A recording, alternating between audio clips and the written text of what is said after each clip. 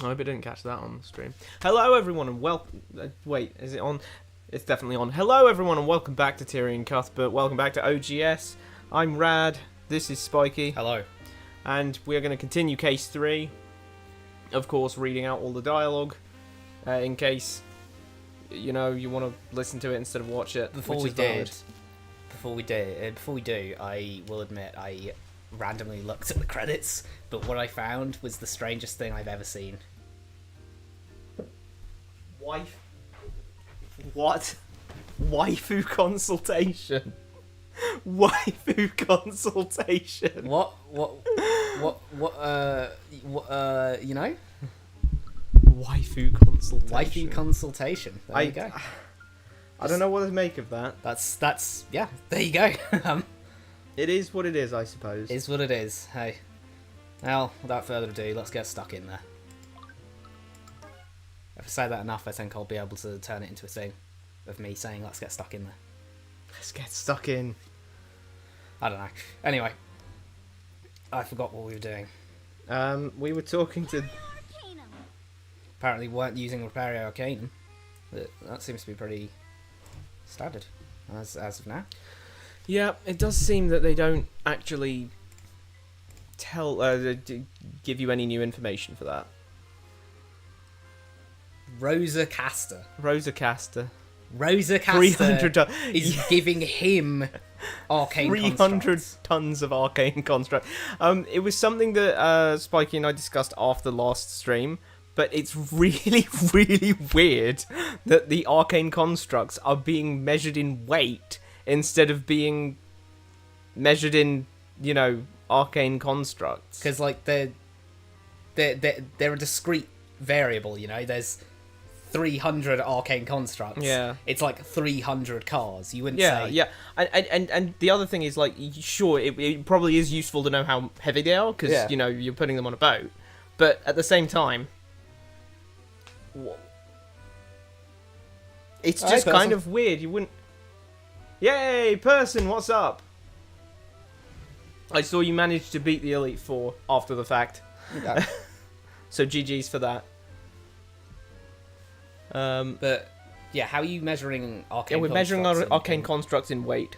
Like, if you were doing weight and number of them, I'd be fine with that, but I find it very weird to just get 300 tons worth of arcane constructs on a measuring thing. Like, what do they do when they get the 300 tons of arcane constructs? Do they weigh them and then go like, hey, oi, we ordered 300 tons of arcane constructs, and there's only 299 tons of arcane constructs here. Like, surely you'd order, like, 3,000 arcane constructs or something, and then just count them up. Well, you forgot your rounding. It's 299.592. Yeah, so we rounded it up to 300 arcane constructs. You know, to take account for all of the dust that's on them. How does, speaking of, we were introduced to these, like, oh, Von Sanctus made these. No, apparently Rosa Caster did, unless this is a refund. Like, they sent it back. They sent them back? No! They're like, no, we don't really like these. Your arcane constructs suck, we're sending them back. Well, where else are you going to get them, though? We have a monopoly on arcane constructs. No, they just sent them back for... Wait, I definitely wasn't... I wasn't, like, getting weird there. No, it was normal. It's you had a weird... My brain's just shut off immediately, so I can't see what's going on. Mistweaving Phantoms made off with so many of my shipments. It's been such a headache. Could you actually tell me how they got past your armed guards? There's nothing to say. It's clearly a master of stealth. My men can't make heads or tails of it. The only silver lining of Lucio's little blockade is that he'll finally be caught once and for all. I'm gonna make a guess now that the arcane construct. Where am I going with this? Oh yeah, the Mistweaving Phantom. The Mistweaving Phantom can't be like this Robin Hood figure, because where's all of the arcane constructs ending up? Like, we haven't seen a bunch of random people with arcane constructs. It's not like they're just giving them out. It's a setup. It's actually like this is actually like some. It's an insurance fraud scheme. Rosacaster sent them back for a my refund, God. got the money, and now they're going to take the arcane constructs back to Rosacaster. It's just a big insurance like scheme. Yeah, I don't know.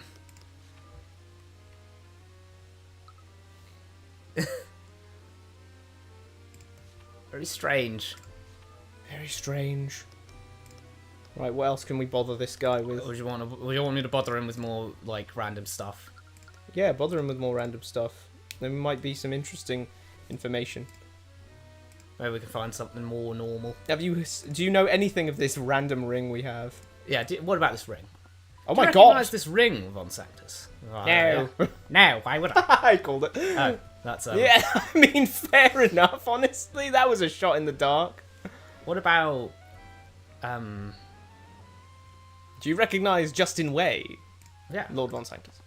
Did you know the victim in the accident? No. Why would I? You're just a factory worker. No, why would I? Wow, he's so to the point. No, Let's just say why that. would I? Don't waste my time, boy. I have nothing to say about that. Okay. My bad. Got nothing to say about Arya Steelwind. He hasn't. He just says Arya Steelwind is that. That. That. That's so rude. You've been awfully quiet. Well, she's not part of this conversation, Tyrion.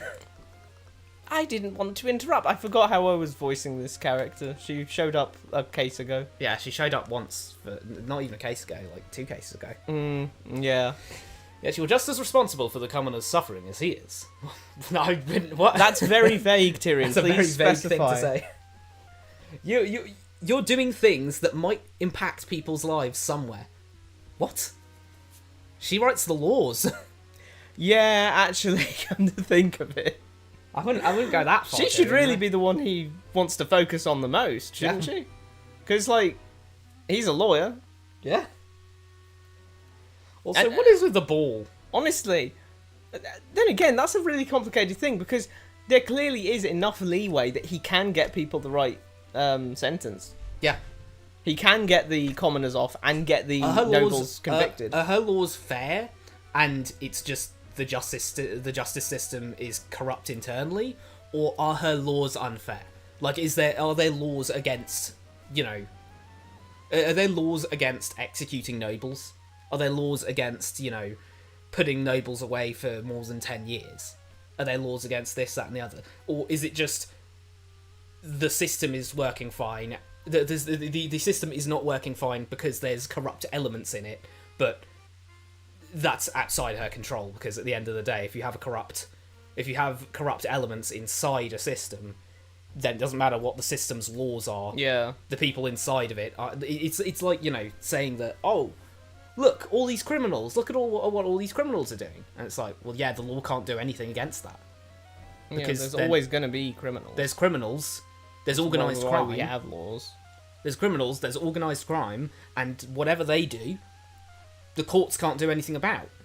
Yeah. What do they do against them? Because the whole point of being a career criminal is don't go into court. Mm-hmm. Never get into the situation where you're in court. Yeah, sneak by all of the loopholes. So navigate everything. Like, are those highlights, or do you think that like the hair is coming out of that pin and it's not actually hair? That's not real hair. That's just like. Imagine it all looked like that. She'd look like Shadow the Hedgehog. Real. Hey, it's not that upsetting. Tell me, Mr. Cuthbert, do you think artificery plays a vital role in our society? Okay, don't change the topic on me, Caroline. Like, I mean, it's a very important subject, sure, but like... She just went, so, what do you think about technology, Mr. Cuthbert? What? Technology? Tell me, Mr. Cuthbert, do you think AI plays a vital role in our society? Of course I do. It's the only way for us commoners to use arcane magic. That is heavy law. We finally have confirmation. Clear and concise, in black and white ink, on a digital screen. We know for a fact now that whatever it is that artificery does, it is exactly the same as magic. So you're telling me there is a move arcane construct magic? Why would there be a move arcane construct magic? Because that's a piece of artificery. Arcane construct. Well, there's moving stuff magic. I guess there must be like move metal, and that's just like a bigger version of that. Move metal in a suit of armor.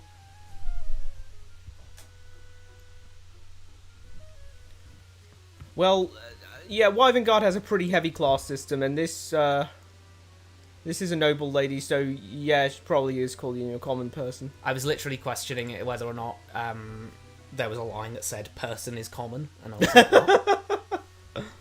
I was like, I completely forgot that line. What's going on? But yeah, no.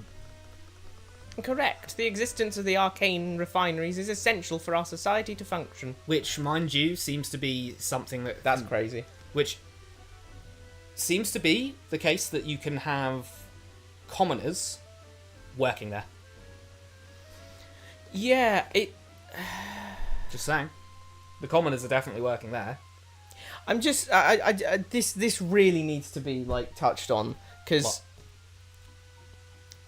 I just think we need to really zero in on what Sybil actually just said. Is there. The foreman is he's the guildmaster. Strakagen. He's not magically inclined in any way. Therefore, at least throughout the refining process, you don't need any access to magical capabilities. That's crazy. I suppose the aetherite stuff that they're mining is like the juice that you... Now we have to question: does the aetherite mining process require magic or no?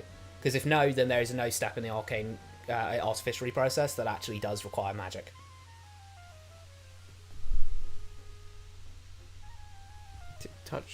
Touching? Wait, did like one of us misspeak? What? Did one of us say something about someone touching someone else? Or... You said we were... something we need to touch on. Oh, yeah, okay, yeah. No, I'm just... Okay, level me here for a sec. Right, so, basically... Okay, I'm properly leveled. Leveled. Okay, cool. So, the nobles are the nobles because they use magic largely, right? Sure. Artificiary allows everyone to use magic, not just the nobility. Sure. A noble lady just said the existence of arcane refineries, square brackets, factories that are essential to the artificiary process, close square brackets, is essential for our society to function. Yeah. I see what you mean. That is, It's like, do you remember in Three Houses? In Three Houses, one of the,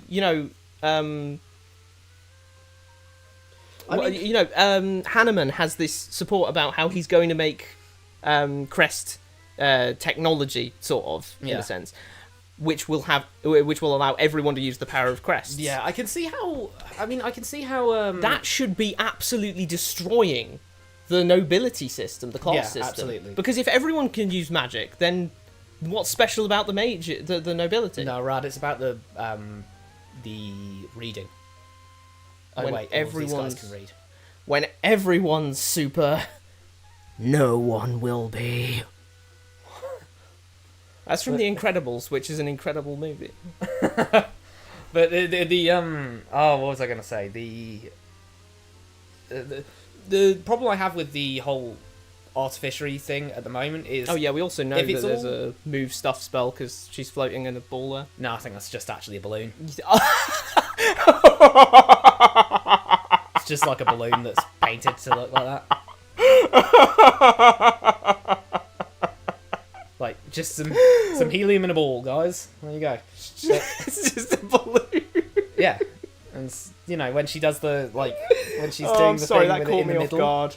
She did that thing where you squeeze the balloon and make it, yeah. like, move. Oh my goodness. That's it. But, goddamn, all I have to question is, if magic is so important, right? Yeah. How does magic help us? I mean, I'm hoping they're going to actually go into this, because I'm just questioning right now. What does, mend wounds, vivify? Sure. Yeah. All of those things that are, healing and stuff, fine. But how does, putting your palms out and creating a burst of, deep ice cold, how is that going to, help you? Do you just deep freeze? Do people deep freeze their food? Because I guess that would be a fine way of, they don't need a cauldron. Yeah. Why did Valerie and Valentina have a cauldron? Just go, eh. Oh, hey Tobio. Good to see you. Yeah, we were just discussing that Coraline Sybil has said that artificiary is essential for society to function, despite the fact that Tyrion just said that artificiary makes commoners capable of using arcane magic, essentially. Yeah, I'm hoping that they're going to extrapolate on what this means. So, Mr. Cuthbert, would you ever work in one? okay, she's I'm a lawyer. I'm a lawyer. I have a job. But do you want to be a factory worker? I've heard it's good work. She's just hit me with the. She just hit me with like the. I don't know why, but that just Well, if the gave NHS is so good, then why don't you work at it? I What? I don't know why, but I just got that feeling of you know, in Skyrim where there's like random people sometimes say to you like, "Have you ever tried mercenary work? Might suit you." Yeah, Which is weird because you're basically just a mercenary in that game anyway. You ever tried mercenary work? Like you basically are a mercenary. You're going around into different places and You're a very prolific mercenary. yeah, like you go around to different places and the guys are like, Well, it's "Hey, true, they do- I need you to go and beat up some bandits," and then you're like, Yeah, "Okay," and then you go beat up the bandits, and then they pay you. And then Great. they pay you. Yeah, So you're basically a mercenary anyway. You're only not a mercenary when you're working in the army, but even then, they still treat you like a mercenary. They never give you any like commanding roles or anything. They just pay you to come along with them. Yeah. It's like, You don't even have to wear the uniform. Yeah. You're just there as like a spare mercenary. Like, considering the missions you actually go on, you're like kind of like a special forces team almost, it feels like. Yeah, true. Because like you're doing like kind of like guerrilla. Yeah, you do the whole warfare. get in that fortress, and we need you to like take it out from the inside. It's like whoa, okay. And then you just sometimes get the missions where it's like, hey, there's like an Argonian over there. I need you to steal his ring from his lockbox and pocket into someone else's pocket for some reason. I'm like, fella, I kill dragons for a living. Why am I doing this for you? The Thieves Guild is right there. That is very true, Right especially there. when they're like in Riften. But anyway, we Got a little off topic, but got a little off topic, but let's advance the text because I'm really confused as to what her point actually is. No, but You wouldn't because you were afforded privileges that many others do not have. Actually valid. valid, I suppose. Yeah. No one wants to do that sort of work, but someone has to for society to function. That's Kind of accurate, honestly. mean- Everyone has their role in Wyvern but more often than not, people don't receive a role they like. I'm a bit confused about her point though, in a certain sense of like, Yeah, everything He- she said rings true somewhat, but He- like... it's a bit off topic. Wait, can we because- scroll back through the text log? Maybe we just, like, didn't get what was going on. What I think she's trying to say is that, well, society can only function if you have. Oh, you're a- just as responsible for the commoners suffering as he is. Hold on a second.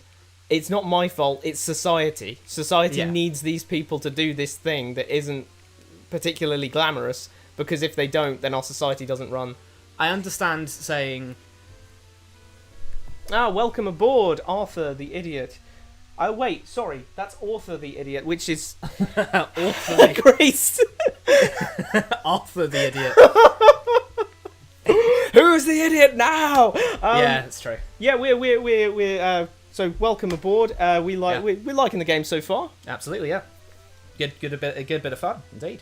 Yeah, we're in case 3, as you no doubt know, and yeah, we've got a few highlight reels to check out for some of our previous things. Arthur the idiot is such a like correct naming scheme for the stream. You know what I mean? Why? Because we're overanalyzing game stories. Yeah, You know what I mean? That's some. Yeah, there you go. But, what was I saying for that? Oh yeah. I don't understand. Your society. I'm a little confused on why Coraline has basically just gone, well, effectively, for society to function, you do need a sort of hierarchy for people to, effectively saying, you know, we need manual labour jobs, and we need leading roles, and we need people governing over those in the more laborious jobs. However, I'm not really sure that is, you know, like, I don't see how that links to Tyrion going, hey, you're just as responsible for the suffering. I mean, you can be in a manual labour job and be paid a substantial amount and everything, like, you know. Okay. To answer that question, I would answer that question with the right way. Cuthbert. Citation. Saint Cuthbert is pronounced Saint Cuthbert. I'd agree with that, yeah, sure. I suppose it could be Cuthbert or something French or something, but I'm trying to think of the time period. it was a little hard of me to go like the right way, but I think it might be. I'm trying to think because it's. I'd assume it would be because I think he was around the late. I think he was I can't remember if Saint Cuthbert was around the late 9th century. So I think by that time it was Anglo-Saxon. If I might ask a question in response, though, author, have you heard someone pronounce Cuthbert in a different way? Maybe someone said Cuthbert. Cuthbert. Cut Herbert. What did Herbert do? Maybe like Cuthbert? I don't know. I can't, it looks like, for some reason, like that's a name that just looks to me like it's such an obvious pronunciation of Cuthbert. I don't know. I think that's just because it looks, it's like, reminds me of cuff, like cufflinks. Cuff. Cuff. Maybe. So it's like, I can see that maybe. And then... Cuthbert, no way! Cuthbert. Wow, that is somewhat surprising, honestly. Like, it's not like a fake name. It's a real name. It's a name in real life. You can just get the pronunciation from real life.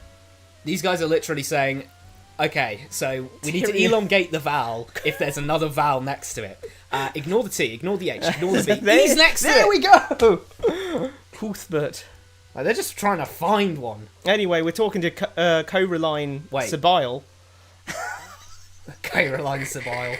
Oh, she's a duchess. Oh, let's see. Well, what's her occupation? Duchess is her occupation. I'm sorry. I'll stop. Okay. I'll stop. We need to calm down with this. That joke is dead already.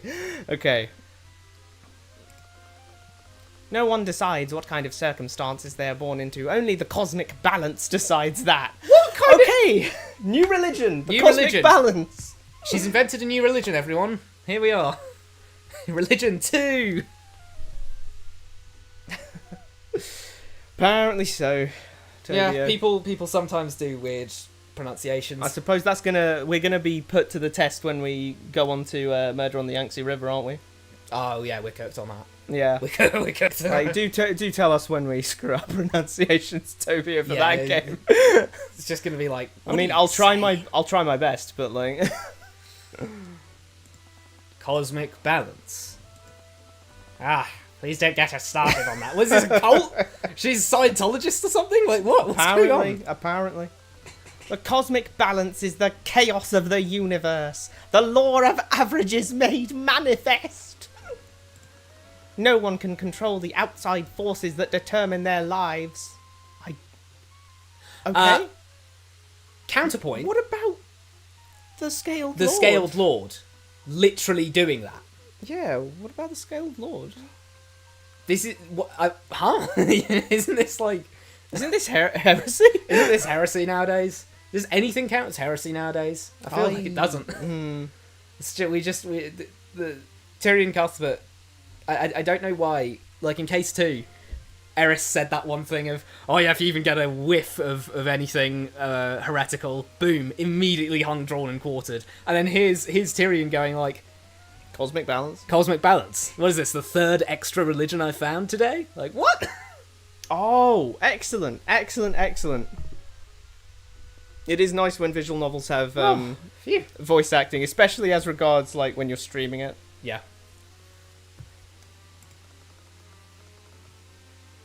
Some are born into the aristocracy and some are born into poverty. It's awfully easy to accept when you're born in the form.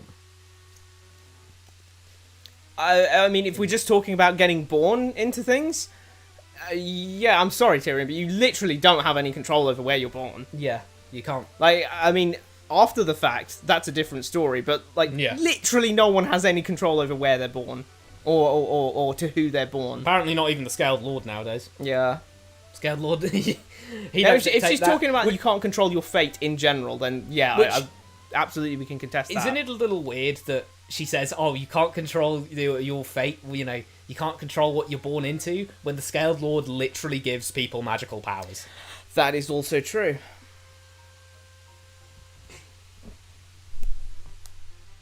Oh, that's even cooler, honestly.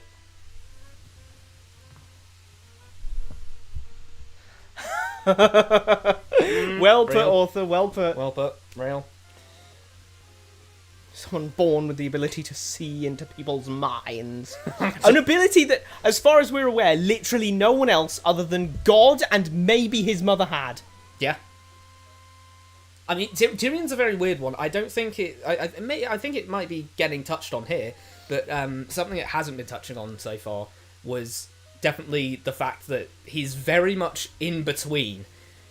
You know, to crush it a little, he's very middle class. Yeah, because like, Ruby Tamora's she's very wealthy, very influential. Case One told us like 3 times that she's rich. So, and it's weird because I do see him. He kind of does. He sometimes looks down on people. I feel like in what, poorer positions than him. Like who? Like I mean, like what, like the Celeste's Lannisters? dad. Was he looking down on him, per se? Not really looking down on him, but when he went to the village, he was like, "Ugh, this place is kind of, ugh." That's actually an interesting thing, honestly. That would be nice if it got touched on a little, because, you know, he has lived in the city. He has lived in, like you say, a more, like, middle-class-ish kind of lifestyle.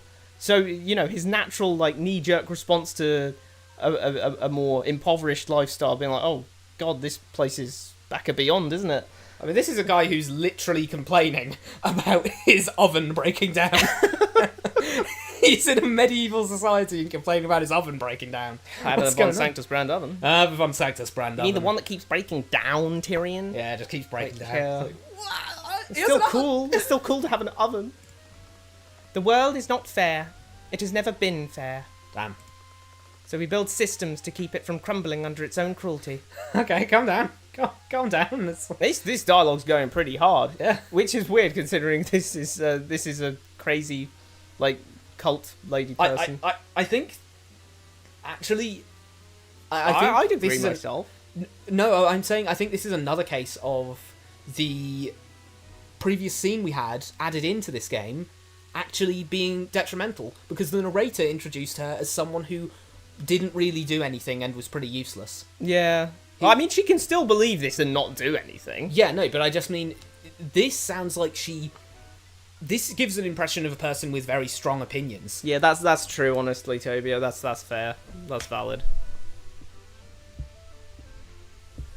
Yeah. Because even though he had those thoughts about the location, he never brought it up to a person. He never treated, like, any particular person with any less respect. Yeah, or he always anything treats like them that. with respect. Yeah. Systems that benefit you. Systems Reasonable that protect retort. the aristocracy and grind everyone else down till they've outlived their usefulness. There must be stability, even if it causes discomfort. The chaos of the universe may seem cruel, but it's fair. Sybil! Sybil! What? The world's not fair. It's never been fair. Any of you The in chaos chat, of the universe may seem cruel, but it's fair. any of you in chat can translate that for me? Well, what we can translate that as is that she's somewhat inconsistent as regards arguments to whatever she feels is going to grant her the victory in an argument, so to speak. I guess so. I mean, I actually just... that, like, blindsided me of, wait, what did I just... It's funny, because I actually agree with the thing about the world's not fair, it's never been fair, we build systems to keep it from crumbling under its own cruelty. Yeah. Like, I think that's kind of what we do in real life. Yeah, I mean, yeah, like... Like, because, like, what about, for instance, we were talking about handicapped people. Yeah, your lot in We life put systems and... in place to make their lives more easy to lead, right? Yeah, obviously. You know, yeah. You know, for wheelchair users, we build ramps. You know, there's loads of. Yeah. Honestly, that's my feeling on it, because like, that's kind of what we do, but this isn't what she's doing in a sense. Like Yeah, we make The You lower make class systems is to not help- being benefited. Those with less aren't being benefited as much as she's saying. She's effectively saying, oh, we help, I'm just helping people. I'm helping people gain what they should have, it sounds like to me. But then she also just doesn't seem to. I guess she's just like, no. Everyone else but me, they don't deserve it. They don't deserve it. Me. Now that's that. I need to get some stuff. The system wouldn't be this way if it didn't work. Oh, that's a terrible argument. That argument is so trash. Oh my goodness me, that's a terrible argument. I don't- Plenty of systems don't work, but are still like going Yeah, on, so to speak. They crumble eventually, Yeah. but up until the point where they do crumble, couldn't you just say that? Well, it works because it hasn't crumbled yet. You could just say that about literally anything, because when it happens, it hasn't crumbled yet. Therefore, Yep. it works.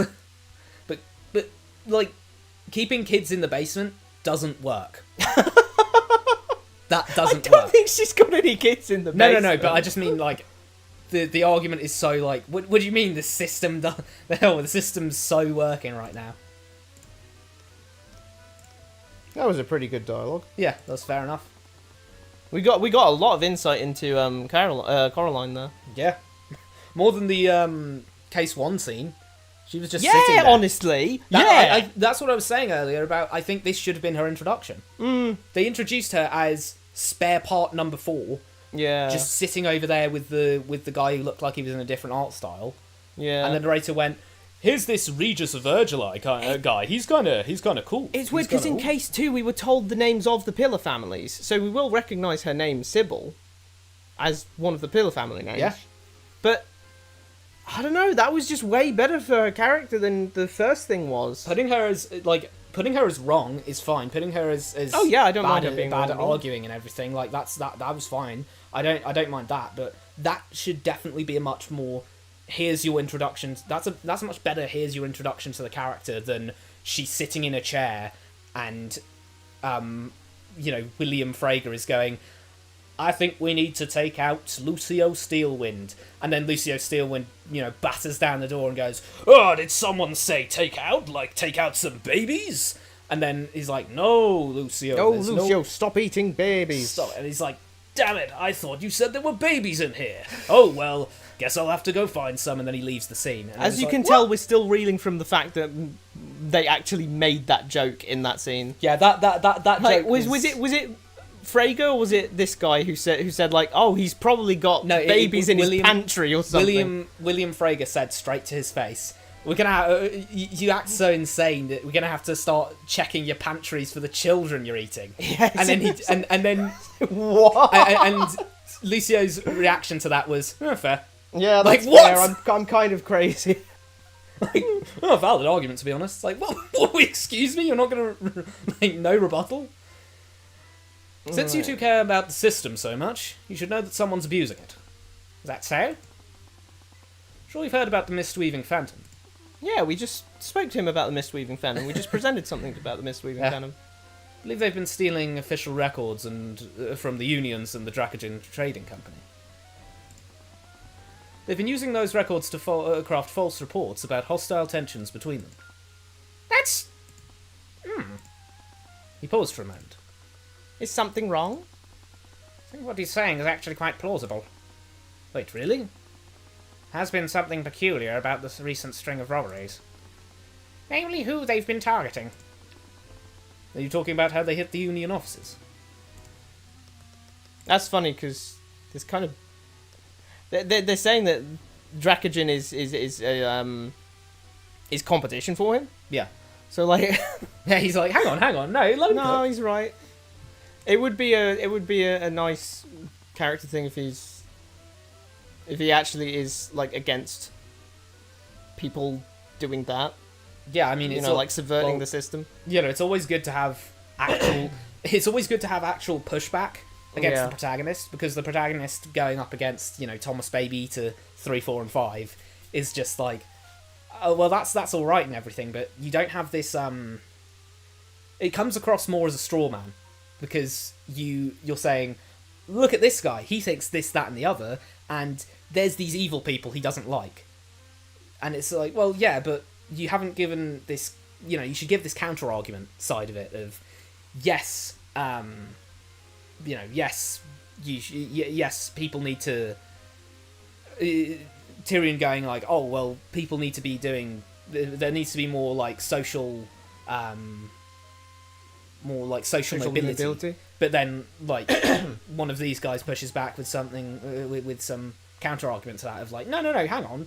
If there's too much social mobility, then there's no stability, and that can lead to more poverty and more, you know, that's... Yeah. Like, having those counter-arguments strengthens it strengthens the themes of the game and strengthens...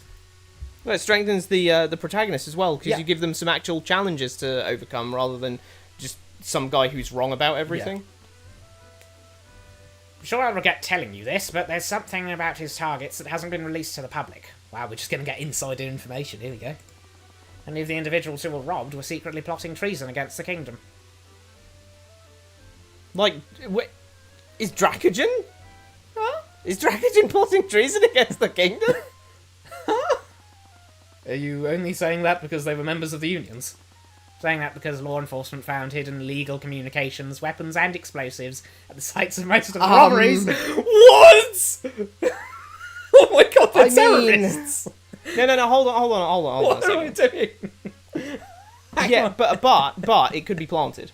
I hope it's planted. There's no way this guy has a bomb vest. You're not telling me this guy has a bomb vest. I mean, that's probably it. It's probably that it's planted and the robberies are there to draw attention to it. Yeah. So it's like a whole false flag operation kind of thing. Oh. It was strange. Many times when the victims returned home to find their houses ransacked, when the City Watch arrived to investigate the crime, they noticed one peculiarity. In more ways than one. Yeah. Dropped a semi-literal bombshell. The victims never called the City Watch to report the crime. Someone else did. So probably the misleading Phantom, and it is a false flag operation. Yeah. Despite the clear fact that the crime occurred, some of the victims resisted attempts to search their home. Oh, that's actually more compelling towards the idea that they actually are terrorists. I hope that. This is some scary stuff. There's no way Oh, this is the... I've been burgled. Oh, sure, can we go and come in and check what's been burgled? No! No! It's like, okay. Why are they so bad at hiding it? Just put it in the, like, under the floorboards. Just put all your AK-47s under the floorboards. Yeah, come on, guys. Here's some advice from me. Don't take it. Don't put AK-47s under your floorboards. Don't do it. Don't put them, like, flying around either. Just don't have them. Just don't have the bombs. Yeah, that's probably safest. Not having bombs. The knights found the knights found that quite suspect and found that as probable cause. Tobio, what? No. Hang on. They found evidence of treason when they searched the victim's homes. Wait, we can't gloss over the fact that they said we can't gloss over the fact that they said, "Hey, we want to check your burglary." No. Oh, okay, probable cause. That's way too easy for them. Yeah, that is way too easy for them. They didn't have to go and get a warrant. The text thing happened again. God damn it. That just reminds me of when I was playing Alone in the Dark. What? When I was playing Alone in the Dark. Oh yeah, the one with what's his name? The monsters would walk up to me the guy and be from like, Stranger Things. and I'd say, "Hey, what? David Harbour." David Harbour, yeah, the one with David Harbour, right? Yeah, and the monsters would come up to me and I'd go, "Hold on, sir, I'm gonna have to ask you to stop, sir, stop, probable cause," and then I just Shots fired! I don't know why I do that, but it was as if the Phantom were intentionally targeting those who were plotting against the crown. Wait, it was as if the Phantom were plotting against? It was that is valid. That's the right way of putting it. And in the last few months, there have been an increasing amount of Overanalyzing citizens who have been arrested for treason. The Mistweaving Phantom seems to be robbing these individuals. By doing so, they've been bringing the City Watch's attention to them. Okay. And we've got an update. This is turning into a paragraph. Look how big this is. Whoa. Breaking into the Magic Secret Officer's working students. That pops up. We have to say, okay, guys, pause that if you want to read it. Fun fact, author, funny story. When we first played this game, it was still the original. We played it like just before it got remade. Well, updated. Yeah. So we played case 1 and 2, and then we were like, oh, should we go back to Tyrion Cuthbert, play some more of that? We were going, and it's like, oh, an update. Okay, great. Let's put on the update, and then that happened, and it was like, oh, I guess we're starting from the start. We actually kind of waited for a bit. Yeah, we did. I remember because we did the first 2 cases. Yeah. And then we did the first 2 cases again. Yeah. And then Rad just goes like, do you want to stream this? Should we do this on OGS? And I was just like, oh no. And then we had to do the first 2 cases again. So this is the first new Tyrion Cuthbert we've seen since like... This is so weird for us. Since like January or something? At least for me, this is so weird because it's like, wait, why don't I know what's going on? I'm somewhat sad to hear that the original version of Case 3 was ass. However, I am happy to hear that implies that this version of the case is better. So I'm eager to see how this case plays out. They're like, wait, we need to wait. Tobio's like, wait, we need to wait on that. Well, I mean, yeah, because like, there's going to be some... You can't talk about the differences without spoiling I things. suppose that's true, but yeah. Just... Oh, well, in this version, Rika isn't the killer. Oh, yeah, What? Rika isn't the killer in this version. It's like, she's cleared. What reason could the thief possibly have to do that? It's clear the thief wants the Crown to be aware that the insurrection is brewing within Overanalyzing.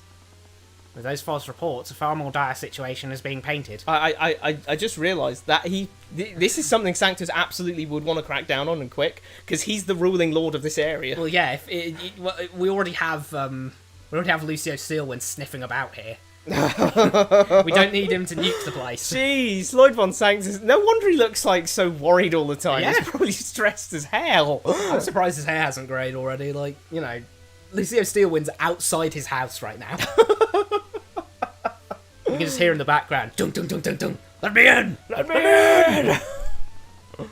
Who do you think would benefit the most from something like that? One prolific noble came to mind. Grand General Steelwind is involved in this somehow. I'm sure of it. You're telling me Are you telling me this guy's planting evidence of treason so that he can have more people to kill?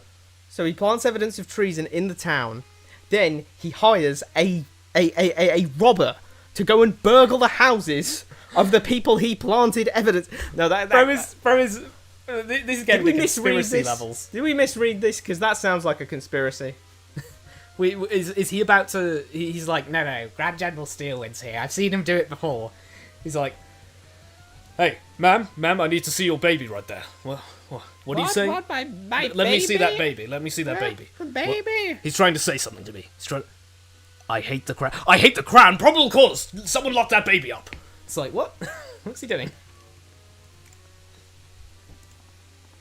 Caroline, I understand you've always cared for him. However, even you must admit he's never been the same since that tragedy with Ophelia. Oh, new law. Ophelia. Ophelia must be his wife. Oh, yeah. So we got Lucio, we got Ophelia, and we got Arya. Yeah. Okay. You're just trying to work out some sort of... I thought there might have been a theme naming going on there, but I guess not. We'd need Hamlet in there somewhere, wouldn't we? Yeah. I don't... Is Ophelia literally from Hamlet? Like, is that where the name comes from? Is that like another Miranda thing? Oh, I'm not sure. I'm going to look up I'm going to look up the etymology real quick, but you know, it might be. Wait, the House of Lords? Sorry, I got so caught up in Shakespeare. Even so, it's not my place to decide that. It will be up to the House of Lords. Okay, now we really are in Britain. Let's go. Go down to the House of Lords. Britannia. We're going to waves. We're gonna go down to Westminster. You know, going to Chatham.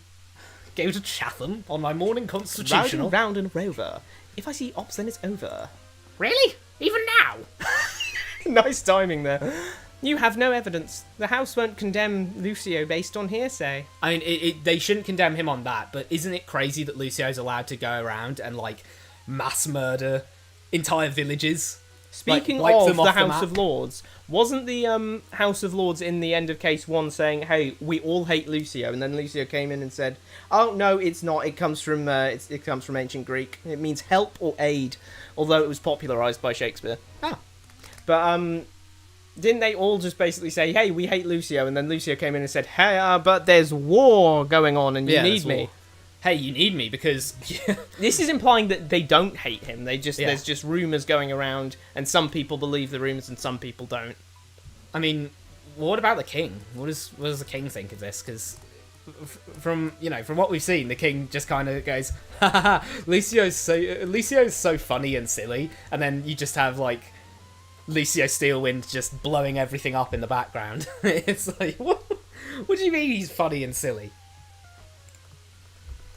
Until then, the Grand General will fulfill his role in our kingdom. I would love to know who's actually in the House of Lords.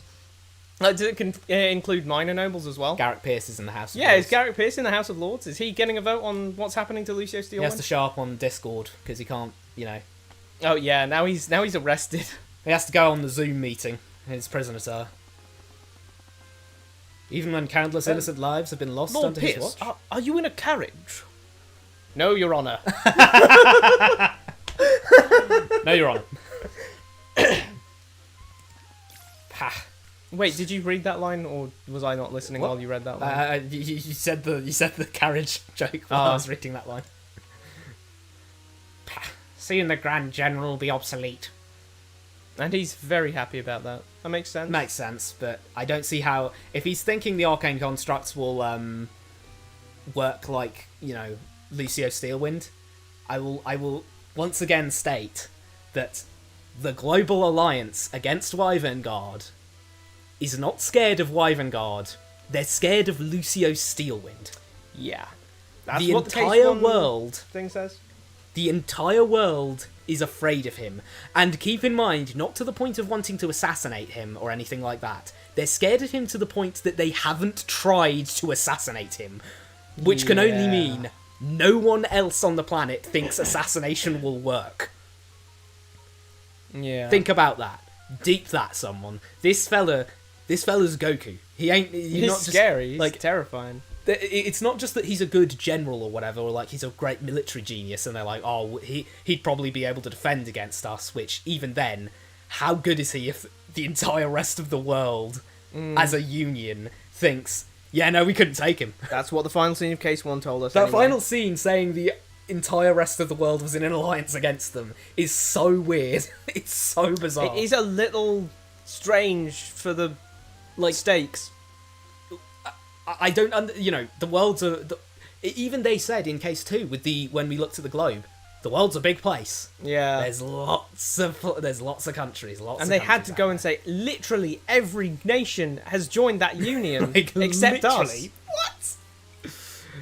Like, whoa! It's like, what's the point of the alliance if everyone's in it? I mean, it's not the UN. Nah. Because they said it was specifically like a military alliance. It's like, wait. This isn't the United Nations. This is... They all went, ugh, look over at Wyverngard. What? What's going on? If he genuinely thinks that his silly animatronics are going to... His silly animatronics that keep in mind, Celeste was overpowering. Oh, yeah. If he thinks... Lucio definitely scales above Celeste Lucio right now. Steelwind is going to be like, oh man, I guess I'll quit. He'll put in his pink slip and all. Yeah. Like, no. Well, we can just stress him out until he stops, because we just put a bunch of, let's just put a bunch of arcane constructs outside his room at night, and then between the hours of 12 and 6 a.m., and he just has to use his flashlight to keep them away. That'd be Okay, great. that's all well and good, but if you can if Freddy comes to the door and you can just suplex him, I think the game would be pretty Yeah, that's fair. That'd be a bit weird. Could the Mistweaving Phantom really be an agent of Lucio Steelwind? But if their intention was to reveal insurrectionists, why would they have bothered robbing the merchant shipments? My name's Jonathan Frakes. Sorry. Was it just to create a cover to hide their true intentions? Either way, if the Phantom was at the refinery that morning, it's possible Justin spotted them. Yeah, possible motive there. Yeah, true. They'd remained unseen throughout their string of robberies. Did the Phantom attack Justin to keep their identity hidden? Trial was coming up soon, and I didn't have any definitive evidence to prove Justin was even attacked. But it couldn't be helped. I'd run out of time. Oh, are we going into the trial? I just need to work with what I had. Ooh, trial, I think. Oh, we're definitely going into trial. Methinks trial. Do you think's trial? I think trial. Oh boy, it's trial time. Will I ever get to examine these two? Like those. Couldn't you have lost? I feel like I could have, but I don't know if he actually mentioned them or if I remembers to check them. Rika, are you okay? Ha! Do you even need to ask? Of course I'm not okay. This place is crawling with knights and nobles. I understand your reservations, but there's nothing to worry about. Yeah, these ones are chill. What magic does she know? I want to know her spell compendium. But I guess we'll probably. Doesn't she do evocation? I'll check. Or I could have just advanced the text box. Yeah, she does evocation. Yeah. She might know prestidigitation. I love that spell. They're just here to watch the trial. I really I'm sorry, wrong voice. Hang on. I really appreciate you coming to testify, Miss Tudor. I can imagine it's difficult for you to return here again. What? No, I'm going West Country. I've forgotten how to do an Irish accent. Slipping into West Country. Oh God, it's. What is that? Is that like a backpack he's got on? I'm so confused about the. That's cape. Oh, it's a cape. Oh, I see. Unless it's a big backpack. Maybe it is a big backpack. He's full dripped out. I mean, look at the. Yeah. Good outfit. What? Wow, give me that look. My apologies, perhaps I've said too much. Let's just get this over with. So are they kind of both there as defendants, in a sense? I don't think she'd be at all. Why is it that everyone's constantly yapping when we go into court? They're just having a little... Everyone shut up! Court is now in session for the trial of Stefanik Dracogen. The prosecution is ready, Your Honour. Is it Stefanik or Stefanich? I thought it was Stefanich, but I could be wrong. I don't know. I don't know if it's Stefanich or Stefanik because my little, my small brain is it's struggling to work out the C. Name. Oh, sorry. You I didn't even see the other comments, so I literally just went Oh, yes. What? Why'd author just put name? What does it mean? Wait, really? Oh, yeah, we saw that in the old version. Wait. Hold on a sec. Oh, yeah, I remember that. I remember seeing it. Yeah, we literally made a joke about it in the... Yeah, because I was kind of somewhat... We both went are we going to get doxed in this Eris scene? I know what you're looking for. Unfortunately, New Engine does not like me looking deeper into your system. I wouldn't want to blue screen you for a little joke. Oh, okay. Yeah, because it was funny, because, I That is funny. I didn't want to, dox myself, so I was glad that she didn't check your PC's name in the new version. Yeah, I prefer that to just... We're just streaming here, and then Eris then she just drops my full government name into the text box. Imagine we get to a later scene. We get to case 5. She comes back and she's just like, IP 1 2. Your IP addresses. Wait, stop! No, shut up. The prosecution is ready, Your Honour. The defence is also ready. Very well. Prosecutor Steelwind, could you please list the charges? Stefanich Dracogen is the owner of the Dracogen Trading Company located in the city of Overanalyzing. His company has many business ventures in Overanalyzing and Rathome, but his business is most known for the production of artificiery devices. Okay. I thought I recognised the name. I'm quite pleased with my Dracogen brand dishwasher. We got a dishwasher now! Bro, we have dishwashers now! What? We got a dishwasher now! So, automated dishwasher, automated oven.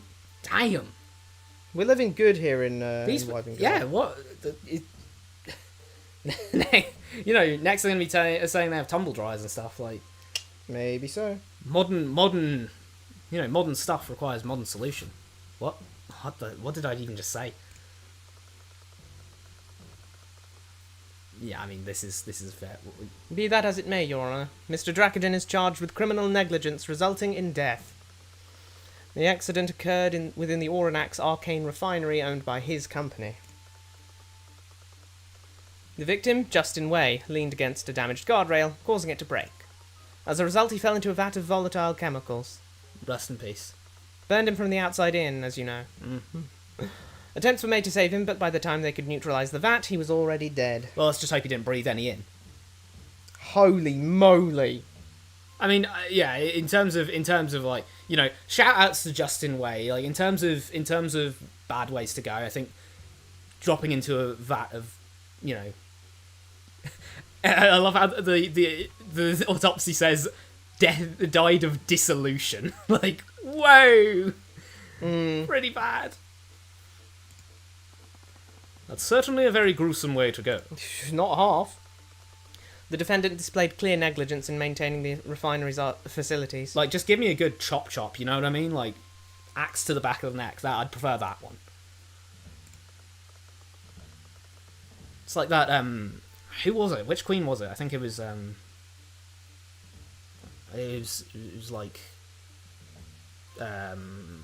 Mary? Seems it is Stephanie. It was the one before. No, I don't know why I've said Mary. I don't know who it is, but it's the one before Elizabeth. But I remember there was like a rumor or something that when she got executed, the hatchet man, the executioner, couldn't get through her neck the whole way. Oh, so he hit her once, and they was like, oops. Oops, let me try again.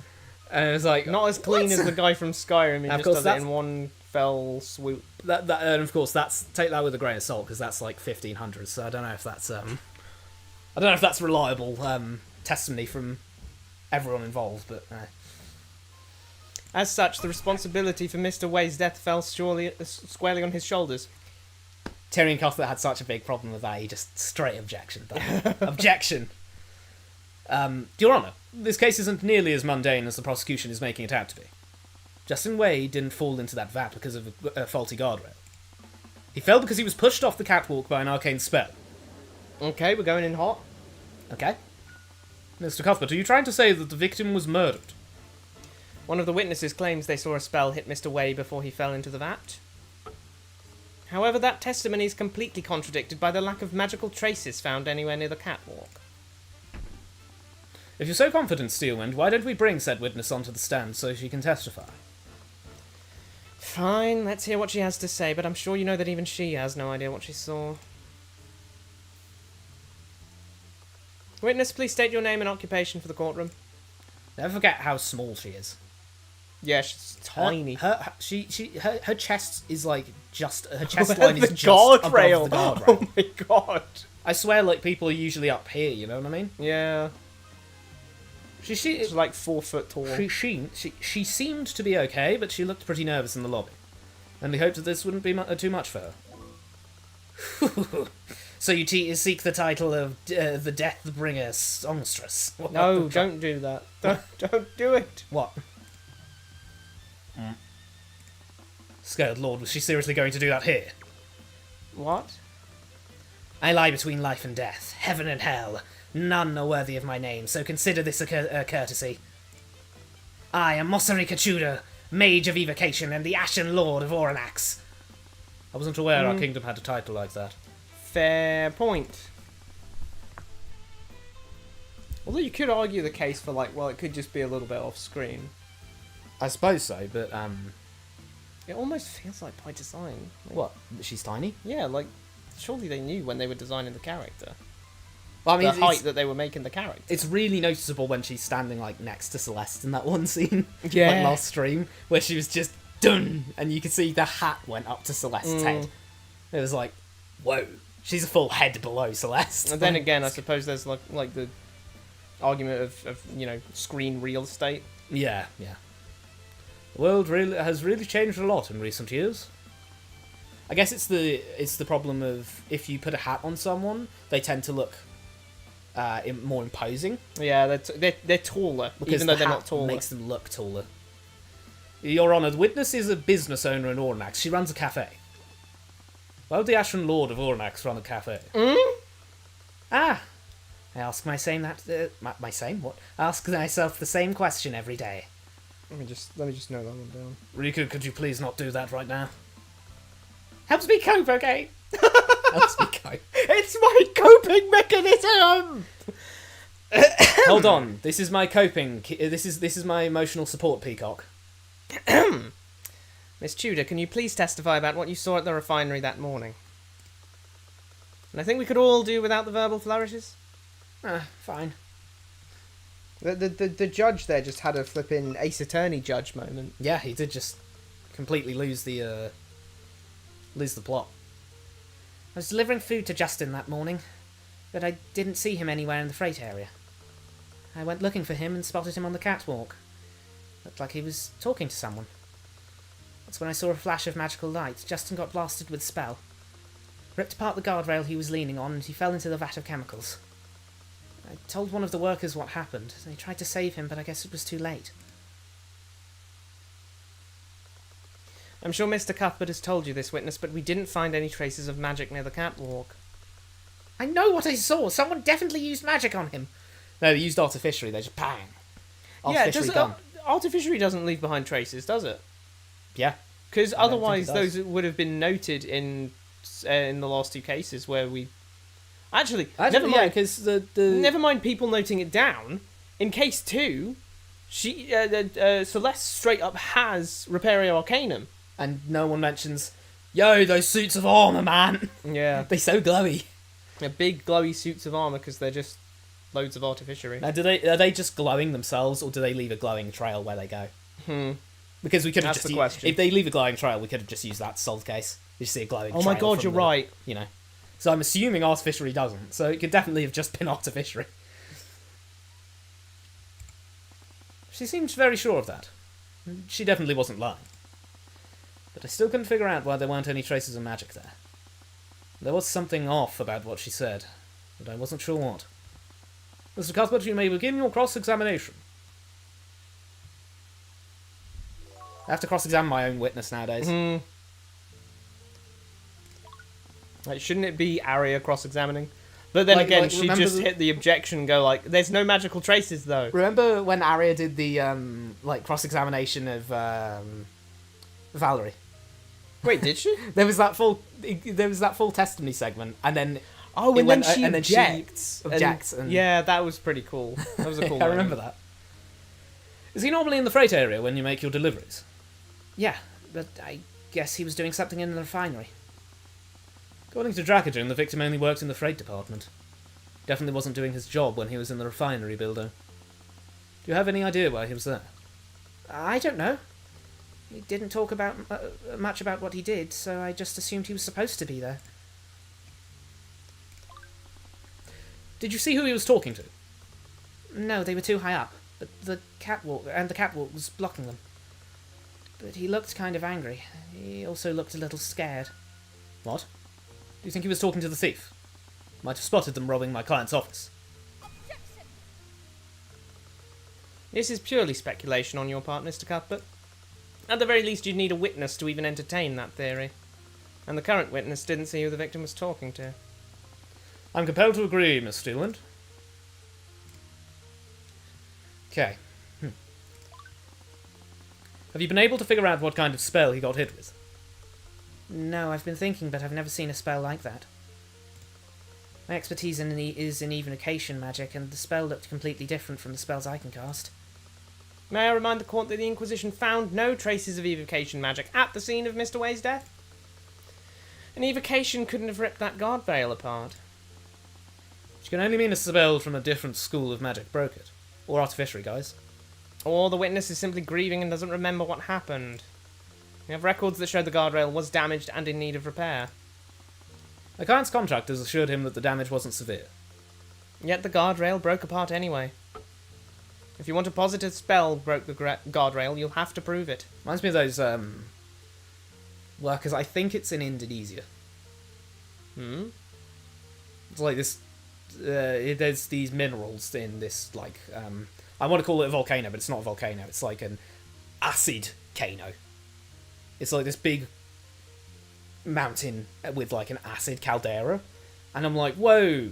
And people work there, and they work in the caldera, and they work in like with all the acid thing. And someone like there was eruption, if you will, and someone was still in there when it happened. God, And they damn. fell in. And Oh. they found the hat, but they found nothing else. Flipping heck. And it was 'cause he wasn't in there. He was in there when he wasn't supposed to, because someone paid him to like bring them in after hours, so they could like film there and stuff. And I was like, good lord. And apparently, you know, that's a fair point. Actually, they just get used to the like burning in the air. And I'm like, some jobs out there, you know what I mean?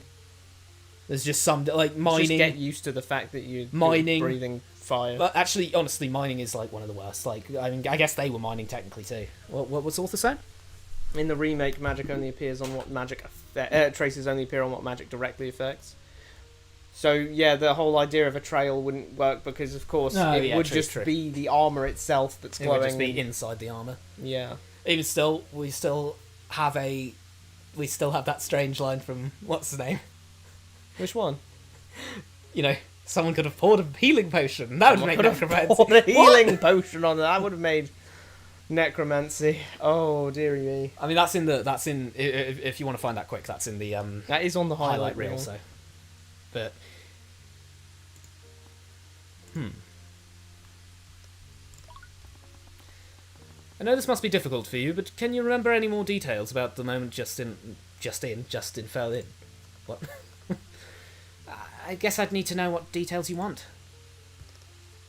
Oh, she's already said a flash of light, so I'll go with how did the spell affect Justin? Could have been on him. He would have been dissolved. Yeah, that's interesting. What did the spell do to Justin? How did it affect him? After the flash of light, it looked like he lost his balance. He tried to catch himself on the guardrail, but had already broken apart. He fell right into the vat of chemicals. Witness, could you add this detail to your testimony? Okay. That's interesting. Okay. I'd argue it doesn't, though. I'd argue on what ground? On the grounds that we can use Repario Arcanum in places where there are artificiary, and you don't see any magical traces on the artificiary. Name one. The lights in Rika's cafe. Okay. Fine. I'll take that, because I was going to say I don't know if there has been, but the Rika's lights, I definitely do think they are there, and there's no glowy. Unless Celeste is just saying... Oh, but it's just the lights, so who cares? Yeah, I mean... But even... No, it shows them anyway. I mean, you'd have to tell me that... Celeste was ignoring the non-important ones. Yeah. Because, you know, like, when we're in the school, and not a single spot of the school has any random traces in it. What? Come on, you're telling me none of... like, you and the homies don't go down to the main hall and transmute a banana out of the statue there? I don't know. You never know. But... Ripped apart the guardrail he was leaning on. After that, he tried to catch himself on it and fell into the vat of chemicals. I know this must be difficult for you, but can you remember any more details about the moment Justin fell? Okay, let's... Oh, it didn't give us a new testimony bit. I mean, I think that was the new testimony bit. Oh, was it? Yeah. Oh. How did the spell affect the guardrail? What did the spell do to the guardrail? Like I said, it ripped apart the guardrail. How did it do that, though? Did the spell slowly break it apart? No, it happened instantly. It was kind of like what happens when you pull a rubber band so hard it snaps. We've got rubber bands now. Hang on. Rubber? Damn. Colonialism got invented early. So the spell broke the guardrail instantly. I wonder if it comes from the trees. Like it does in real life. You know? I mean, probably, yeah. Must have been some kind of instantaneous effect. We already knew that there weren't any traces of evocation on the catwalk. So what kind of spell did the mage use? Witness, could you add this detail to your testimony? First patented in 1845, rubber bands. There you go. There you go. Patented rubber bands. Oh, yeah. How did they try to save him? The chemicals that the victim fell into were extremely volatile and corrosive. They poured a neutralizing solution into the vat to keep it from eating away at any implement they used to fish him out. The downside of the process is that it took far too long before they could remove the victim. I thought those chemicals were just toxic. You telling me they dissolved him while he was still alive? Yes. Slow and painful. Dropping a sun down a line, I don't know. I winced. Really wanted to avoid letting her find out about that. Perhaps we should move on. Her testament's the best piece of evidence we have. It's a really good idea to find a contradiction in it. Even if she doesn't know what happened. What? Even she doesn't know what happened, and there's something nagging at me. If I can find it, it'll put us one step closer to the truth. Well, if you say so. I just need to look at the details about what she's testifying about and find out what doesn't fit. I mean, that seems like a good direction to take this. What? Oh, he's the one who got hit by the thing, and then he dissolved, so of course there's no magical trace. I wonder if that would dissolve it into the thing. But, I Hmm. mean, it's a good starting point, absolutely. Oh yeah, and then there's his Oh ring. yeah, the ring. This weird ring. And then there's the cat. And the cat. Oh yeah, the meow. Cat man. Okay, stolen shipment, not important. Not really important. Misleading phantoms, just all of that. I mean, we know that they broke into the.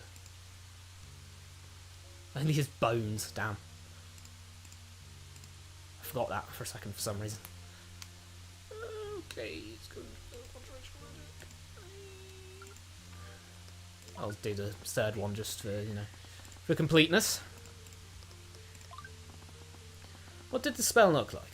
Any detail might help us identify it. I don't know. I only saw it for a second. Didn't look like an explosion or anything. Kind of looked like an expanding prism. An expanding... a prism? Yeah, it had really sharp edges like a cube. But it was wider than it was tall. Is it a rectangle?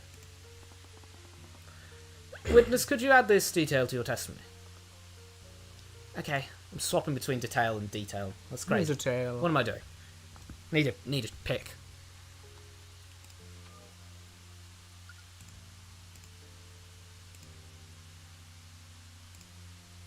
Oh, that was her testimony from before. Huh. Get blasted with some sort of spell that took the shape of an expanding prison. The spell destroyed the guardrail of the catwalk and pushed Justin into the vat.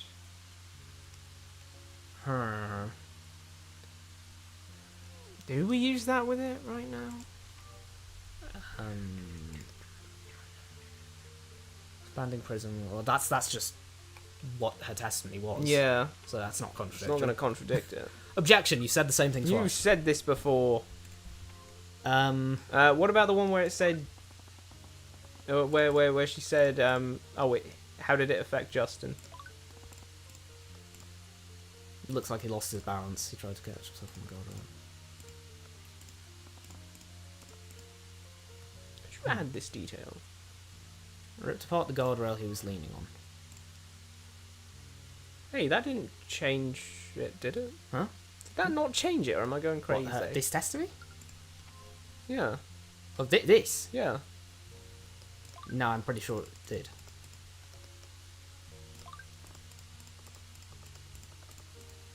An expanding prism.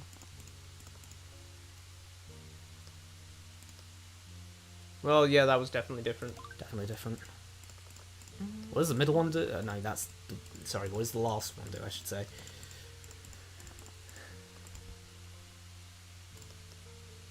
Oh, that didn't advance us. How did it affect the How did guardrail? it affect the guardrail? Ripped apart the guardrail.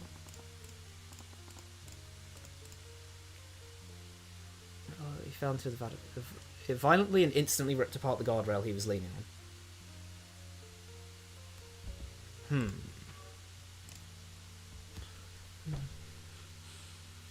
mean, that's not contradictory, I wouldn't say.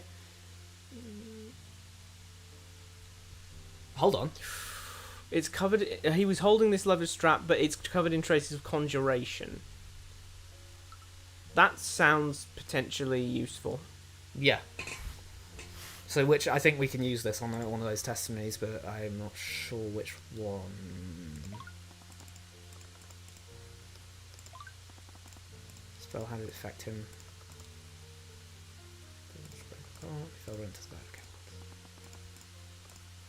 Okay.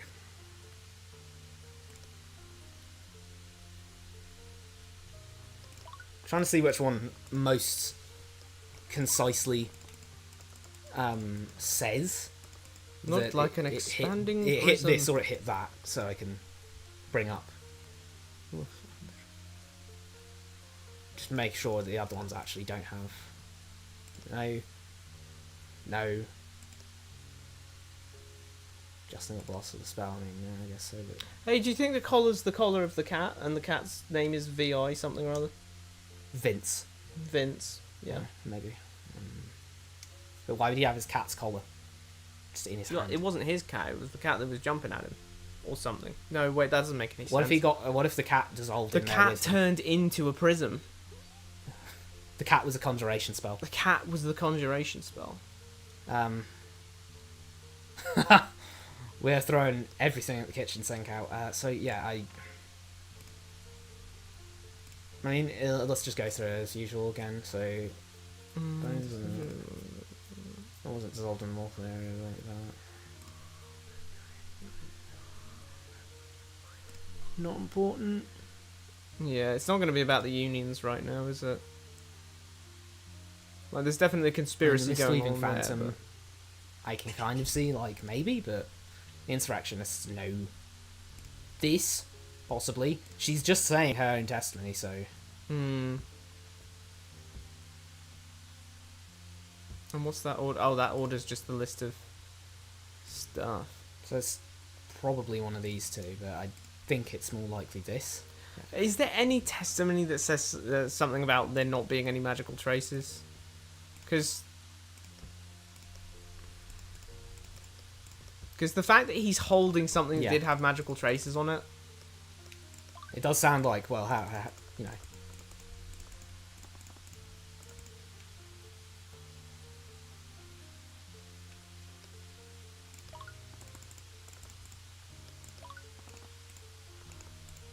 What did it do to the guardrail?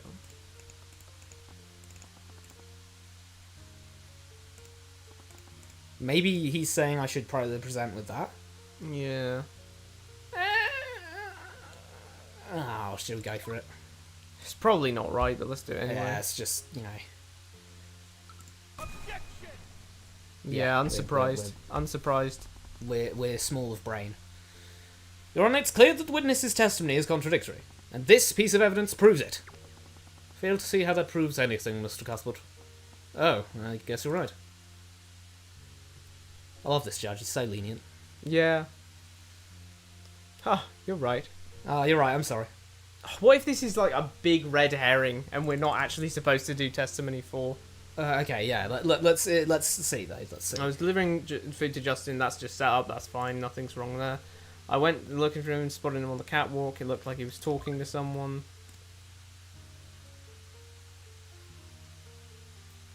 She doesn't specifically say he wasn't talking to someone. You said he was alone! Someone saw a flash of magical light. Justin got blasted with a spell.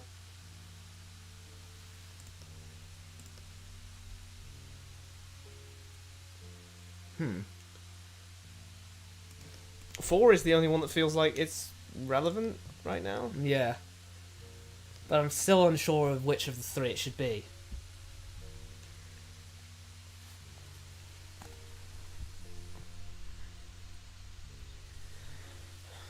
Yeah, it's somewhat embarrassing for us. Yeah, this is Because we're usually pretty good at Ace Attorney. being on the clock is crazy. This is like on camera. It's the LP curse. yeah, it is just like Leather strap.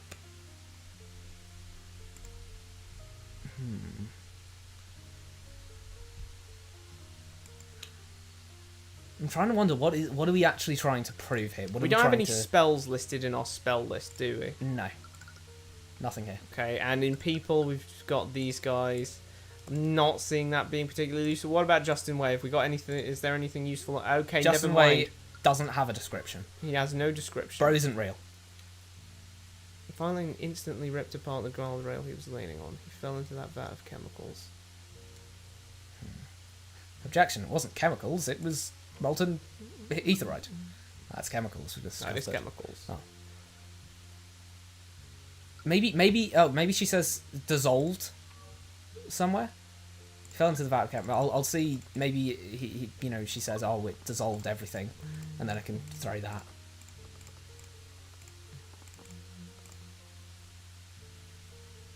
I tried to save him, but I go, oh no, wait, that's... It tried to save him, but I guess it was too late. Objection! There's a ring! What did the spell look like? This is just the prism Expanding one, prism. A prism. It was wider than it was tall.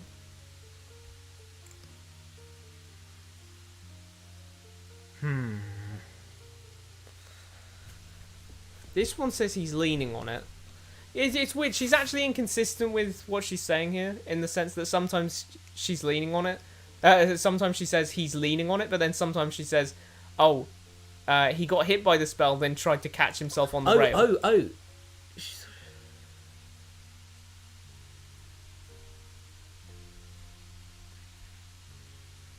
Maybe that is actually the contradiction. How would you say that? Because it's one on one and one on another, you know? No, because she says it leaning there. He tried to catch himself. He tried to catch himself, and then what about the other one? Does she say he's leaning on it or no? Because if she doesn't say he was leaning on it...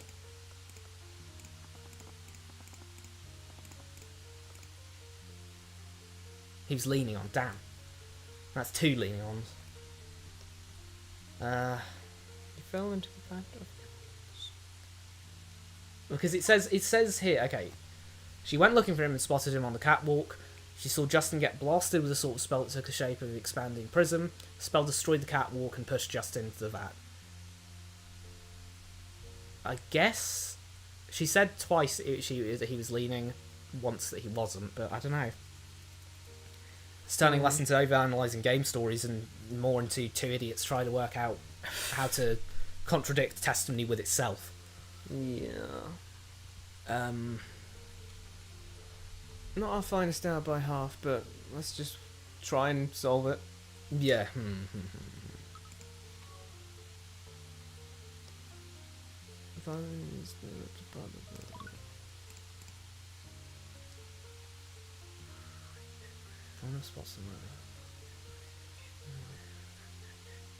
I mean, if we're going to present the Mist Weaving Phantom, we already need to know that we're already presupposing that the Phantom was there, you know? Yeah.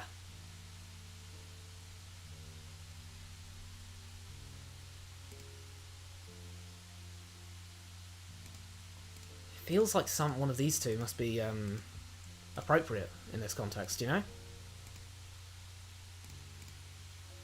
But Oh my goodness me. Hold What? on a second. Do we have one where he says he tried to catch himself on the guardrail? Absolutely. Go and get that.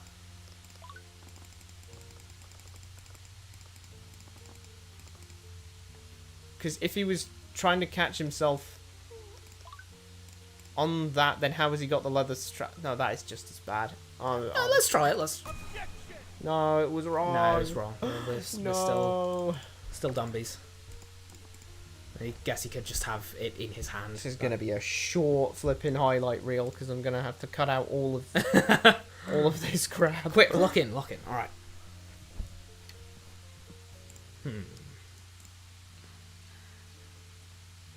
Conjuration magic. I mean, I totally feel like this leather strap is part of a bigger belt, but it got destroyed by the prism as well, and that's why it's just like kind of cleanly cut off instead of being the rest of a belt. Maybe it's on the prism thing then, the expanding prism. what the spell look like, and then we can try that, because they're an expanding prism. Here's our strap.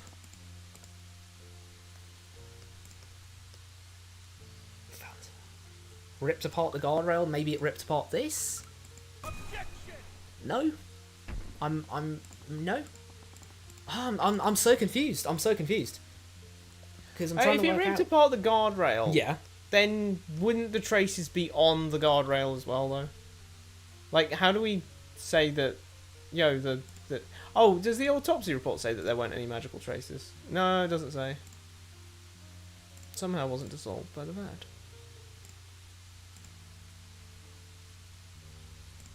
I mean, she's saying the spell destroyed the guardrail there as well. God, this is crazy. This is yeah. I think this is the most I've ever been stumped by an Ace Attorney thing. Yeah. What could it be?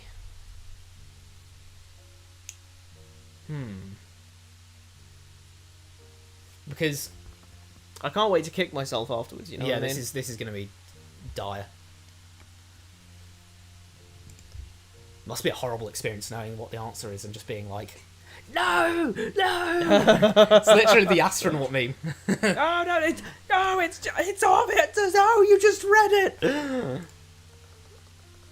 I'd love if it wasn't actually on the fourth testimony, and every time I go off it, we've just got so close, and then I just go back to fourth. It's that meme where it's that bit from SpongeBob where he's putting the dollar into the vending machine. Yeah. He's like, oh no, get it, Patrick, get it back. Oh, Patrick, you should have. Oh, get it, Patrick, get it, Patrick.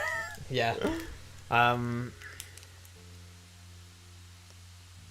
It's hard because I don't know where we can say What did the spell for do certain to the that it guardrail? did or did not affect the guardrail. Like, Ripped apart the guardrail. Her just had instantaneous effect, but we should have known.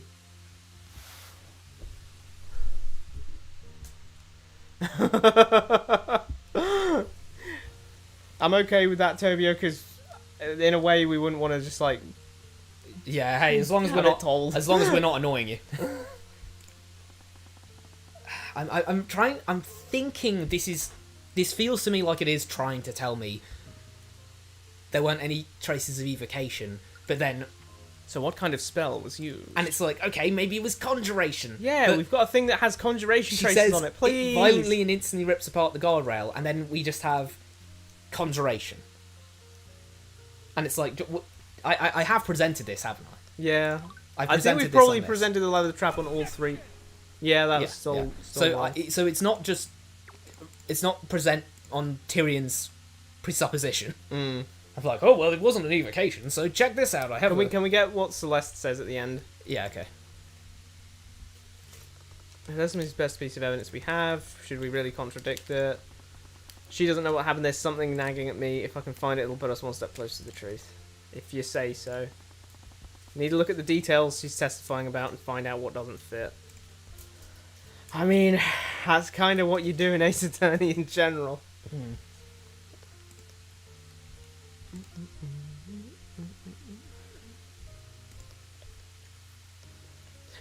Go back to the start.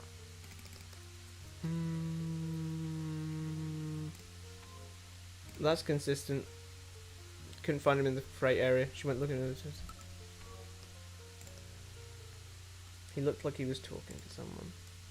Can we get press on that again? I don't know. Maybe I'm just barking up the wrong tree. You see who he was talking to? No, they were too high up. The catwalk was blocking them. Looked kind of angry. Looked a little scared. What? I think he was talking to the thief. Might have spotted him robbing a client's office. That's speculation. Very least you need a witness to entertain that theory. Current witness didn't see who the victim was talking to. Compelled to agree. Saw a flash of magical light. Justin got blasted with a spell. What's in the evidence on her previous testimony for that? No, I mean, just a flash of magical light.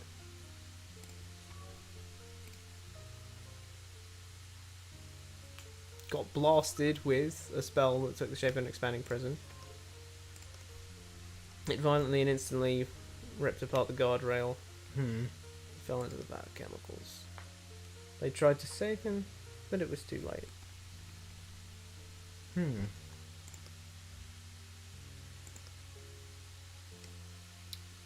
But if Justin got...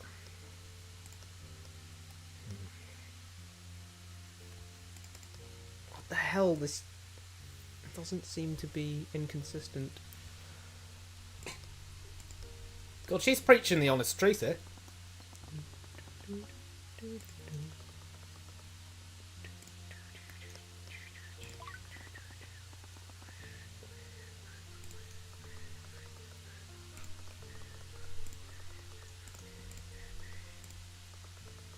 Prison. Sharp edges like a cube, wider than it was tall.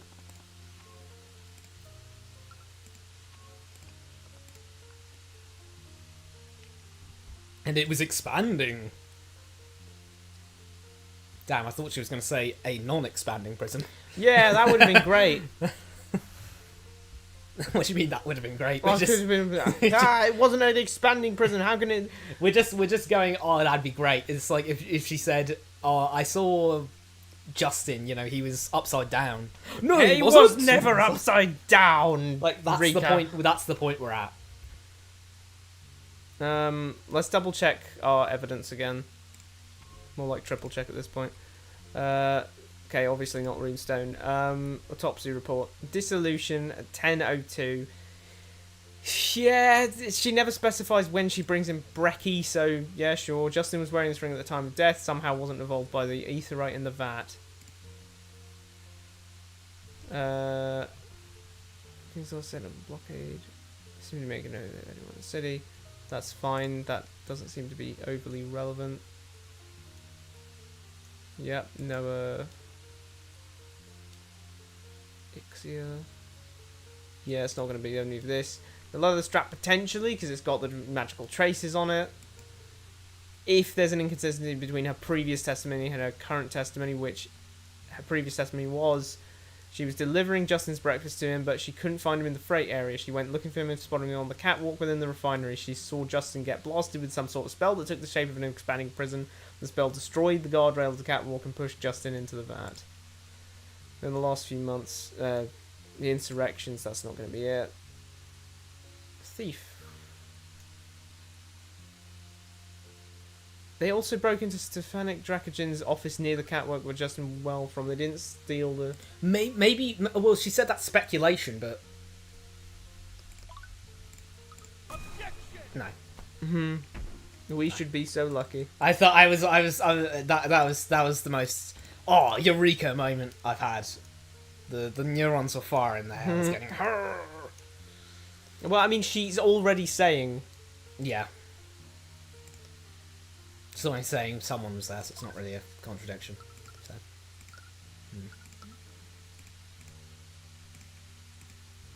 How did you get this picture of him if he was dissolved? I don't know. It was a picture from before. Damn it.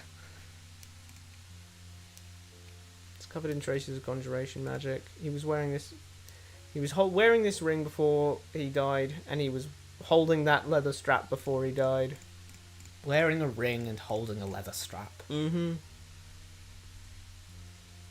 It's covered in traces of conjuration magic. It just feels like that must be... Have we done it on all four? Because it Probably. It feels like, okay...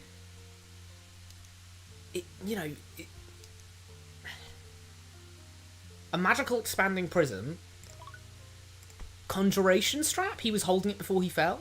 Yeah, but she hasn't said that the expanding prism is an evocation spell. If we had anything to do with what type of spell it was, then we could say, no, what about this trace of conjuration? Because despite the fact that Tyrion says evocation here, she specifically doesn't say evocation here, so I'm like, okay. Present her previous testimony, because she said instantly ripped it apart, and this said expanding prism. I don't know. Yeah, still not that. I thought I just couldn't hear at that point, so I was like, did we win?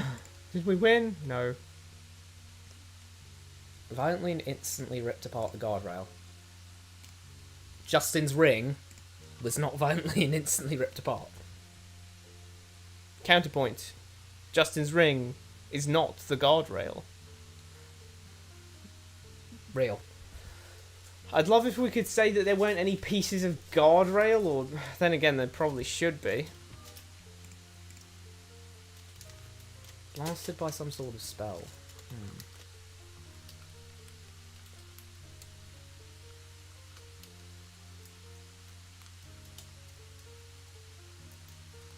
Because it does just feel like that can't...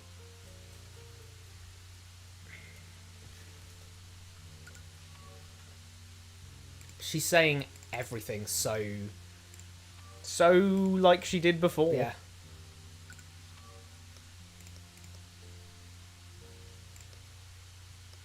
Wait, does she say... Does she...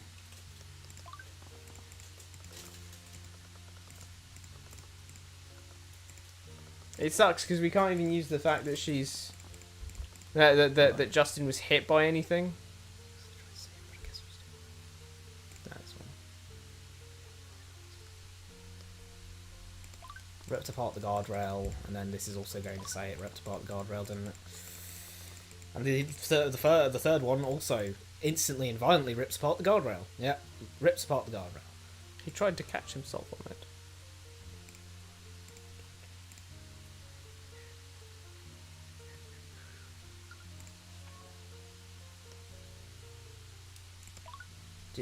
Is that contradictory? Because he tried to catch himself on it?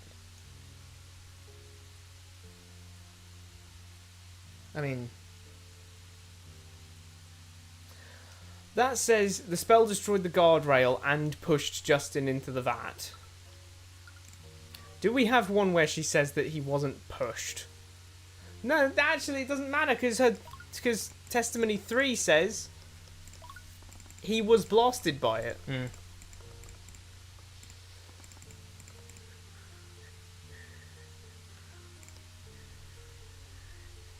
Literally word for word here.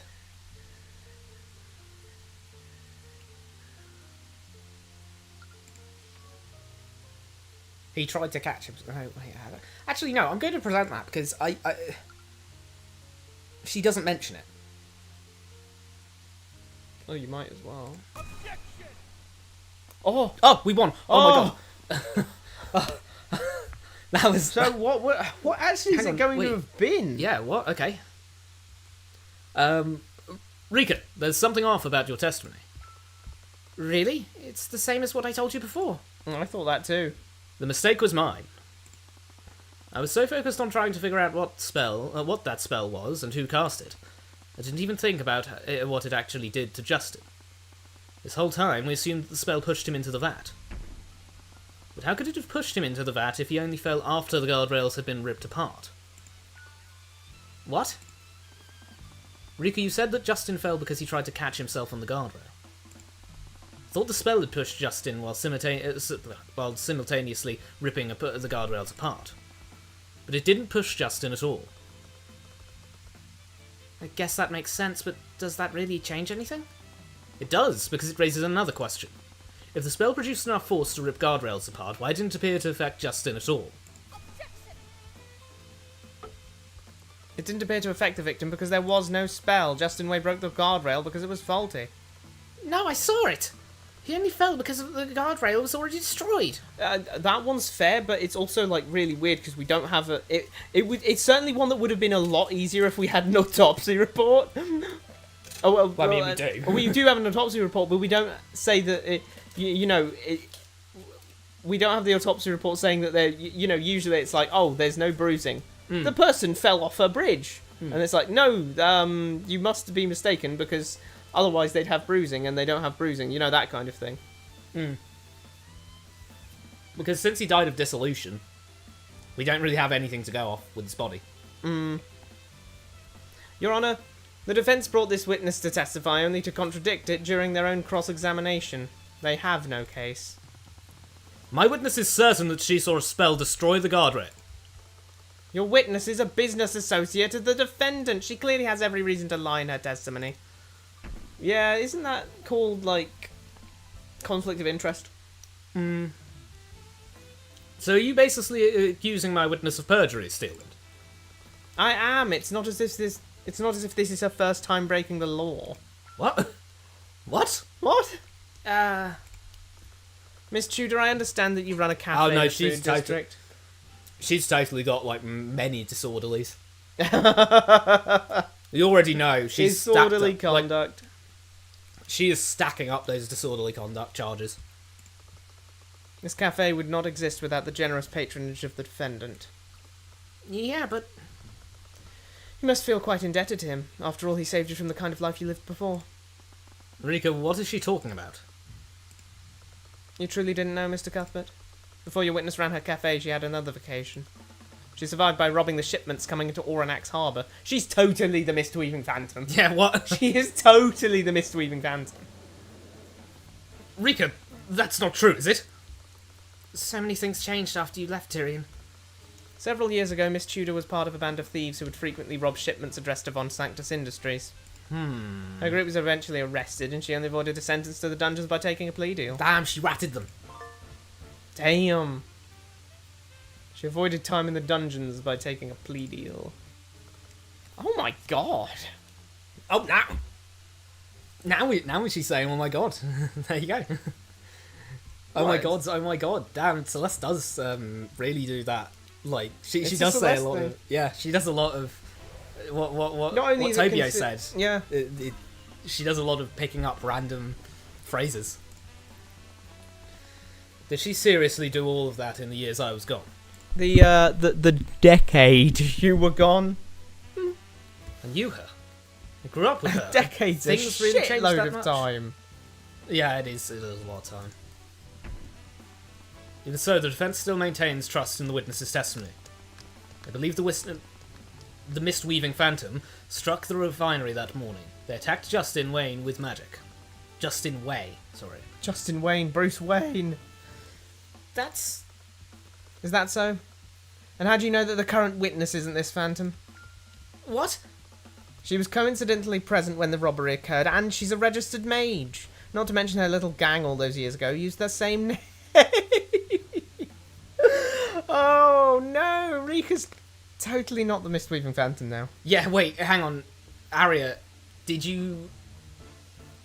have the Inquisition looked into this at all? Because if someone's called... if we knew who Jack the Ripper was, and 10 years later, Jack the Ripper... There's, like, more Ripper murders. Mm. And, in one of the bodies, it's carved Jack the Ripper. Because actually, for one thing, I don't know why we're calling them the Mist-Weaving Phantom if there's already been one. Calling card. Like Persona Like, if 5. she has a calling card, and the calling card is there, it's either a copycat or it's her. So, first, Either way, you're going to look she took at a her. plea deal. Yeah, like you say, you're going to go straight to her first. Like, she's probably so obviously not it, it's like, there's no point in mentioning it, because, you'd go to her first, and then find out, oh, she has completely airtight, solid alibis for every single one of these. Mm-hmm. There's nothing we can do. What? I'd always thought that nickname sounded too much like something she'd come up with. She's seriously involved with them. I thought you never backed down from a foe, Mr. Cuthbert. You could make a great case for your... Let me do that one again. You could make a great case for your client by indicting Miss Tudor in the robberies and subsequently the victim's death. What will you do? No, there could be any number of explanations for what was happening. Urban myths tended to be distorted by the public. It's possible people have just been calling this thief the Mist-Weaving Phantom because of the similarities between the robbery. Wait, so they're not actually the Mist-Weaving Phantom? People just go like, Oh, other murders, to be Jack fair, the though, Ripper 2! To be fair, though, like, if you look at the list of things that have been stolen by the Arya's just Mist-Weaving properly Phantom, like rage baiting us at this point. I guess, although, at least on a surface level, what she's saying makes some sense. Yeah, it does make... Yeah, don't get me wrong. But Like the whole, oh, you're gonna indict your friend. the fact that we spent like Mr. 20 Cuthbert? minutes on that, I feel like she's rage baiting us. You're gonna indict your friend, Mr. Cuthbert. You're Next big she's man gonna enough to say- indict your friend. Next, she's just going to go, all that time just for this little contradiction. And it's like, Shut up, Aaron! Shut up!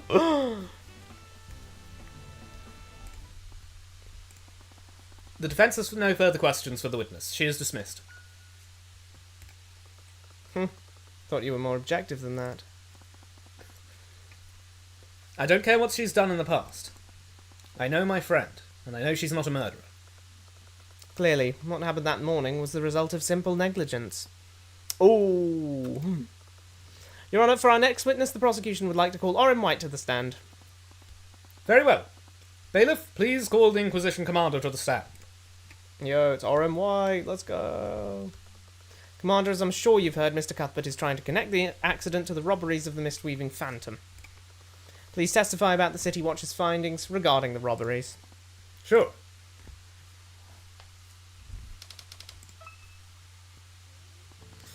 So, this Phantom's been hitting a lot of places.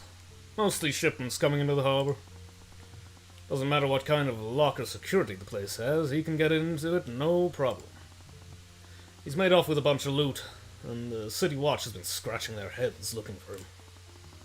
I know you think the guy had the refinery too, but it doesn't match with what we know about him.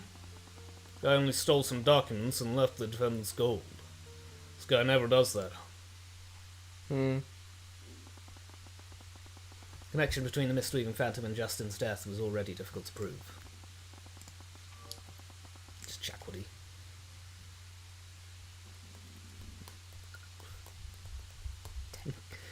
100 kilograms of foreign books. The ones that were robbed are marked in red. Yeah, just the... Oh wait, so which ones were the ones robbed? Yeah, the ones robbed were... Unknown, Von bronze, It and is jewels. literally just the Von Sanctus Industries ones. Oh yeah, wow. Well, that's why then. Yeah. Because it's someone who's targeting Von Sanctus Industries and robbing their shipments. Yep. That's why people think it's the same dude. Even though, like, we know who the original Mistweaving Phantom was. Yeah. It was Rika and also some goons, I guess. Guess so. There was no evidence, but they had to be related somehow. It'd be too much of a coincidence otherwise. How could I prove that? Mr. Cuthbert, you may begin your cross-examination.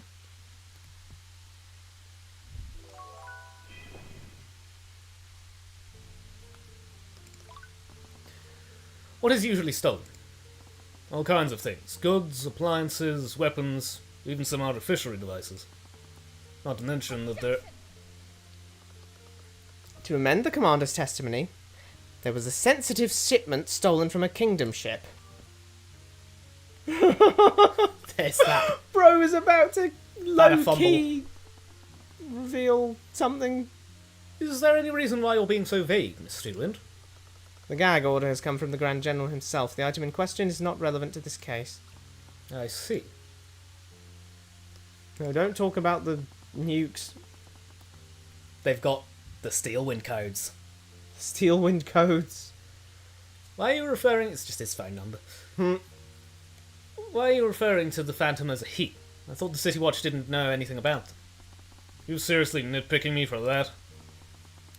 I mean, considering that the widely known ringleader Was of it the Gru? last Mistweaving Phantom was a female. Yeah, the last That Steven actually Phantom does was a feel female. like something worth picking up on, honestly. The last one was the last Mistweaving Phantom was a woman leading a group of people. So she or they would be more appropriate, not he. Yeah.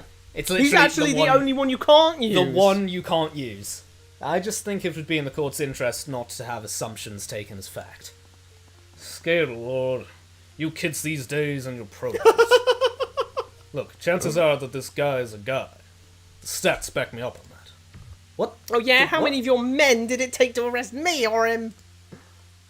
Celeste, while I appreciate your sentiment, I wouldn't brag about that here.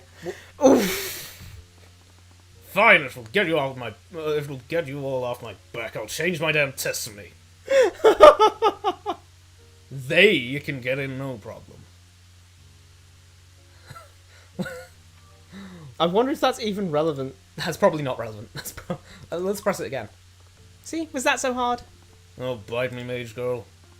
Anyways, that's Shot. That's sophisticated with the locks and security on the places that were broken into.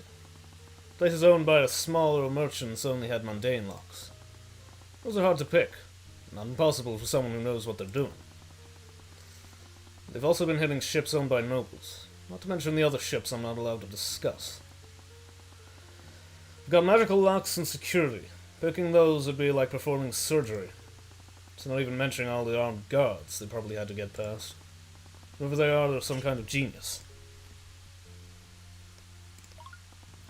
They're really having that much trouble identifying the thief. They're good at covering their tracks. They don't leave any evidence, and they never trip any alarms.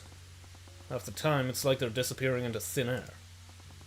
Could the Phantom be a mage proficient in conjuration magic? They could be teleporting to bypass any security altogether. Maybe. Most security systems are designed to detect and block teleportation inside.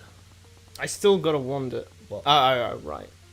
Oh, no. You can't teleport inside unless you already have some kind of magical beacon already in that place. So you can... Oh, whoa, what? What? Well, Like the rune the rune like circle Yeah. they had. yeah, I'm assuming that counts. yeah. It's just, that's implying that conjuration magic, teleportation via conjuration magic doesn't have to involve setting up 2 doors. Oh yeah. Like that's what that implies, doesn't it? Like, because if you had to have that already in place to teleport, well, why would he even be specifying that you can't teleport in there unless you have a beacon already in place? So, like, there's conjuration magic that lets you just freestanding teleport to some random spot.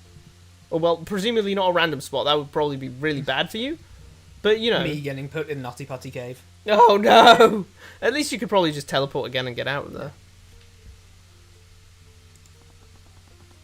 Not to mention the locks leading inside were obviously picked and unlocked. If anything, these systems don't pretend teleportation out of its field. So maybe they're using conjuration magic to get out. But I doubt a place like the Arcane Refinery would have a system as sophisticated as that. No, they just have a breaker box. Whatever that is. Yeah, they do have a breaker box. Like, we saw Do that... they have electricity or not? magical electricity, maybe. How so? The thief has been, like, ley line. Yeah, the ley lines. Wires. The thief has been robbing a lot of merchant ships. Some of them even belong to Von Sanctus Industries. Well, I mean, according to this all of them. All of them according to this one order. Places like the Arcane Refinery probably have some gold. You don't even mention he had some coins in the safe that got broken into. And all that is below the Phantom's pay grade. Some of the things the Phantom stole are worth 10 times the amount of gold in that safe. It's not even mentioning the fact that... Objection! Oh. I thought Arya was about to stop him from saying... No, don't say it! Shut up! Sometimes information can be more valuable than gold, Commander. Maybe, but even I don't think that our guy would risk so much for a couple of business documents. Your client might have some enemies. The Phantom's good enough to hit the merchant ships guarded by armed soldiers. Every time they hit a place, they run the risk of getting caught. The theft happened this morning, when the refinery was already open. Employees were already on the ground, too. Anyone could have spotted him. It just doesn't make sense for the Phantom to take a risk like that for so little gain. He's back to calling him him. He's dead certain. We've been over this, Orim. Anyone could have spotted them. His argument is a little weak. I doubt the theft at the refinery was just a coincidence. But he has a point. The serial robber never leaves any evidence. There's nothing to time to the theft that morning. Is there? Is there really nothing to tie the robber to the theft that morning?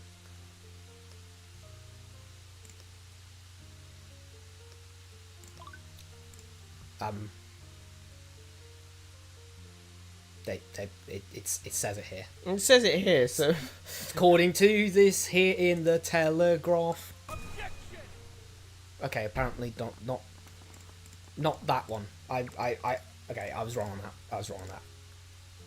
Is it a different testament, or is it that...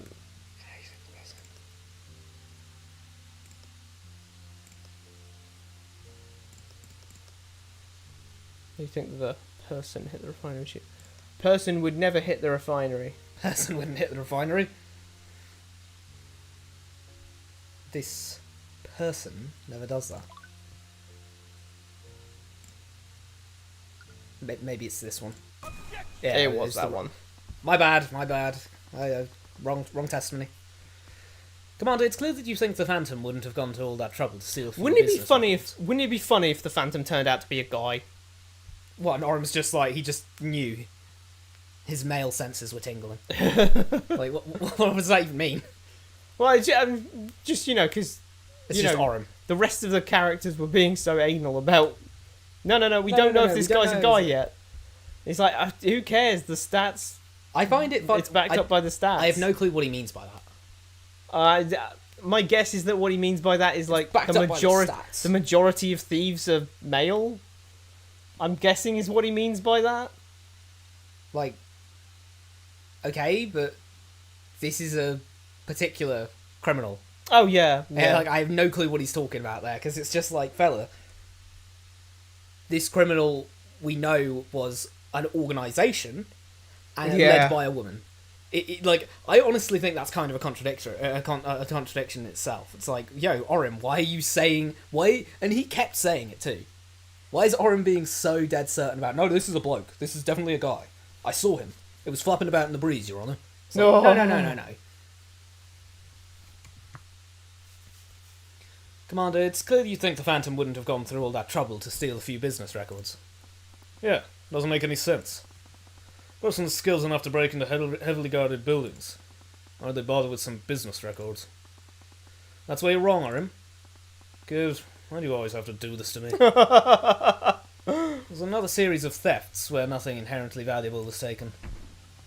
The Mistweaving Phantom also broke into many of the offices owned by the workers. Yeah, sorry, magically. They've also been breaking into the magically secured They don't offices. do anything like that. They do things like that. Mistweaving Phantom also broke into many of the offices owned by the workers' unions. Again, you're assuming the Phantom broke into said offices. It's entirely plausible that a refinery employee who was part of the union stole from both of these offices. A union member may have been able to access my client's office, but they wouldn't have such an easy time entering the union offices. Many of the unions have anticipated sabotage and have invested in state-of-the-art security systems. They've taken precautions to make sure that only high-ranking officials have access to these documents. There's only one person with the skills to break into these locations, and that's the same thief who's been robbing the ships in the Overanalyzing harbour. And what possible motive would the Phantom have to steal those documents? That's simple. They wanted detailed information on my client's company and the workers' unions.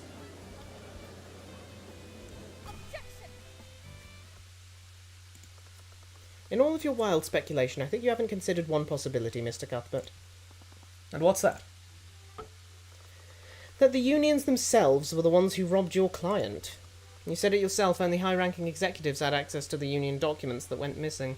Oh, the band's back. Can't believe they're allowed in the gallery. Oh. None of these executives knew any spells that could rip apart the guardrail. None of them were even mages. That's ridiculous. Why would the workers' unions rob themselves? Insurance fraud, Mr. Cuthbert. Damn it! Simple, they wanted to cover their tracks and play the victim when they were the true culprits. After all, we have several reports confirming hostility between your client and the workers' unions. Think you find those reports are exaggerated, if not entirely false? Those reports are greatly exaggerated. My client and Noah Morrison can testify to that fact. They obviously would. An employee just died due to your client's negligence. Mr. Dracogen has every reason to feign amicability between the unions. It would avoid further outrage. And Noah Morrison has no choice but to do the same, lest he be incriminated in the thefts himself. What proof do you have that they aren't telling the truth? Can we slow down for a second? Yeah, this is... What on earth is... Let's just go into the log and reread that, because I'm like, whoa, we're going a bit fast here. What on earth is she saying? So she's saying the workers' unions are robbing Dracogen. They're robbing Dracogen. We have reports confirming hostility between your client and the workers' unions. No, they're not. They're exaggerated. So they're robbing. So they're committing insurance fraud, I think, is the gist.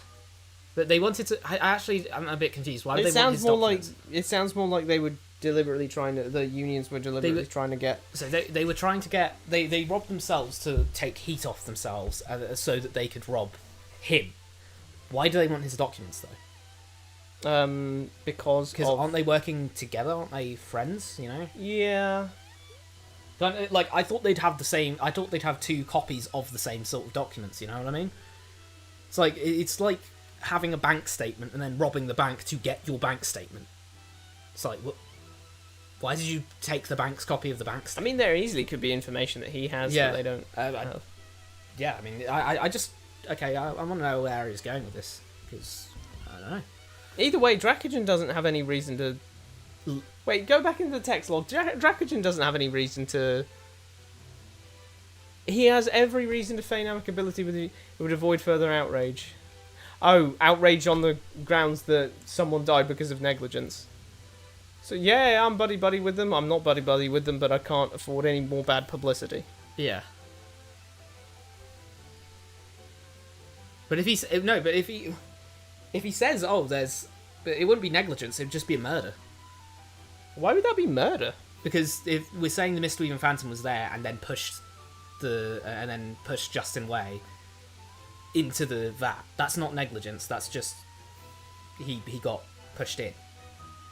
That is true. Which, keep in mind, I don't know why we're taking it, because they said that something that we haven't touched on is the fact that they have definitely said, I'm pretty sure that they said that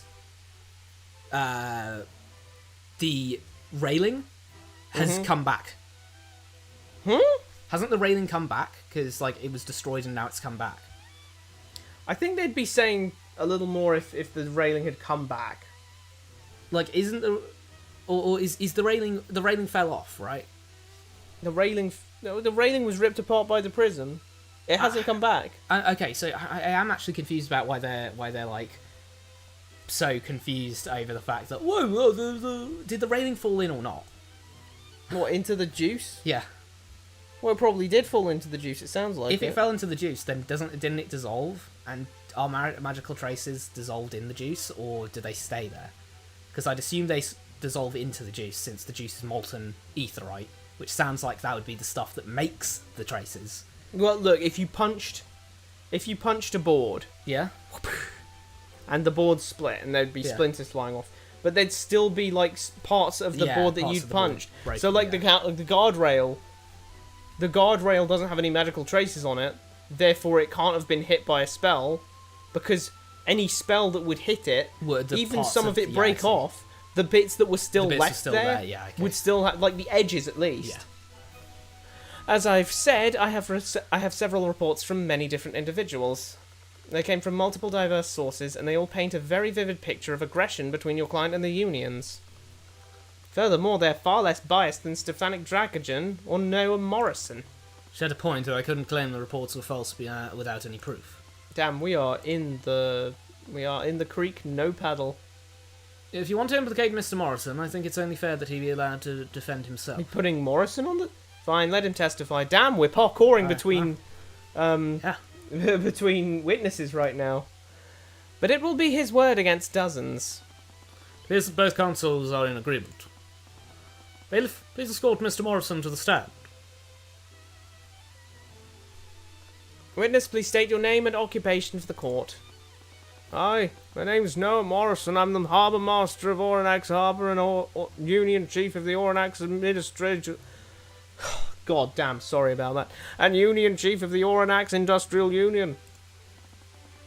Thank you for taking the stand today, Mr. Morrison. The eye makes me think he should be Scottish. As you know, there was a theft that occurred at the refinery this morning. Should I just switch him to Scottish? Go ahead if you think if you think you're hard enough. The prosecution is trying to imply that you may have been involved. Yeah, hard. Would you please testify about the thefts that occurred in the Union offices? It's clear that you also believe they're related to the theft at the refinery. Any details that might help us prove that would help a lot. Alright. Witness testimony. I don't know where all these reports of hostile tensions came from, but everything's great between Dracogen and us. What his fun is, they got nothing to do with that nonsense. They've been hitting everyone. It's not just our officers and ships. They broke into some of the Union members' homes too. These poor blokes had everything stolen from them. They even had to skip town because of it. They're good people too, solid law-abiding citizens. Okay. As you can see, Mr. Morrison had very little motive to break into my client's office. The serial thief, meanwhile, has been robbing people all over the city. That's assuming the witness's testimony is true. Take a look at the crime reports. You'll see a lot of the victims were members of the union. I unfortunately don't have access to the reports for those. What are you talking about? You're a prosecutor. How don't you have access to those reports? I'm not certain. What? What? I don't know. I imagine it's related to the theft that occurred on the Imperial ship this morning. That was strange. Who would have the authority to prevent a Steelwind from accessing those records? Another Steelwind. Another Steelwind, I guess her dad. In any case, Overanalyzing is a large city with an average rate of crime. There's nothing to prove that any of those thefts... Average rate of An average rate of crime. Got a pretty average rate. There's nothing to prove that any of those thefts are related to this either. There isn't even anything that proves these thefts are related to each other. You'd see about that. We'll see about that when we contradict our when we contradict our witness's testimony. So, are we playing as Arya? We're playing as Arya. Look, whatever you get in those reports, they're completely wrong. Witness, these reports came from multiple sources throughout the course of several months. For obvious reasons, the individuals who made them will remain anonymous.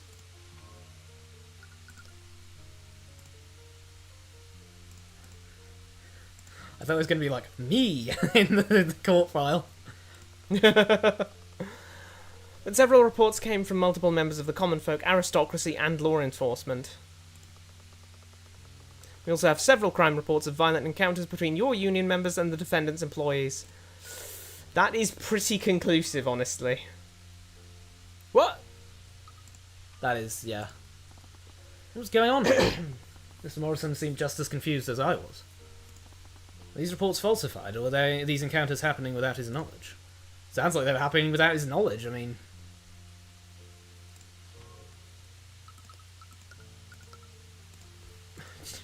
She kind of got us on that. You know what I mean? Like, I don't know how... This is some, like, conspiracy level of, like... No, Yeah. wait, what if... What if literally everyone but this guy is lying? Yeah, it's like... We had some, you know... Truman Show bullshit going on right now. Like, this is just all... We're just all part... We're all party to, like, Morrison's life. Assuming that these aren't a string of unrelated thefts. Was that also Arya? Yep. We're playing as Arya. I'll admit that Overanalyzing is a large city. Break-ins weren't exactly non-existent before this. But all of my colleagues started getting hit after this Phantom showed up. That can't be a coincidence. It's entirely possible that availability bias is at work here. People will always try to draw trends between genuine coincidences. She was being annoyingly obtuse about this, but I wouldn't get anywhere until I could prove she was wrong. I won't lie, she's not being obtuse, it's just like a fact that this happened. If this goes over to Arya again, I swear to God. No! Okay, thank God. We're still playing as Tyrion. But these homes are as secure as the Union offices. No, not at all. We're all just industry workers at the end of the day. How did you get such a sophisticated security system for the Union offices, then?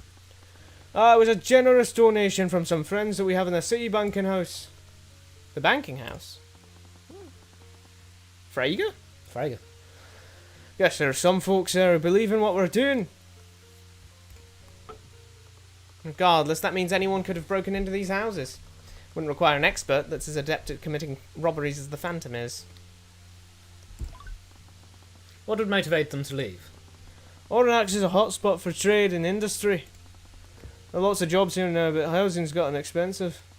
I'm guessing they had to move somewhere cheaper in the countryside. And you're guessing? Did they tell you why they were leaving? No, a lot of them were really down about it. They didn't seem eager to see more. I'm sorry what happened. I'm sure they were great people. Objection relevance. It's a damned shame. They were good people. They had families to feed. Overanalyzing has been going such a good direction too. Crime's been down. Objection. Average rate of crime. And employment's been up. Oh, actually, wait, that isn't an objection at all. That just means they had a high crime rate beforehand. Yeah, damn. Really wish I could have shared that with them. ... Can understand robbing the nobility and even the merchant ships, but I can't believe they were robbing commoners too. What do you mean merchant ships? The merchant ships are commoners, are they not? Nah, screw the unions. Celeste hates unions. Celeste is a union buster. It's a little strange, honestly. Though after valuables, why bother robbing them at all? The house of an industrial worker wouldn't have that much to steal. At least not when compared to merchant ships. Maybe it was because it was easy? They probably wouldn't have any kind of magical security. Why did he, turn around to talk to the court about that? Oh, yeah, that is, that is odd. He turned over to Arya to say that to her. Possibly. And that still felt strange to me. Maybe they were just doing a bit of, light robbery. Not heavy robbery. Just a cheeky bit of robbery.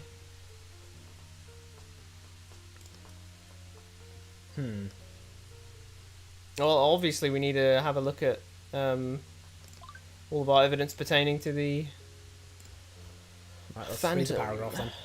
It's the thief who calls themselves the Mistweaving Phantom. Huh?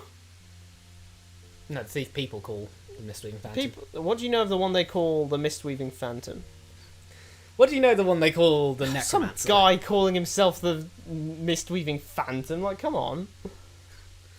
Some guy calling himself the Necromancer. Come on. Actually, I just coined that name for him. What? Dude, Gandalf, there's a Necromancer. What do you know of the one they call the Necromancer? No clue. Some guy calling himself the Necromancer. Yeah, it's just so weird. That's literally this. First the it's slide to- Necromancer, then it's, people call him the Necromancer, and then it's like, this guy's calling himself the calling Necromancer. himself the Necromancer. Weirdest Like, thing that... they go up and they're like, Sauron, why have you changed your name to the Necromancer? Necromancer. He's like, I have no clue what you're talking about. Literally none. What are you talking about?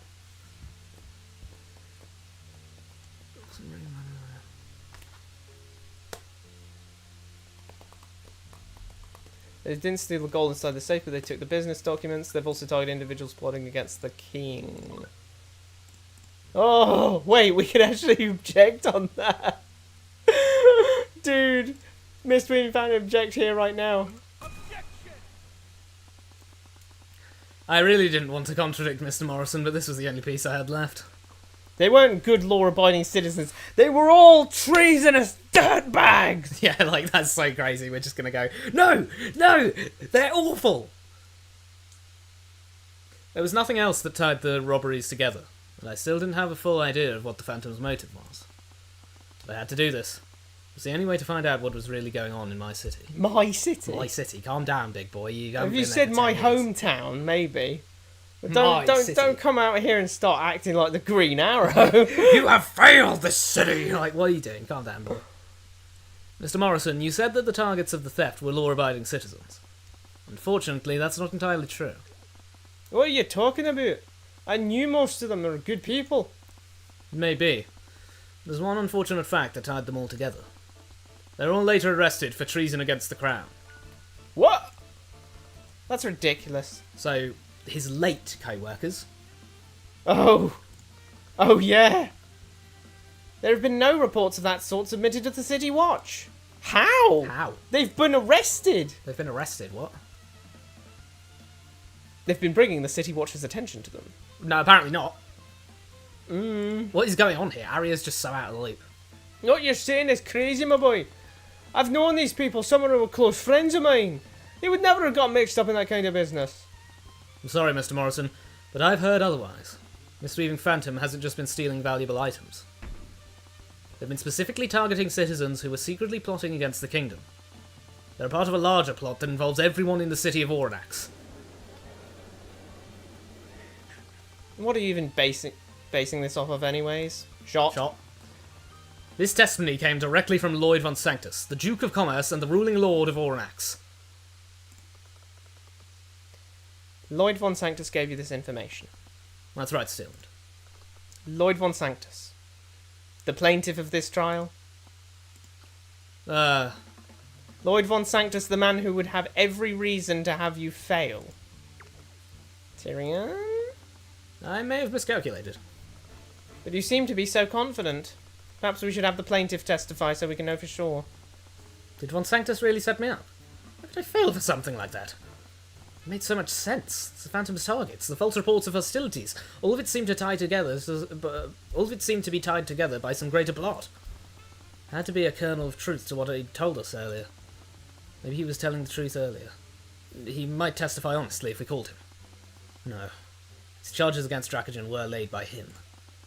Even if he had told us the truth earlier, he'd never sabotage his own case by taking the stand now.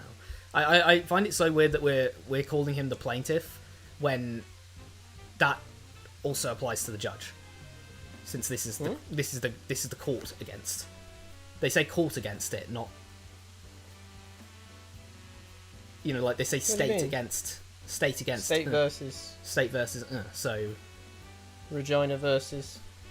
Which, by the way, why are we in the capital city for this? Oh yeah. Well, it's the same courtroom. It's always the same courtroom. Like, the way it works in a... I thought it was the case that the way it works in a criminal trial like this, Yeah.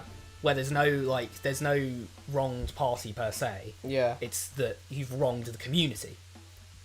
So, the state, aka the judge acting as the state, is having these arguments come from the defendant and the prosecution as to why they, the state, should be saying, no. You no, they're actually kind of chill. It wasn't their fault. And the prosecution's trying to say, no, it definitely was their fault. You should definitely not be chill. But Von Sanctus isn't the judge here. The judge is the plaintiff. As much as I'd like to agree,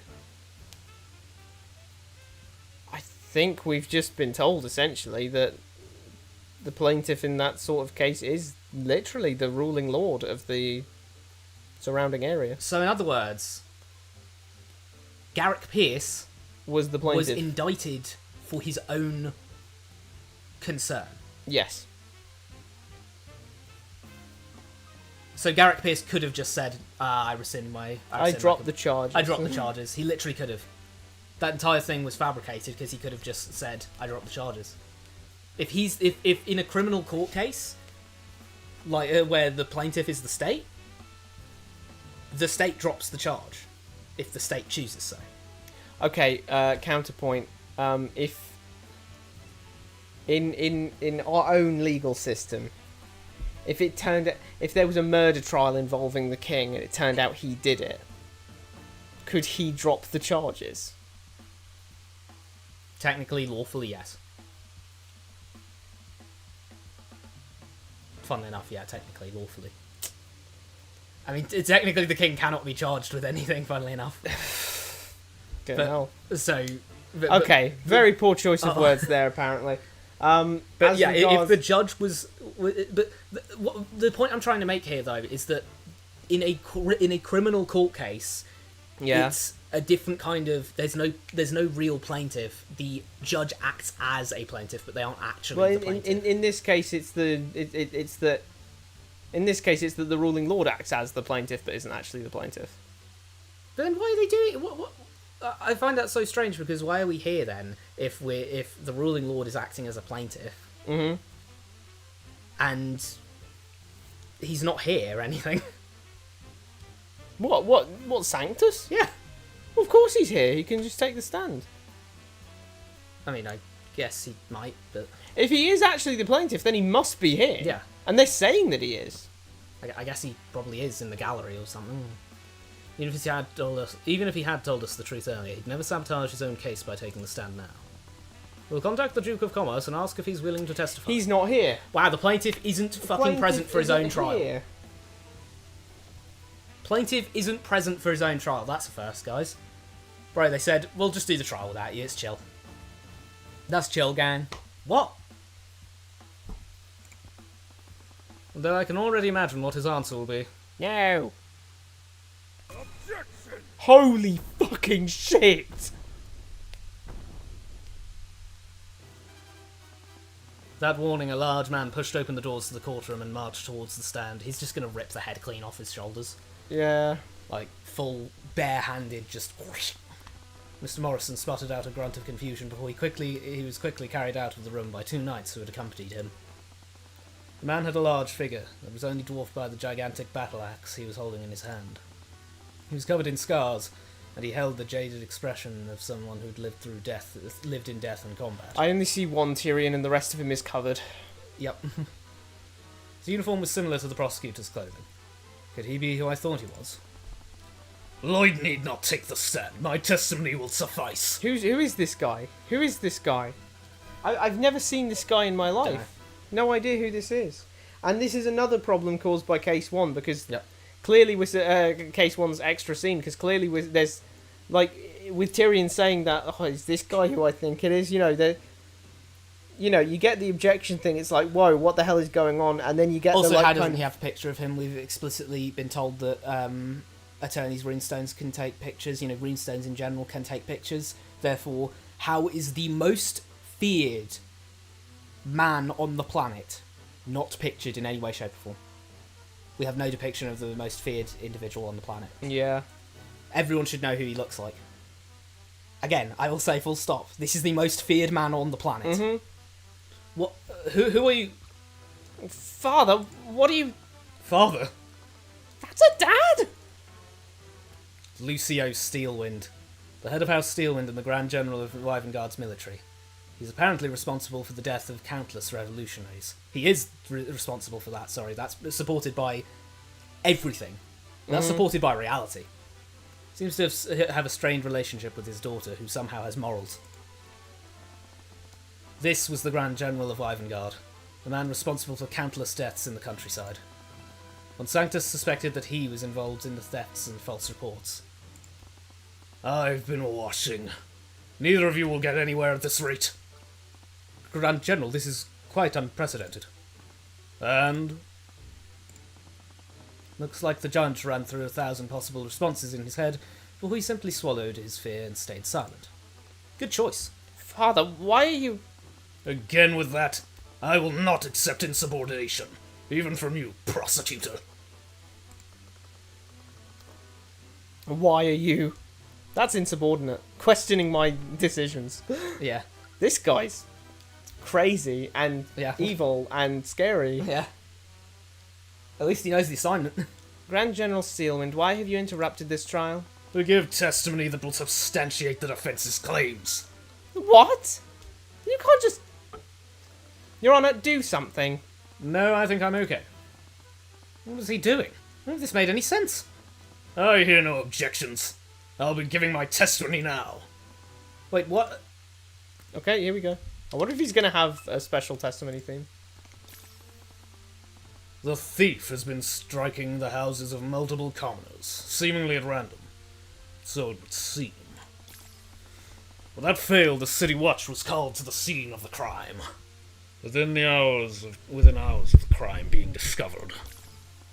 As the prosecutor said, it was clear that someone other than the victim was reporting these robberies. Perhaps a bystander truly did make the report. He's got voices in his head constantly nattering at him. That's because he's insane and crazy and evil. And he doesn't feel emotion. He feels no emotion. And after searching each scene, the City Watch found evidence of treason within their homes. The so-called evidence was poorly hidden, if at all. These individuals were arrested by my men and placed into my custody in secret. However, they were clearly not guilty of treason. Huh? No, they weren't. They've been bringing the cities... No, they haven't.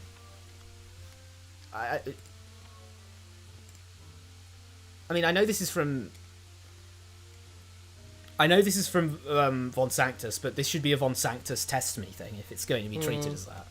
Because if you give me evidence, I usually think evidence is just full stop. This is what happened. If you give me evidence that says like this, if we get this turns out to just be Von Sanctus's scribble, you can't say, oh, this is the shipping report. Also, bro really did say 100 kilograms of foreign books. What the fuck is wrong with 100 kilograms of foreign books. That is a lot of books. Like, you got to think a book, like even a pretty large book, is going to be... Like, there's no way it's a kilogram. That's a lot of books. Why was I seeing so many of his thoughts? Yeah, I've Horus only worked on targets who are unguarded and emotionally stressed. That's not an or, that's an and. What was an and before, yeah? And he looked like the least stressed person in the room right now. Well, then he's just that unguarded, isn't he? Just that he just thinks whatever's on his mind. Well, it's not like he has to hide his thoughts. He can literally say anything. No one should be hiding their thoughts. This is the only mind reader in the world. Guess it didn't matter who the witness was. It was just another cross-examination. Just needed to do what I've always done. Pull the truth out of him. Be careful, Tyrion. Just hoped I could get through this without being charged with treason. You don't need the treason thing. You need to worry about getting an axe You through don't your need face. to. You don't need to worry about getting charged with treason. You won't be formally charged. He will literally just chuck his axe at you, and it'll clean decapitate. Interpret. Right? Is that the first time that's appeared? Or am I going bonkers? No. This. Yeah. This like version of it, yeah. But Bling, bling, bling, bling. also, it would seem, Grand General. Mr. Cuthbert, please refrain from contradicting the witness without cause. I was just interpreting the meaning behind his words. It's clear he thinks there's some relation between the thefts. Am I wrong, Grand General? I suppose not. The serial robber on the loose, the City Watch must have been getting lots of these calls. Yes, the City Watch recognised a trend. I say now the City Watch does. Yeah. Arya, you were saying that before, and now you aren't saying Do it they anymore. know or do they not? I'm actually confused. Is this inconsistent? Because I feel like it is. I'll have to go through back and see, but like I swear that previously she was saying, no, the City Watch didn't know about any of this. The City Watch clearly did. They said there's a trend. Like, if this is another thing, if this is one of those again, this is just another case of Arya actively lying, not even like obscuring the truth, actively lying to our faces about something, and then acting like, what, I'm just searching for the truth. What, by lying to us? You think that's going to help?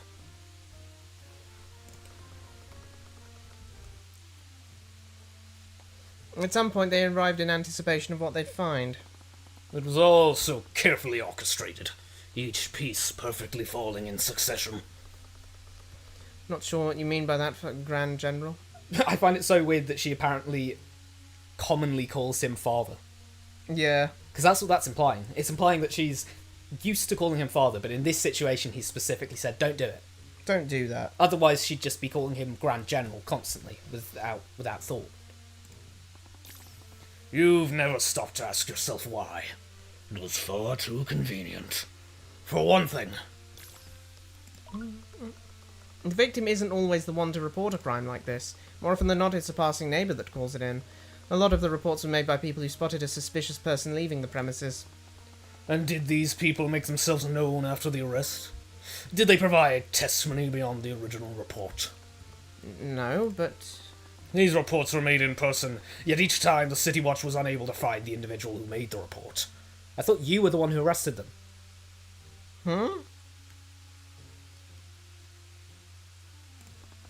Is that normal, prosecutor?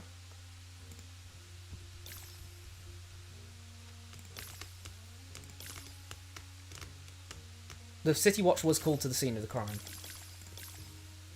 These individuals are arrested by my men.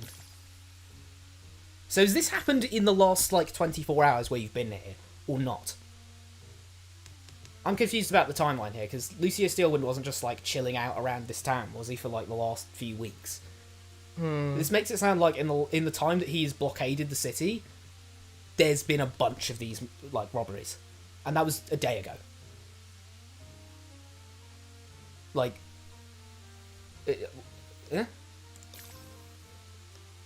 Is it? I don't know.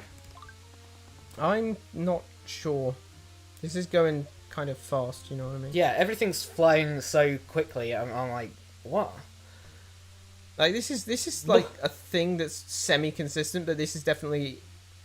It's been at its worst here. Of the trial pacing.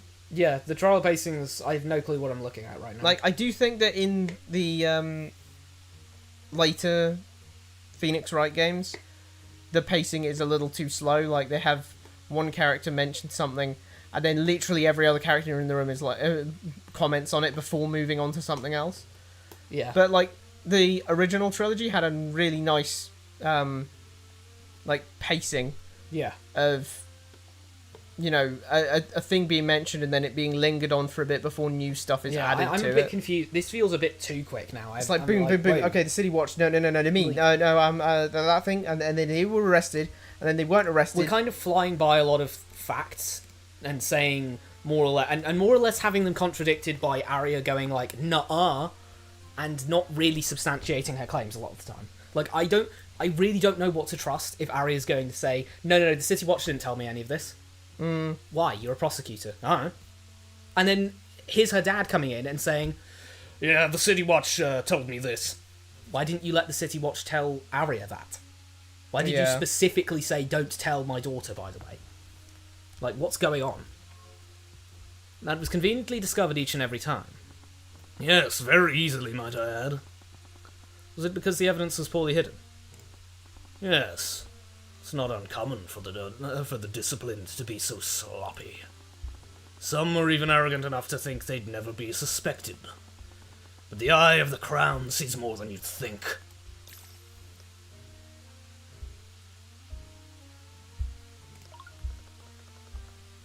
Is that why I haven't had access to those reports? It was a precaution. I didn't want my enemies to see what moves I was making. Your daughter's your enemy now? Well, no, it's just the more people you tell, I guess so, the more possible it is for stuff to get leaked. I guess so, but he has to have specifically said don't... Like, he said don't tell it to anyone, including prosecutors on this case. Yeah.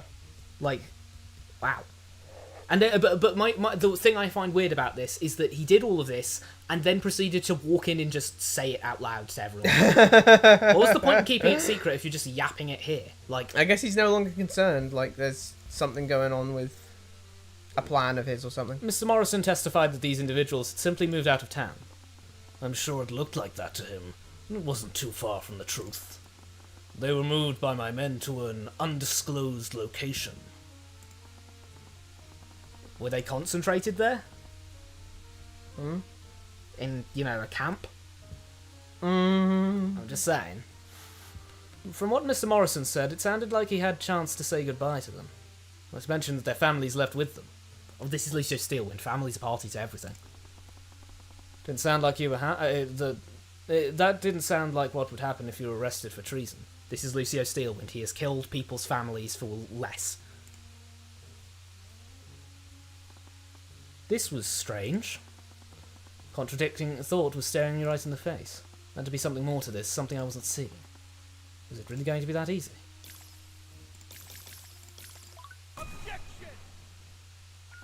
Mr. Cuthbert, I know you have a flair for the dramatic, but please don't shout such things to the man with a giant axe.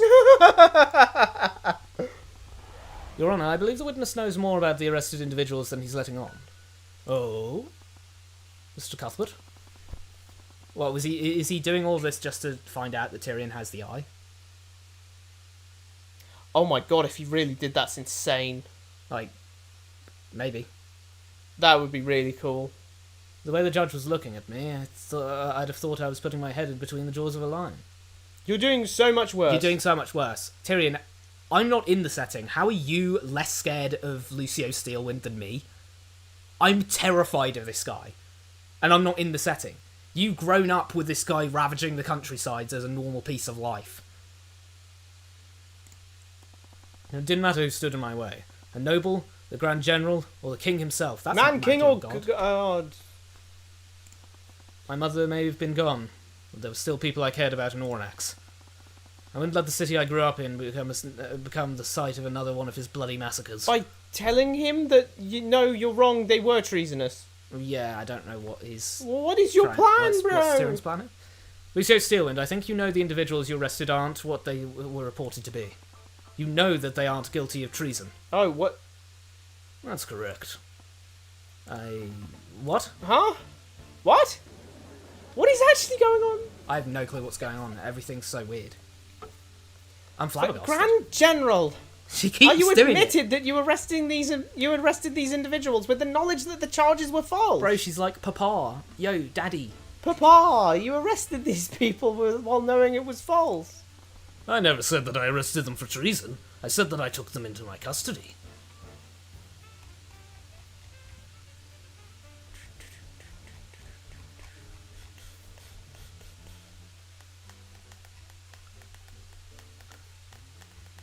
I know fella in the testimony said his men arrested them. Bro did not say detained. But for what reason, Grand General? This phantom seems to be targeting certain individuals for some unknown reasons. Seem to have targeted both Stefanik Dracogen and the Workers' Union as well. Grand General, there's no evidence that... It is the truth, and the evidence must be found. Your Honor, suspend this trial to give the defense and prosecution time to investigate the crime further. Of course, Grand General. As per the Grand General's request, I will be suspending this trial. Court proceedings for this case will resume tomorrow morning. Make it the next day. Court proceedings will resume Wednesday morning. Oh, it's Monday. Court is adjourned. Damn. Oh, he's just standing next to us now. Yeah, fun, enjoyable. So, out with it. What? You look like you want to say something. If I didn't know any better, I'd think that you tried to help us back there. Can't imagine you care all that much about workers' rights or my client. I have my reasons. This thief stole something quite important from an Imperial ship this morning. The Lucio codes. Right, your daughter mentioned that it was a threat to national security. It is in my best interests for this item to be found, and this mist-weaving phantom to be brought to justice. It's his fursuit.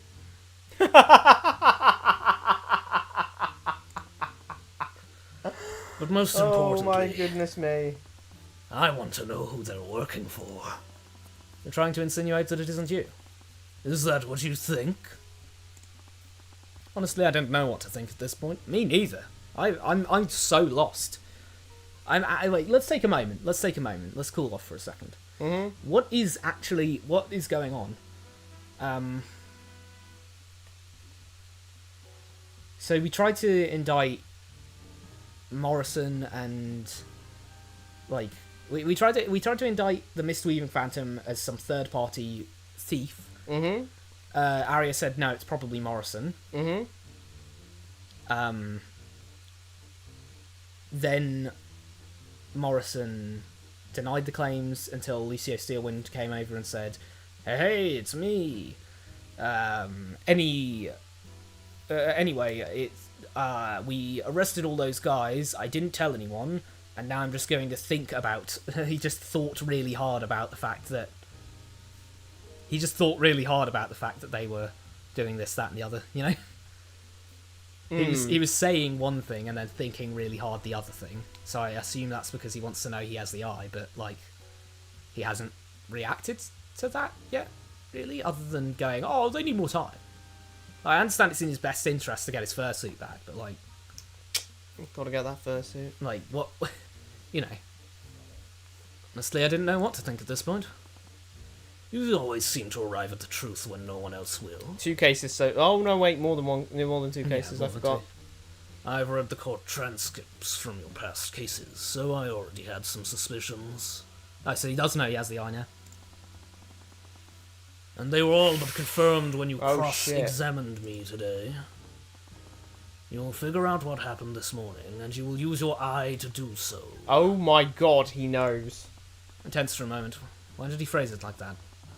His thoughts were so easy to read during his testimony. Was this some kind of test? Yep. Absolutely was. Well, I'm sure someone like you would have a great use for an eye like mine. I'm so sorry, I didn't mean that. I understood what you meant. Not that there's anything clever about shooting someone in the eye, sir. Literally. Well, got to work then. I'll be waiting for your results.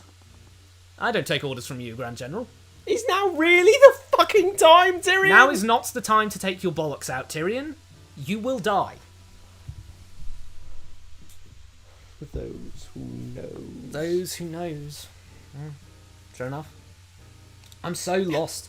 I'm so lost in the sense that God, everything went so quickly. I'm like... Use your eye to do so. So he did that. He did that for a test. So I can understand why he didn't want Arya Where to know did he anything. find out about the Eye of Horus? Regis. Oh, He just went to Regis and said, "Yo, have you had any kids?" And he's like, "Yes, I did." Remus, sorry, not Regis. Yeah, look, you can see it in the evidence because we've got the 100 yeah, foreign we do. books. See, Remus Virgili. Remus Virgili, sorry, not Regis. Regis Vermili. Vermili.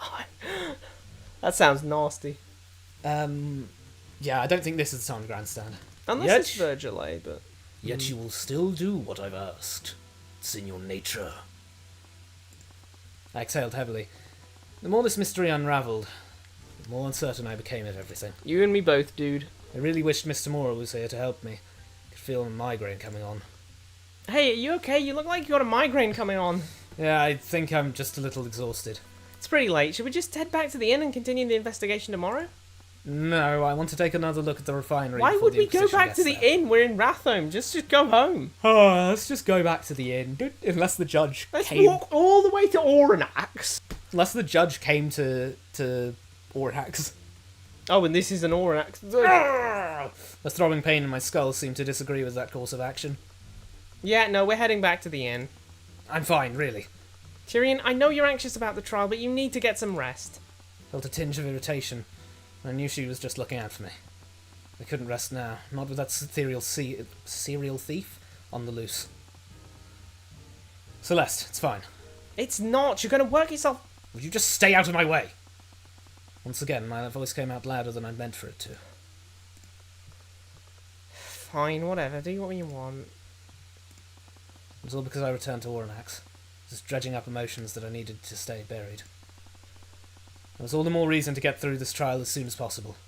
He has been, like... He's been on the Tweakian Tweakbird. Yeah, he's been tweaking the whole case. case. He's been like, "Rah, You're gonna what's be... going on?" They'll be mourning you. They'll be mourning you as well if you don't get out of my way. Like, genuinely, I have no clue what's going on. I'm so If this had more like vulgar vocabulary to it, he'd be cussing people out.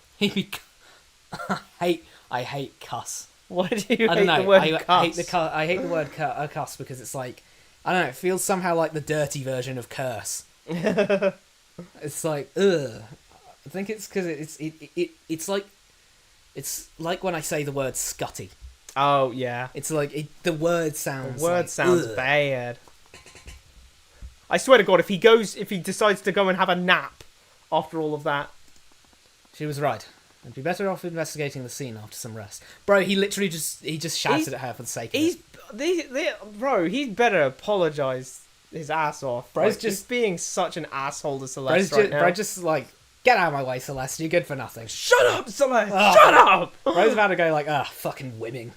It's like, I get you stressed out, but you're lashing out He's at the person who cares about you. he's so lashing out at Like, you, Yeah. like, let's face it, you're only two friends here. Like, okay, Yeah. there's Noah as well. There's Noah, there's Rika, and there's Celeste. Celeste is the person who right now has your back 100%, 24/7, 365, and you're lashing out at her. It's not a good look. It's not No. a good look, Tyrion. I understand that it's like for drama, but Yeah, like but- Tyrion, it's like, dude, you gotta not be doing this. you bro. gotta not be doing this, bro. You're acting fucking mental. Like I imagine that I know I'm jumping the gun a little bit here, but I'd like for the investigation to actually not feature Celeste at least for a bit, Yeah. Yeah. and then maybe he goes back and like, Yo, Celeste, you need to like. I know you're into him and everything, but like, you need to. yeah, Like, I'm not it's gonna not lie. a good look. Like, I don't want to come down too hard on him, but it's not a good look like for a person to be lashing out at people. No, I'm just saying, if Celeste, if you're only friends and he's already lashing out at you, then like, I'm just saying he'll be abusive when if he's your Yeah, boyfriend. come on, like Like, it's not her fault, bro. it ain't her fault. Chill out. She's trying to help you, you ass. Although, to be fair, the first time he lashed out at her, immediately after that, she did do all those Uwu sprites, so I'm starting to wonder if she actually... What? No, that was afterwards, wasn't it? Oh, no, wait, you're right, it was Yeah, before. Yeah, so he did it that first time, and he was like, "Oh, sorry, that came out a little like harshly. I didn't mean for that." And she was like, "Oh, yeah, don't worry about it. It's fine. It's been a stressful day." She got heated from that. And then he tweaked right before we went to talk to Von Sanctus, Yeah. and she was like, "Yo, are you good?" And he's like, "Yeah, I'm fine." And then ran over there and like, "Yo, Celeste, attack those people! Attack those people! Kill them!" And she was like, "I'm not your attack dog." And then, yeah, she's like, "I'm not your attack dog." And then He lost this support time, points when he didn't say, "Yes, you are, now bark for me." And she was going to be like, "Woof woof." It's like, Flipping heck. I have no clue what's going on with No, their but relationship. I do see like a through line kind of like, you know, the first time she was like, "Oh, it's a one-off thing." The second time it was like, "Tyrion, Yeah. don't do that again, okay?" The third time it's like, "Fucking But I do find whatever it you weird want, that then after fine." he started tweaking, that's when she did the Uwu stuff. It wasn't that this started pushing her away. She was like really into him, and now she's getting pushed away. It's like she was like, "Whoa, that was a." I don't know why I felt so good when he was shouting at me like that. God damn. I'm just- Anyway, Celeste's kind of a freak. I don't know. bro needs to have a nightmare now. What the? A knock rang out on the door leading to some more law offices. Oh my god, this is So wait, we have a no. so we Why? so we have Tamora law offices, Why? but we don't use it. Why? I thought they just didn't have one. I don't understand. So wait, so all the times when you're going back to like the random ass plaza to talk to Celeste about, oh, what should we do? Knowing damn well that we actually have teleportation technology. Yep. To get us around places, and I think it would be reasonable enough for the law enforcement to set up, you know, for the legally registered defense of the case to be able to go between their office and the crime scene. You already know that people get lazy with that and put like teleportation circles at the front gates into their front yard. They just get lazy and be like, "I'll just put a teleportation circle here and outside my house so I can teleport quickly there." And then someone just uses it. You hear the teleportation. You go outside. You're like, "What are you doing outside my house?" Like, well, my house is just down the road, so I thought I'd use yours. No. Ruby Tamora let out an what is this noir now? Ruby Tamora let out an irritated grumble. Who the hell was bothering her after hours? I don't know who you think you are, but we... She froze when she saw Fred's son standing at her door. His bright blonde hair was covered in dirt and grime. The clothes that she'd seen Frey sew for him were tattered and torn. It looked like he hadn't eaten anything in days. Just stared blankly at her. What? What are you doing here? How did you even get here? I walked. What? We need to call someone. We need to get you back home. There's nothing there for me. This was her fault. If she'd just taken that deal, his mother would still be alive. Are you going to keep fighting the nobility? His words came out weakly. Sounded like a ghost. What? Miss Tamora, are you going to keep fighting them? Look, that's not important. We need to get you some help. I want to help you fight them. Tyrion? Please, just let me help you. Look, just come inside. We need to get you something to eat, then we can get you cleaned up. Boy said nothing as he clutched the final message that his mother had left him. It was the last comforting memory I'd ever have of her. Oh, it's a changing person. Huh? It was something that I'd never experience again. Mom. It was another nightmare. It's been a while since I thought about that day. Nightmares were getting worse and worse. I really needed to get this case done with as soon as I could. Great scene! I loved that. Yeah. I loved that scene. That was very well written. Very evocative, very emotional. Yeah. I like the way Tyrion was described. I like the way Ruby acted. Absolutely. I'm even down with Tyrion knowing at this point that the reason that Ruby is acting the way she did and had the conflict in her was because of how she felt like she could have saved Frey by taking that plea deal. We don't know much about what that plea deal was yet, but yeah, great scene. Tyrion acting so like blank and just dead, and Ruby, you know, starting on her journey of motherhood. Yeah. Hey, are you up? Yeah. Felt like I should say something to her after what happened yesterday. You bloody well should, mate. But the words didn't come to me. The scene wasn't in the pre-remake version. Oh, this is a massive improvement to have that. Yeah, absolutely. I loved that scene. That was really that scene good. was great. That scene was really, really good. Especially for pacing right now. Oh yeah. That was placed right where it needed to be. Very, very good addition. Very good addition. I think the what was I going to say? The there's the train of thought gone. But oh no, yeah, I remember it. I feel like the one thing I find weird about Tyrion's past is that, like, I understand how he doesn't have anyone, like he knows Rika and he knows Mr. Morrison, but like, he doesn't really have any family in the city or anything. One thing I find weird is that I would understand definitely how he would feel very, like, he doesn't want to be in this city. Yeah. But then he calls it his city.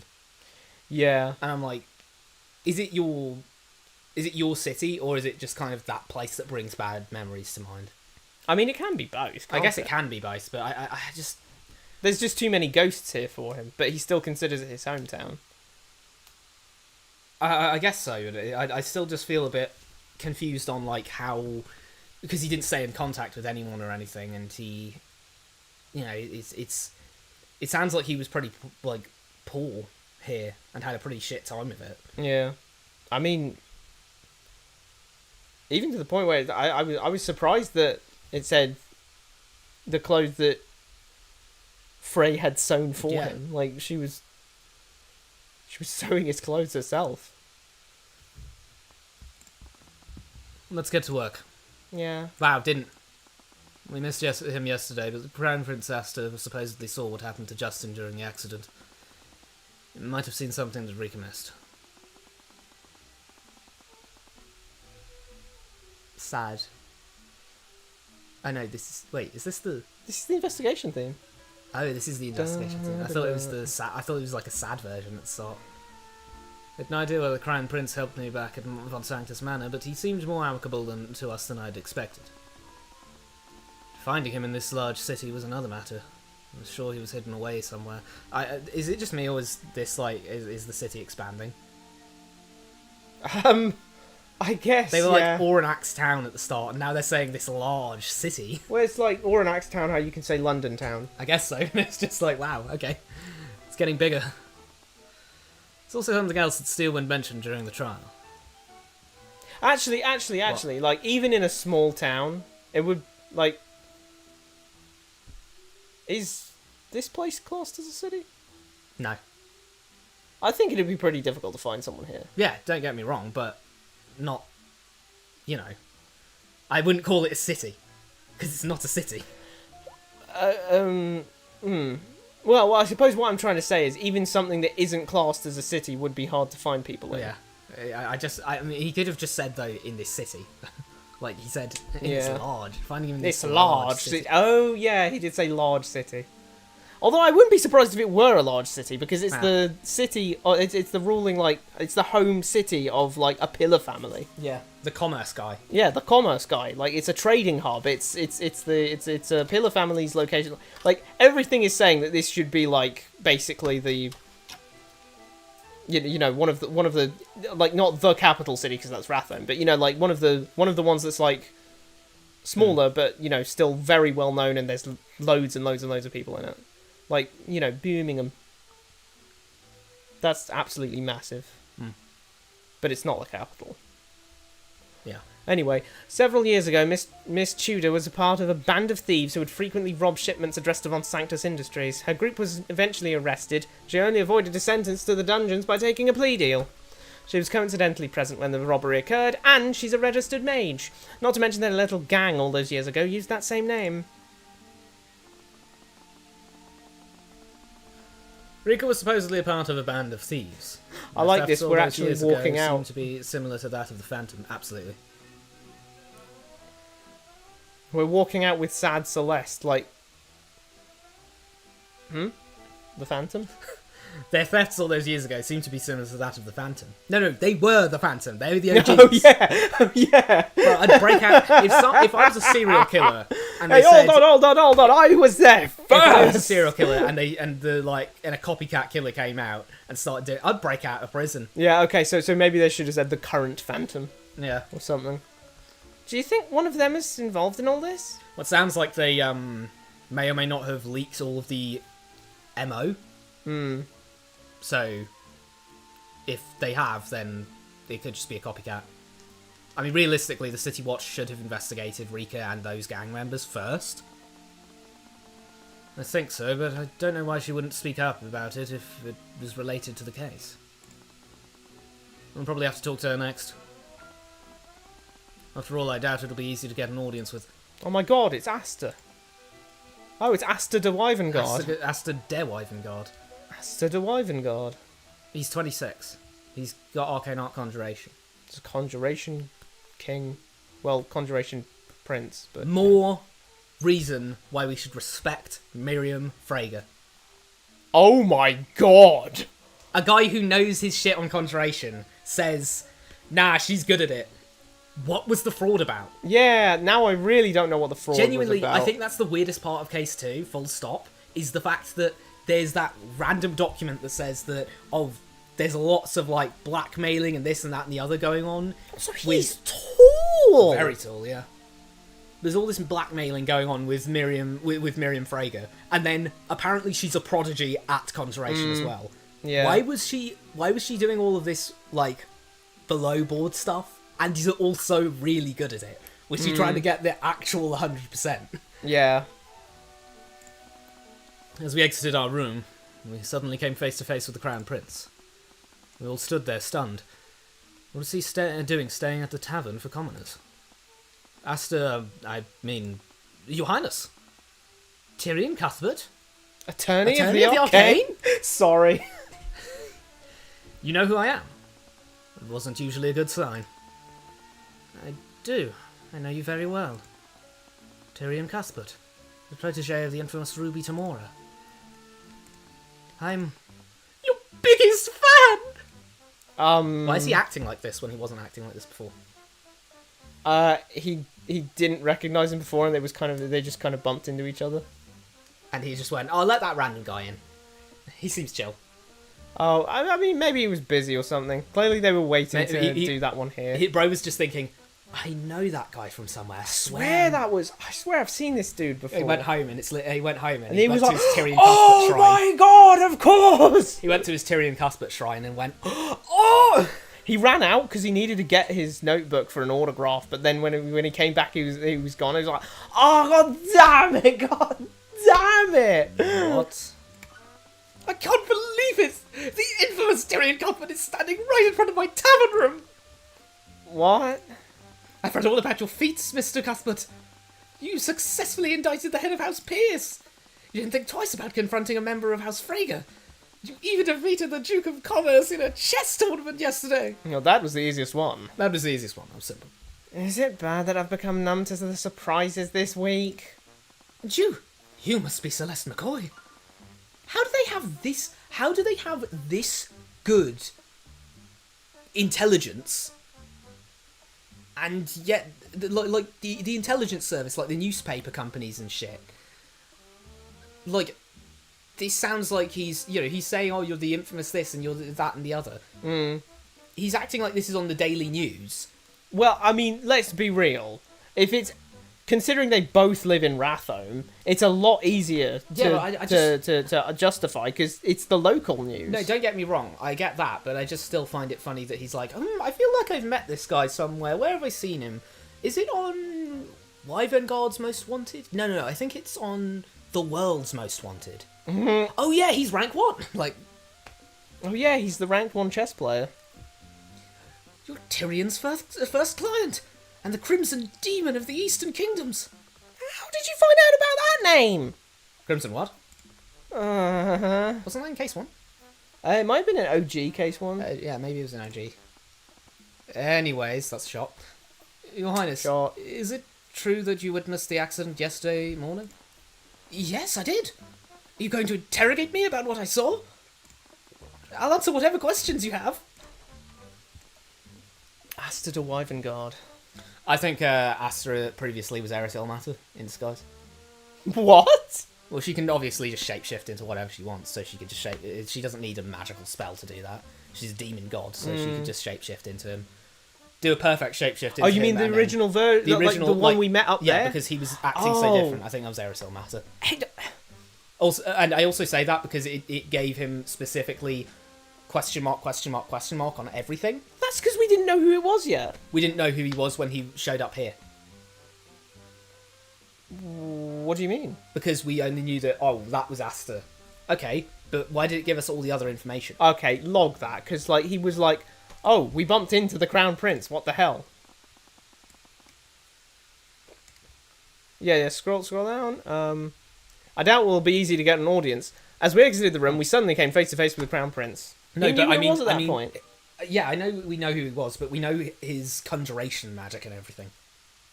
Also, he was just acting different.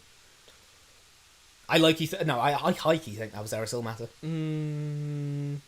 I don't know, I'm not so sure. I'm pretty damn sure, and I'd say that because he's acting so completely different. I don't know why he'd act like that. He was acting mysterious and Erisy before, and now he's acting all, ooh, I love Tyrion Cuthbert.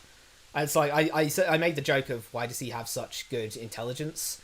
Like, why is he read the news all of a sudden? But, no, seriously, if he's his biggest fan, why wouldn't he know him on sight? It's not like he wouldn't have a picture. Yeah, there's that. First Lucio Steelwind and now the Crown Prince. Why are so many of my supposed enemies being so agreeable this week? I wouldn't say call Lucio Steelwind agreeable, it sounds weird. I just let out an exasperated sigh. Shouldn't look this gift horse in the mouth. Never look a gift horse in the mouth. Yeah, the music's just no longer here. Oh no, it's the investigation theme. Oh, it's just really, really... I've read a lot of stories about the Crown Prince in the paper. Oh, there's a newspaper. There you go. Then again, he did say earlier in the previous one with one time, well, that's what I get for not reading the news as much. News, yeah. They never mention you by name. That's intentional. I prefer to not have my name associated with my title.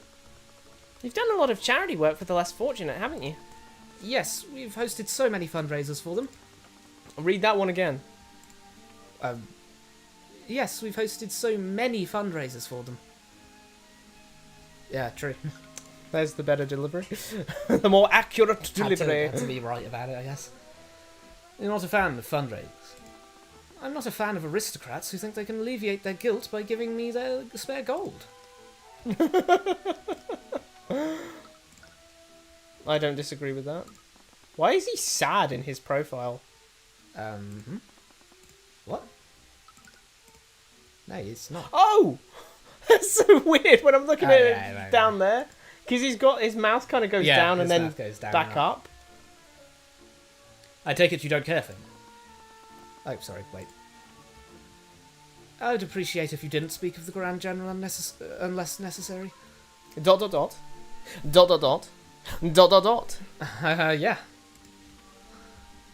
How could I? My heart aches for the innocent people he slaughtered. All because of these supposed insurrections. If you really feel that strongly about it, why hasn't the royal family done anything to stop it? House Steelwind controls the only military force equipped to maintain order in Wyvern.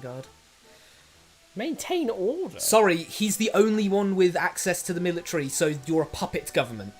This is really, like, starting... So you're not the Crown Prince. You're the crown puppet. So okay, I take back the thing I said about the king liking it. The king doesn't have to know shit about it, because apparently Lucio Steelwind does whatever he wants and steps on whoever he wants, including the royal family. I'm really starting to think that case 1 scene is just full on detrimental. It is absolutely detrimental. Like, everything they were saying there was, oh, we need Steelwind because every other nation in the world is against us and we need a deterrent. Yeah. Everything else we're hearing is, no, it's just we need him to maintain order. Yeah. It's a purely into Wyvern problem. Yeah. That they need him for. But either way, saying that he has the only military force saying is he's just, the only one with the military. This is just as problematic of like I really don't think the writers understood how crazy it is to say not only that one in that previous scene in case 1, he is the only person. He is the only person with. He is the one person that the international global alliance fears. And then now we're saying he's the only one with the military.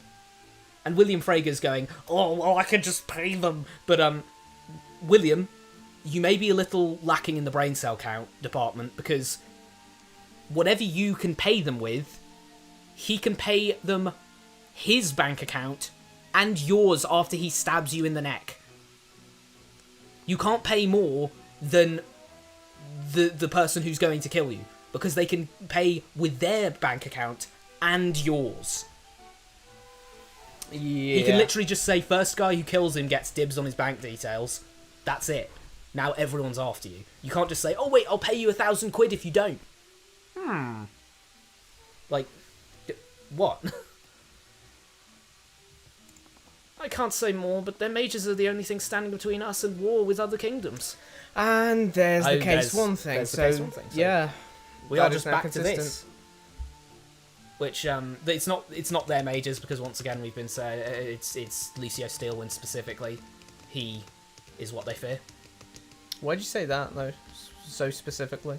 Because otherwise, why would William Frager, who acknowledges, why would they all say, nah, but Lucio Steelwind needs to be leading them? Like, what I mean is, William Frager acted like, oh, well, even though we have this, he was acting like, oh, yeah, we've got a plan for this, and he says, oh, well, the Global Alliance still wants to kill us. And then he was like, oh, okay, I guess I won't. What? Which implies that it's not the mages there, it's Lucio Steelwind. But the fact that Lucio Steelwind... it's implied that it's the mages from the fact that they haven't just assassinated Lucio Steelwind. Because if it was just Lucio Steelwind, then surely someone would have tried. But you can't assassinate an army. You can assassinate an army. You can't assassinate an army. There's too many of them. This is a medieval army. They'll be in the camp. Well, not right now, because they haven't sorted. Yeah, but I mean, it's just like, I still don't... You're going to sneak into the houses of everyone who's part of the army. Even still, I mean, it will... yeah, you don't need... You can do it when they sortie, but what I mean is just gank them. Just like... Well, what do you mean? You have the just gank global alliance of every single other nation on the planet. Just jump them. And apparently Lucio Steelwind being there is making them fear the idea of doing that. Every other nation on the planet. Or maybe they just think it's not worth their time to do that. Why would they get a global alliance of everyone else in the entire planet together just to go, it's not worth our time? Well, That because makes absolutely no sense. it does make some sense, because it means Wyvern can't attack anyone else without getting retaliation from everyone else.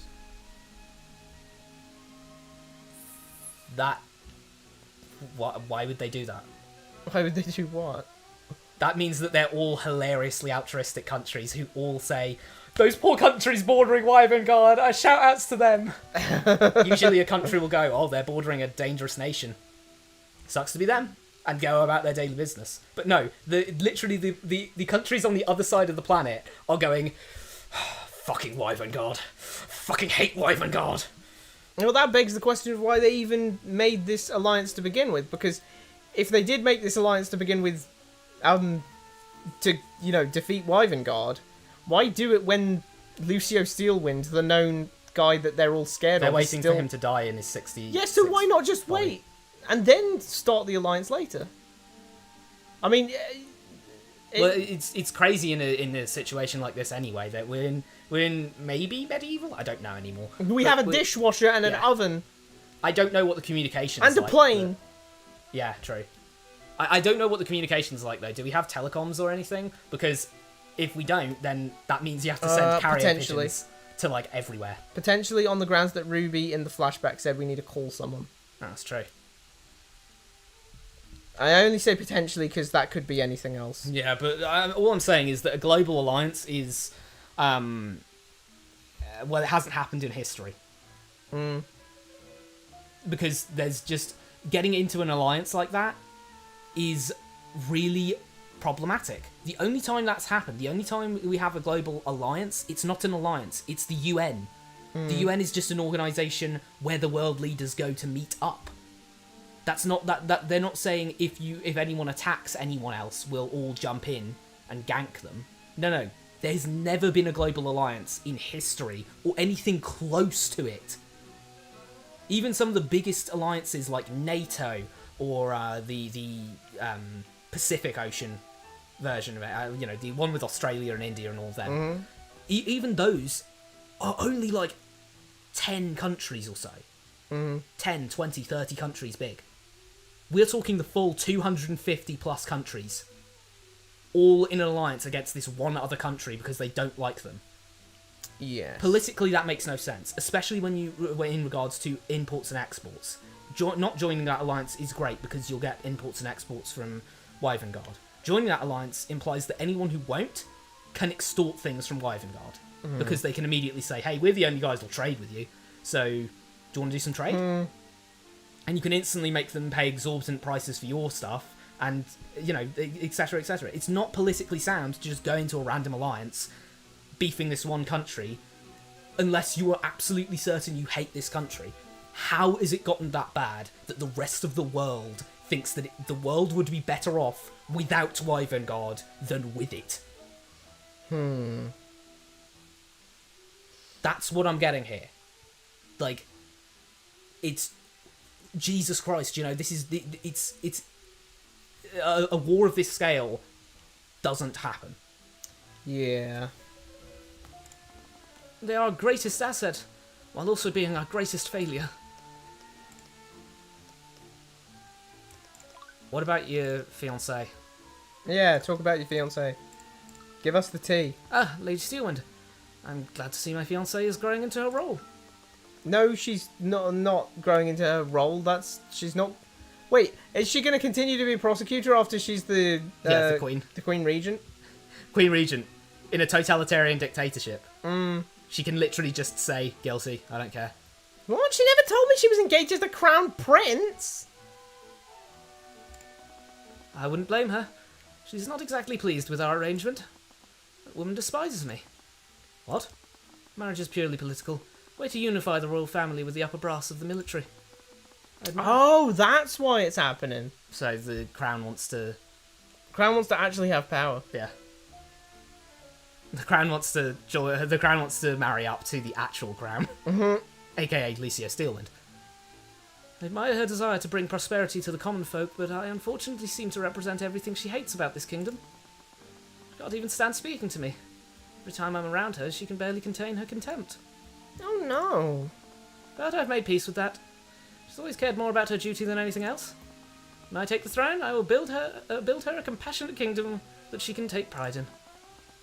I really wanted to believe him, but I knew better than to trust empty promises like that, especially from someone with no political power. I suppose so. He has about as much political power as Tyrion. That's... No, I suppose he said he really wanted to believe him. Guess only time would tell what kind of ruler he'd be. Like, it definitely seems, at least, that his heart's in the right place. He seems... this guy strikes me as a little bit, like... optimistic, let's say. So it strikes me as like he's not going to be able to do the things he wants to do, not because he's not going to be able to do the things he says he's going to do. Yeah. Not because he, is lying about it or anything, but he just literally can't physically do it. Like the systems aren't in place for that. We don't have the resources. Like he strikes me as a bit of a dreamer. You know what I mean? Yeah. Like, I'll just make everyone a king, and then everyone will be, and then it'll be great for everyone. Yeah. It's like, well, that doesn't work, mate. Like, for various reasons. But No one wants to actually be the guy on top, because then you have to deal with everyone else. yeah, You want to be the guy. Everyone wants to be the examine this guy. place. Everyone wants to be the guy below the top, so that they can. Is this your room, Master? Yes, it's quite cozy. Very pleased with how much personality the craftsmanship has. It's nothing like any of the resorts I've stayed at. It's far more rustic. I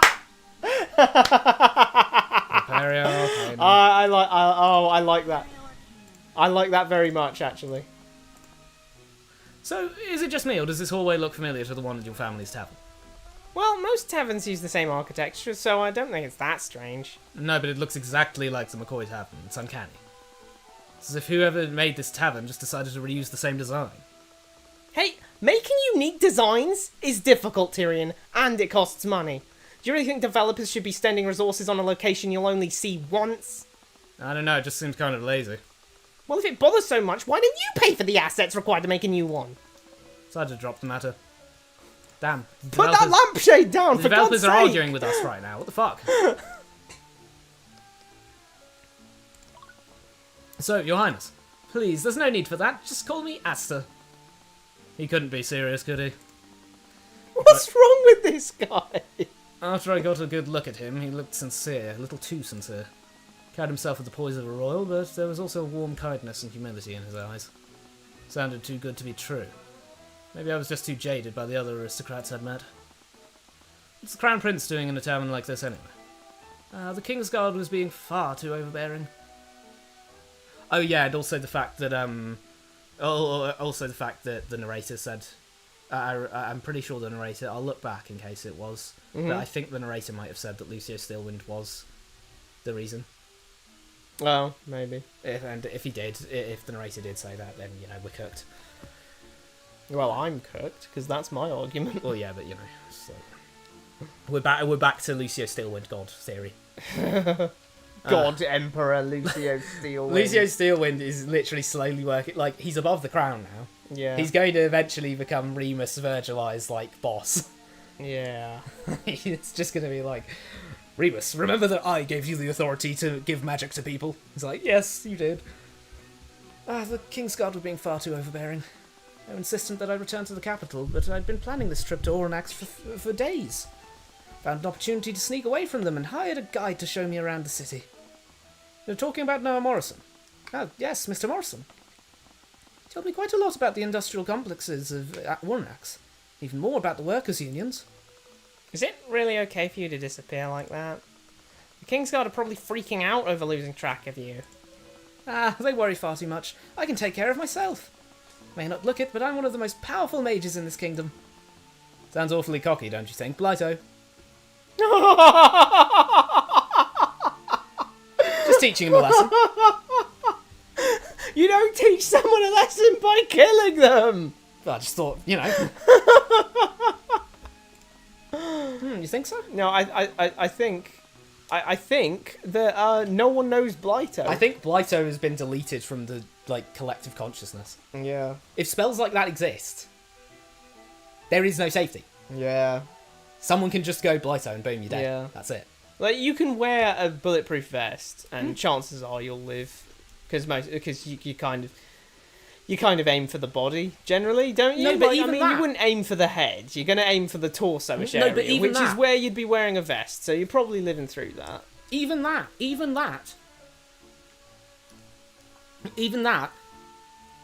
You can have a group of people around you, bodyguards. Really hard to shoot through them.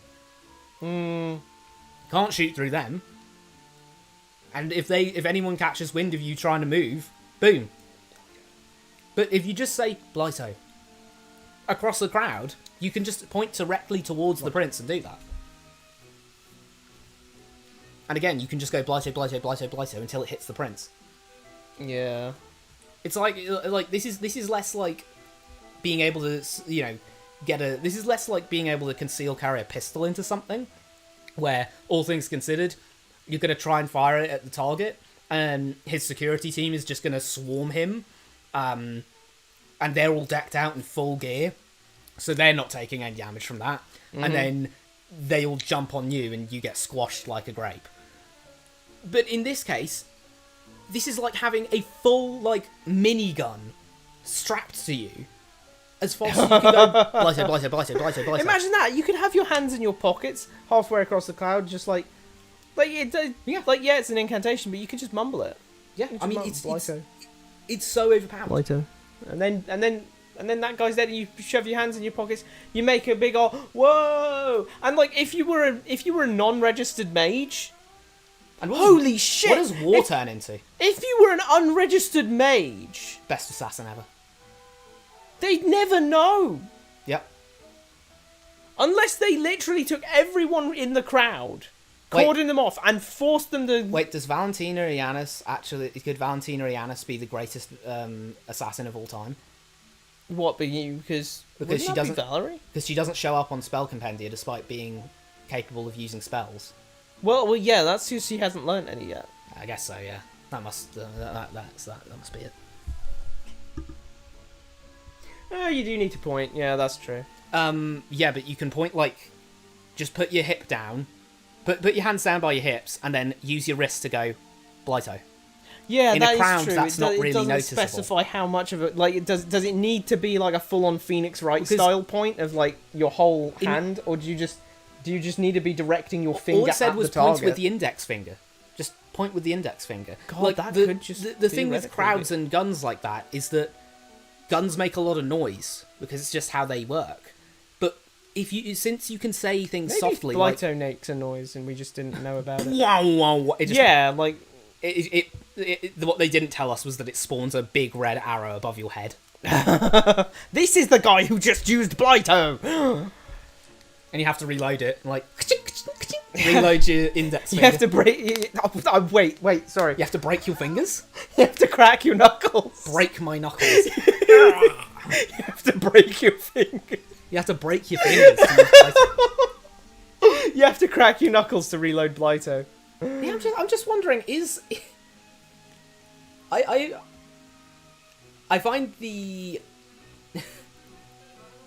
find the upper politics of this kingdom very confusing. Because of the presence of heavily superpowered individuals. Yeah, and the fact that that's just not really touched on at all. Yeah, Like- I'd love to see what this guy's conjuration is capable of. Yeah. If he's saying he's a really good mage, then I'd imagine that he's capable of teleporting himself. Yeah, surely. At least, you know, I'd love to see what the range on that is. If he's Like, getting attacked, he are just we goes, talking teleportation. like can you just teleport 10 meters, or are we talking like larger distances than that? Do you know you know what comes to mind though, but with Blighto is just war has changed. Everyone just screams Blighto at Because each other. wouldn't a battlefield just be a bunch of people going Blighto at each other? I guess, yeah. Would I that mean, not just that's be- if you can No. learn that? Only the mages could learn that, of course. Yeah, but they'd be the only people in combat. Oh who my can goodness win, me. Who can win 1 times a guy with a sword or me going Blighto? That's not that's even worse than like the Mythbusters thing where you draw the gun and shoot and have to shoot the guy. It's literally just like Blighto. I think I could beat someone at 1 meter of distance. with that. Do you think artificery is important, Mr. Cuthbert? Yes, it's what allows commoners to use arcane magic. Oh, Blighto gun. Blighto gun could be real. Someone make Scary a Blighto gun. thought. Anyway, There's so much optimism behind those eyes. How sheltered was this guy? very. He seems He's to be so very sheltered he thinks he's going to run the kingdom one day. he's it. You know what vibe I'm getting. I got when he was saying, "Oh, when I'm king, it's gonna be Yeah. great." I was getting. It's my movie, my superhero movie. It's all about me. Yeah. Anyways, that's a shot. Shot. Mr. Morrison told us you were present when the accident occurred. It was quite dreadful what happened. We only have one witness who actually saw Justin fall into the vat. I was wondering if you saw anything she didn't. I didn't see much, I'm afraid. It all happened very quickly. Like Trial 1. If he weren't yelling at that animal, I might not have even noticed him. There was a cat there. Oh, the cat. Oh, Meow. yeah. Oh my god. Hmm? The cat was someone in Lucio Steelwind's fursuit.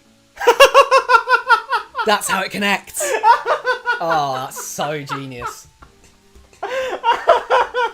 God, you can't make this up. You know what's funny? When he first said that, I assumed, like, because Tyrion's saying there was an animal on the catwalk.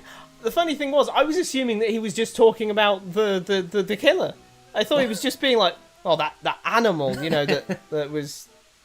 No, he was saying there was an animal there. Literally an animal. There was a an cat. animal up on the catwalk too. It looked to be some kind of hairless rodent, but it was abnormally large. What? I think he may have been trying to catch it. He even Was it grabbed a at one point. Bingus? Maybe it Was was it a a Bingus Bingus cat, cat? yeah. Maybe it was Was it a Sphinx cat? maybe it was a large hairless mole rat. Hmm. Hairless But it mole went rats are really meow. tiny, they're like point. Oh. He was facing towards Draken's office when he was yelling at this rodent. I mean, was he facing it towards the office? I think so. Noah pointed out the office window earlier, allowed Stefanik to see over the refinery. Did you see anyone else up on the catwalk? No, my view of the catwalk was limited by my position. Why is everyone... How did he see the cat, but not the guy? Why is everyone just conveniently underneath the catwalk, looking up at it? Hi, Rika. Hi, Asta. Like, huh? They're just all underneath him. Witness testimony.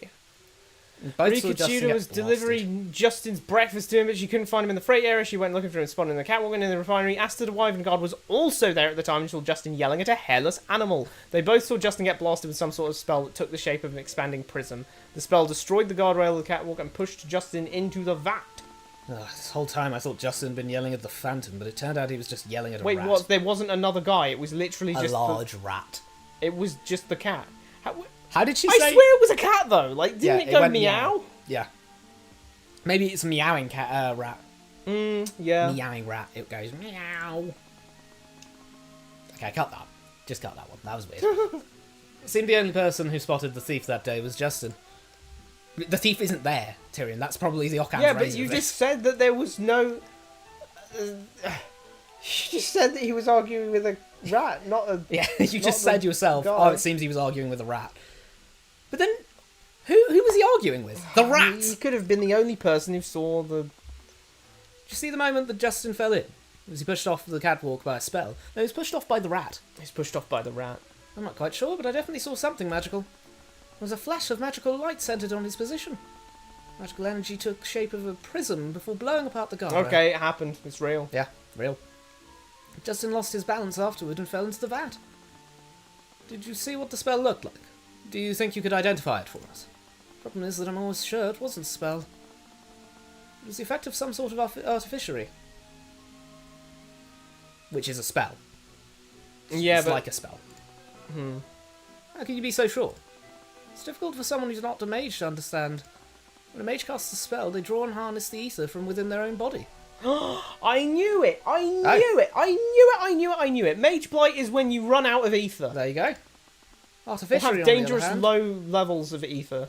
Artificery, on the other hand, draws ether from the natural ley lines that run through the ground. I said that as early as like halfway through case 2. Yeah.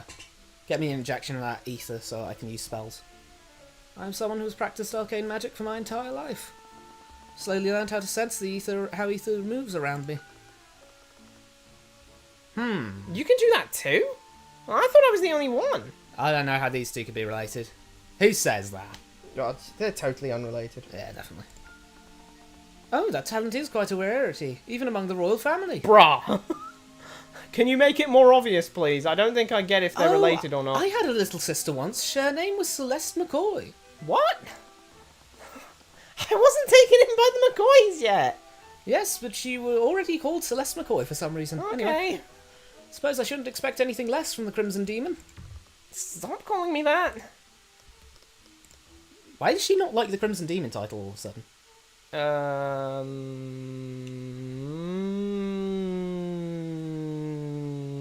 We might find out later. Yeah.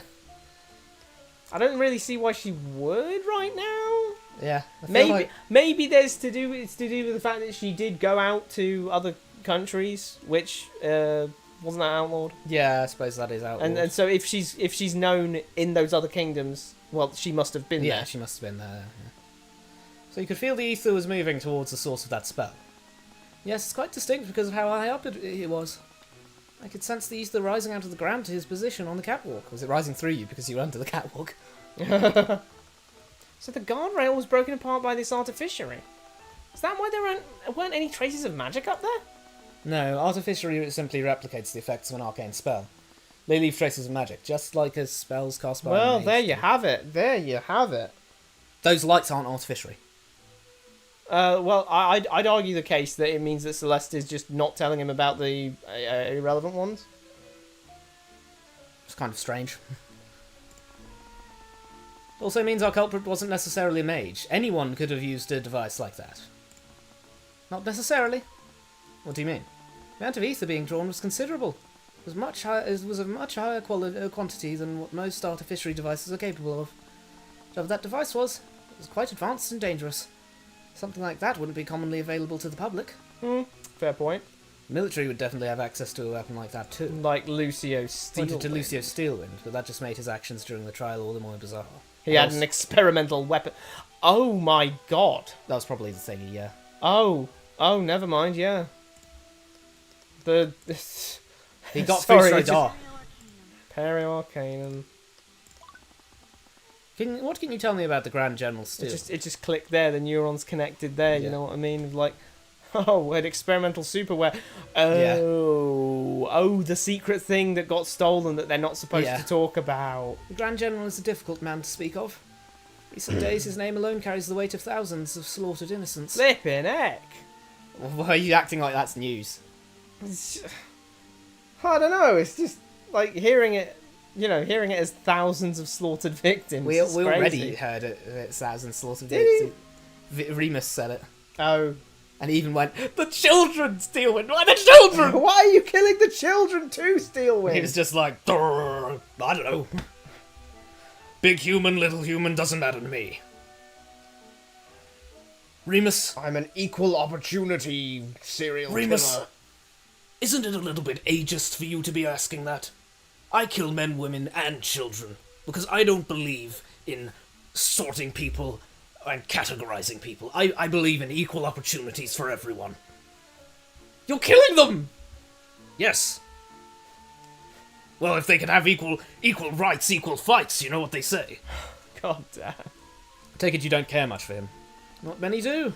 Even the most heartless monster would see little sense in his bloody conquest in the countryside. Damn, they lay it on thick. I was surprised when he took stand at the trial yesterday, but I'm sure it's just another plot to undermine the other pillar families. If he wants to undermine the pillar families, just kick them. Yeah. Just punch them in the face and watch their head go rolling off. It's not like he needs to do this politically. He has absolute power. He has the Yeah. Senate and the courts. He's too dangerous to be kept alive. I'd really hoped my arranged marriage to Lady Steelwind would sate his thirst for power, but it seems to have just Wait, made he it actually worse. What? Well, you know, he has control of the Senate and the courts. Oh, yeah, Like, true. he came into the Senate and said, no, you can't fire me, you need me. And they all went, yeah, I guess it's he's true. right. Right. And then he went into the courtroom and said, I'm testifying. And everyone was like, okay. He has control of the Senate and He the has courts. control of the Senate and the courts. This is literally Emperor Palpatine. He's Palpatine. Oh my Also, god. Aster is dreaming if he thinks that arranging marriage to a puppet makes any difference to Lucio. Lucio rules through power. He doesn't rule through any politics. He could rule over everyone if they all hated him, because he does. Yeah, actually. Wait, what did you just say? Of course, I suppose most outside nobility wouldn't be aware of it. My father and the Grand General have arranged for me to marry Lady Steelwind. Oh, don't worry, we saw in that, What? She never told me she was engaged to the Crown Prince! I Deja vu. wouldn't blame her. Deja vu. Deja vu. Deja vu. Lots of deja vu. Which is weird, because I swear I did one of these, and it actually did give me the thing. Yeah. It was the foreman guy, Yeah. Stefanich. He said I did a whole thing with him. I showed him some stuff, and he updated one of my pieces of evidence, and then I went and did the thing, and I was like, wait, what? How did we get the same conversation twice? Oh no! Just get more about that. I really want to believe him. Guess only time will tell. Yeah, that was all from that point on. Astor, I've been hearing an awful lot about how the serial robber stole the item from your ship. Ah, that. The Kingsguard have been scrambling around to find it. Would you be able to tell me what they stole? I don't know. We've been having trouble pinning down what happened, what the thief was after. They infiltrated your ship. They're taking a gigantic risk. They wouldn't have done that without a good reason. They stole several high-capacity arcane crystals attuned to the school of evocation. Oh, you have to attune arcane crystals to a particular school. Oh, strange. Interesting. I wonder what arcane crystals the constructs are. That's a good question. I'd imagine they'd have a few in them. Or actually, if you were using them for combat, you could stick a bunch of evocation in there so that they could fling spells. Arcane crystals are pretty common, aren't they? They will draw and provide power to artificial devices.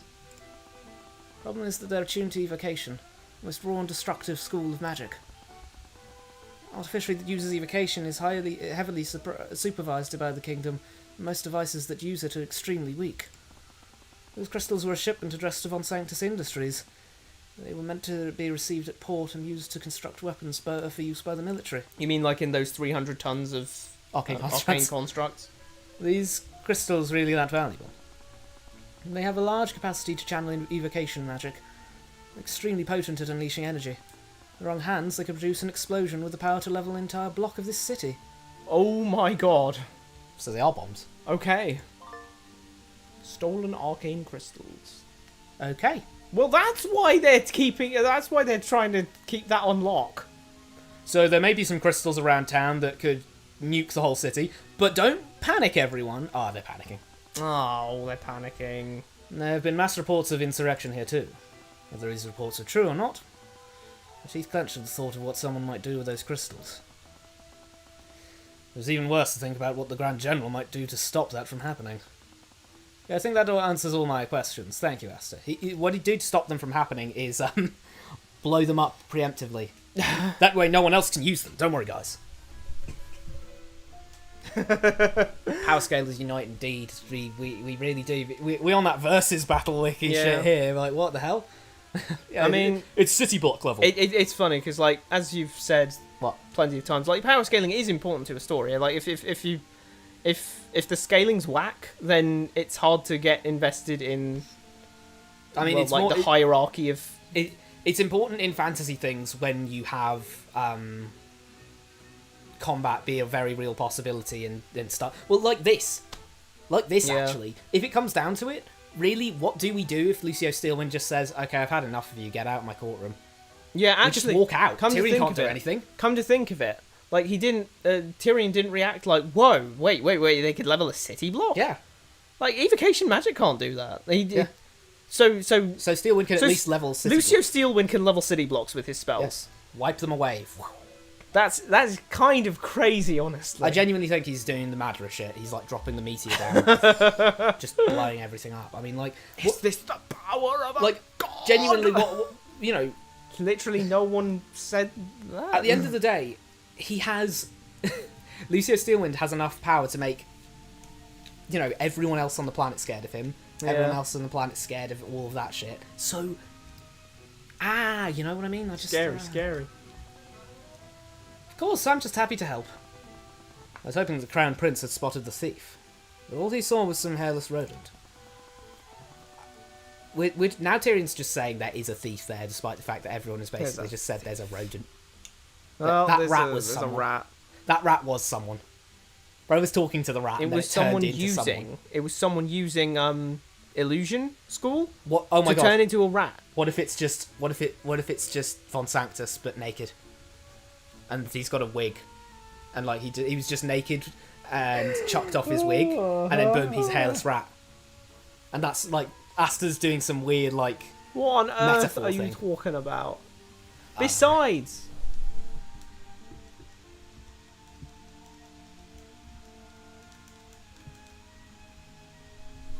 I absolutely agree with also Based. that. Absolutely agree with that. That's my feelings on it. Yep. It is just Yep. like it's part of the world building. it's part of the world building. I would say that because it's just so important to to make sure that if you are having combat, because if you're having like a political story without any fantasy elements or anything, well, of course, in power real scaling life, isn't going to come into it, is power it? scaling doesn't come into it because in real life, people have power through connections mostly. You Yeah. know, how do things look? If they have a military force, they are backing them. They are Yeah. probably powerful. And the technology used and by the that technology army. and everything. But like, you're not getting people like this where I'm like, wait, is Steelwind actually just scaling higher than everyone else? Or like Eris, for example. Where does Eris scale into this? Because if we do end up fighting Eris at the end, and she's like, I'm actually a demon god, then what do we do? Do we just kind of go like, salt? Salt! No, I'm melting! Like, do we? What do we do about that? Because if she's so like, if she's all powerful, then like, how do we deal with that? And that's kind of my feeling on Lucio right now. Of Yeah. what do we do about him? He apparently has the only military in Wyvern Yeah. and himself is an incredibly powerful. He's combatant. at least a guy who can blow up city blocks with a wave of his hand. Yeah. Either way, it was time to move somewhere else. Move somewhere else.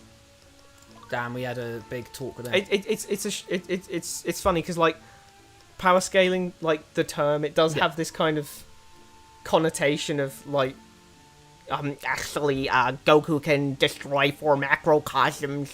I mean, I think the reason for that is because power scalers, like the heavy, that And I suppose I shouldn't have been so derogatory there because I think it can be fun just like as long as you're not taking it too seriously. But what you're saying is that it's that's how people view it, and I think people do view it as that. Yeah.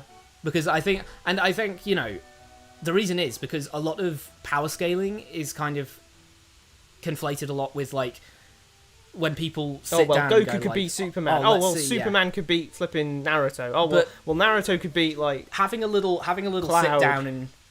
sit down and you know, what if these two characters from separate pieces of fiction fought? yeah. That's a completely different thing to internally in a piece Oh, of fiction yeah, that absolutely. has combat as a main focus. Yeah. That is a world building. That's really a world important. building thing. Yeah. Like, you know, I cannot understate how important that is because when you're looking at people doing these things, they can't just ideologically beat someone and then they just go, Oh well. oh well. It's like at the end of Tales of the Abyss when you know the gang's about to fight Van Grants, and first they ideologically defeat him Yeah. in the cutscene preceding, and then he moves on to, well, I'll just beat the shit out of you guys then. Yeah. At which point you have to defeat him from a military standpoint, Yeah. And a martial standpoint. You have to defeat him in You know. combat as well, because you've broken down his arguments, but like he still believes what he believes, so he's going to fight for that. I have absolutely no clue what in regards to the ruling cast of Wyvern at the moment, I have no clue Yeah. what's going on because they've said again, Sybil is the most powerful of them. Yeah, that makes absolutely no sense. She doesn't have to the me. military. What is she going to do? Put you away with nothing? Yeah. You she do realise doesn't you have to get people to put you away. Yeah. If I'm with Lucio and Lucio says, none of my guys want to put you away, you're chill like that, gives me a big fist bump, then I'll go into court, I'll be like, yeah, I did it, what are you going to do about it? And she's like, oh, guilty. Guilty. Guards, take him away. Take him away.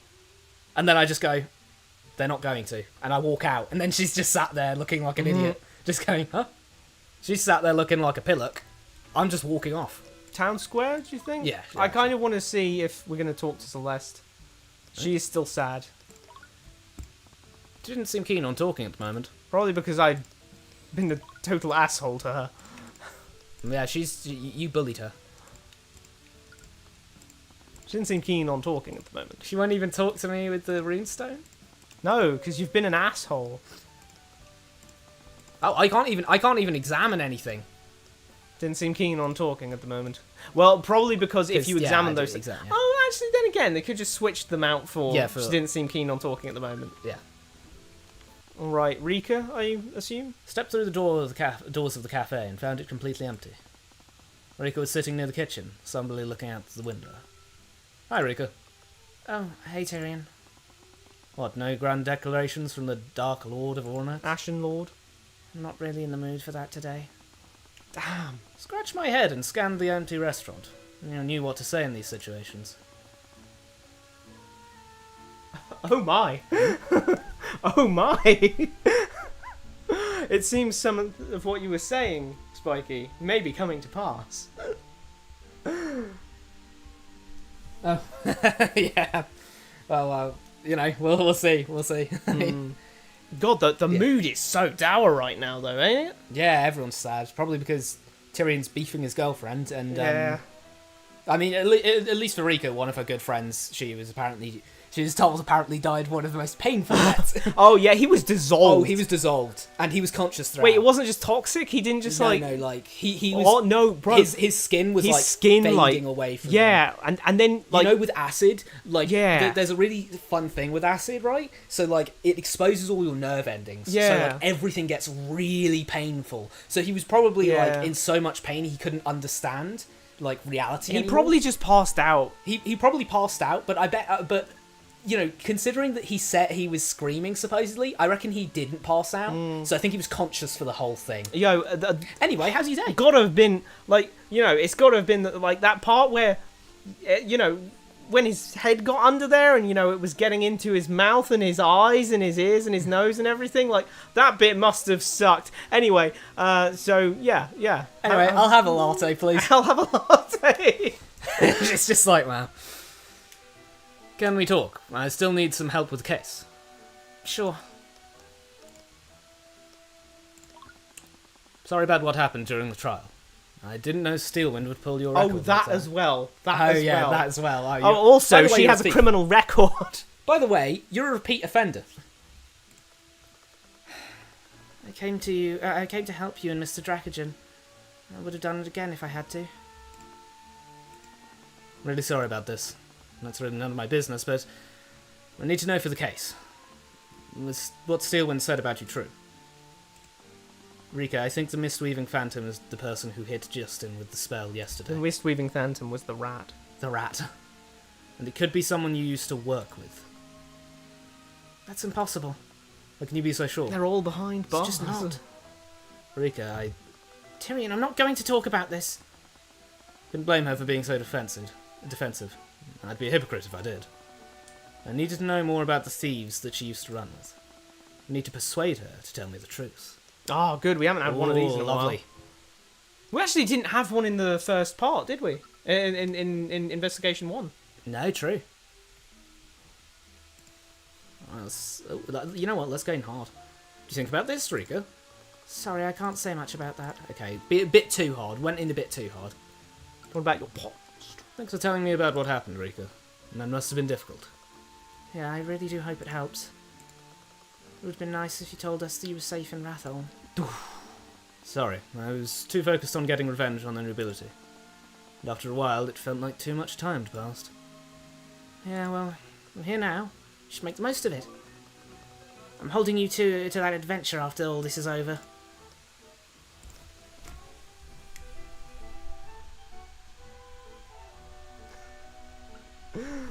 Yeah, that's true. That is valid. That is valid. We're trying to help you. You gotta tell us. I'd be a hypocrite if I did. It's like, well, yeah, I guess Tyrion's not the most forthcoming, but he is intending to persuade her to do that. Yeah, it's just funny that he's I couldn't call her out on that. Yeah, I can't. Was he just gonna call her out and say, well, hang on, if you want to help us, just fucking tell me then. Yeah. Just tell me. It's just all right, calm down.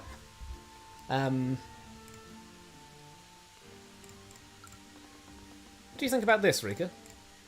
Don't know about. So maybe. He's really gone, isn't he? Sorry, I shouldn't have. It's okay. I know you're doing your best to help Mr. Dracogen. It's just hard to accept, you know? Part of me wishes this really was all an accident. someone attacked, and I don't even know why. It was We need 2 more, I'm guessing. It was Lloyd von Sanctus. It's Lloyd von Sanctus. Do you know anything about the Duke of Commerce? Not anything outside of the papers. We've never even met. All I know is that I'm paying him a lot of taxes. Taxes exist! Taxes exist. He has the taxes and owns the companies, so he's taxing himself. He taxes himself every day.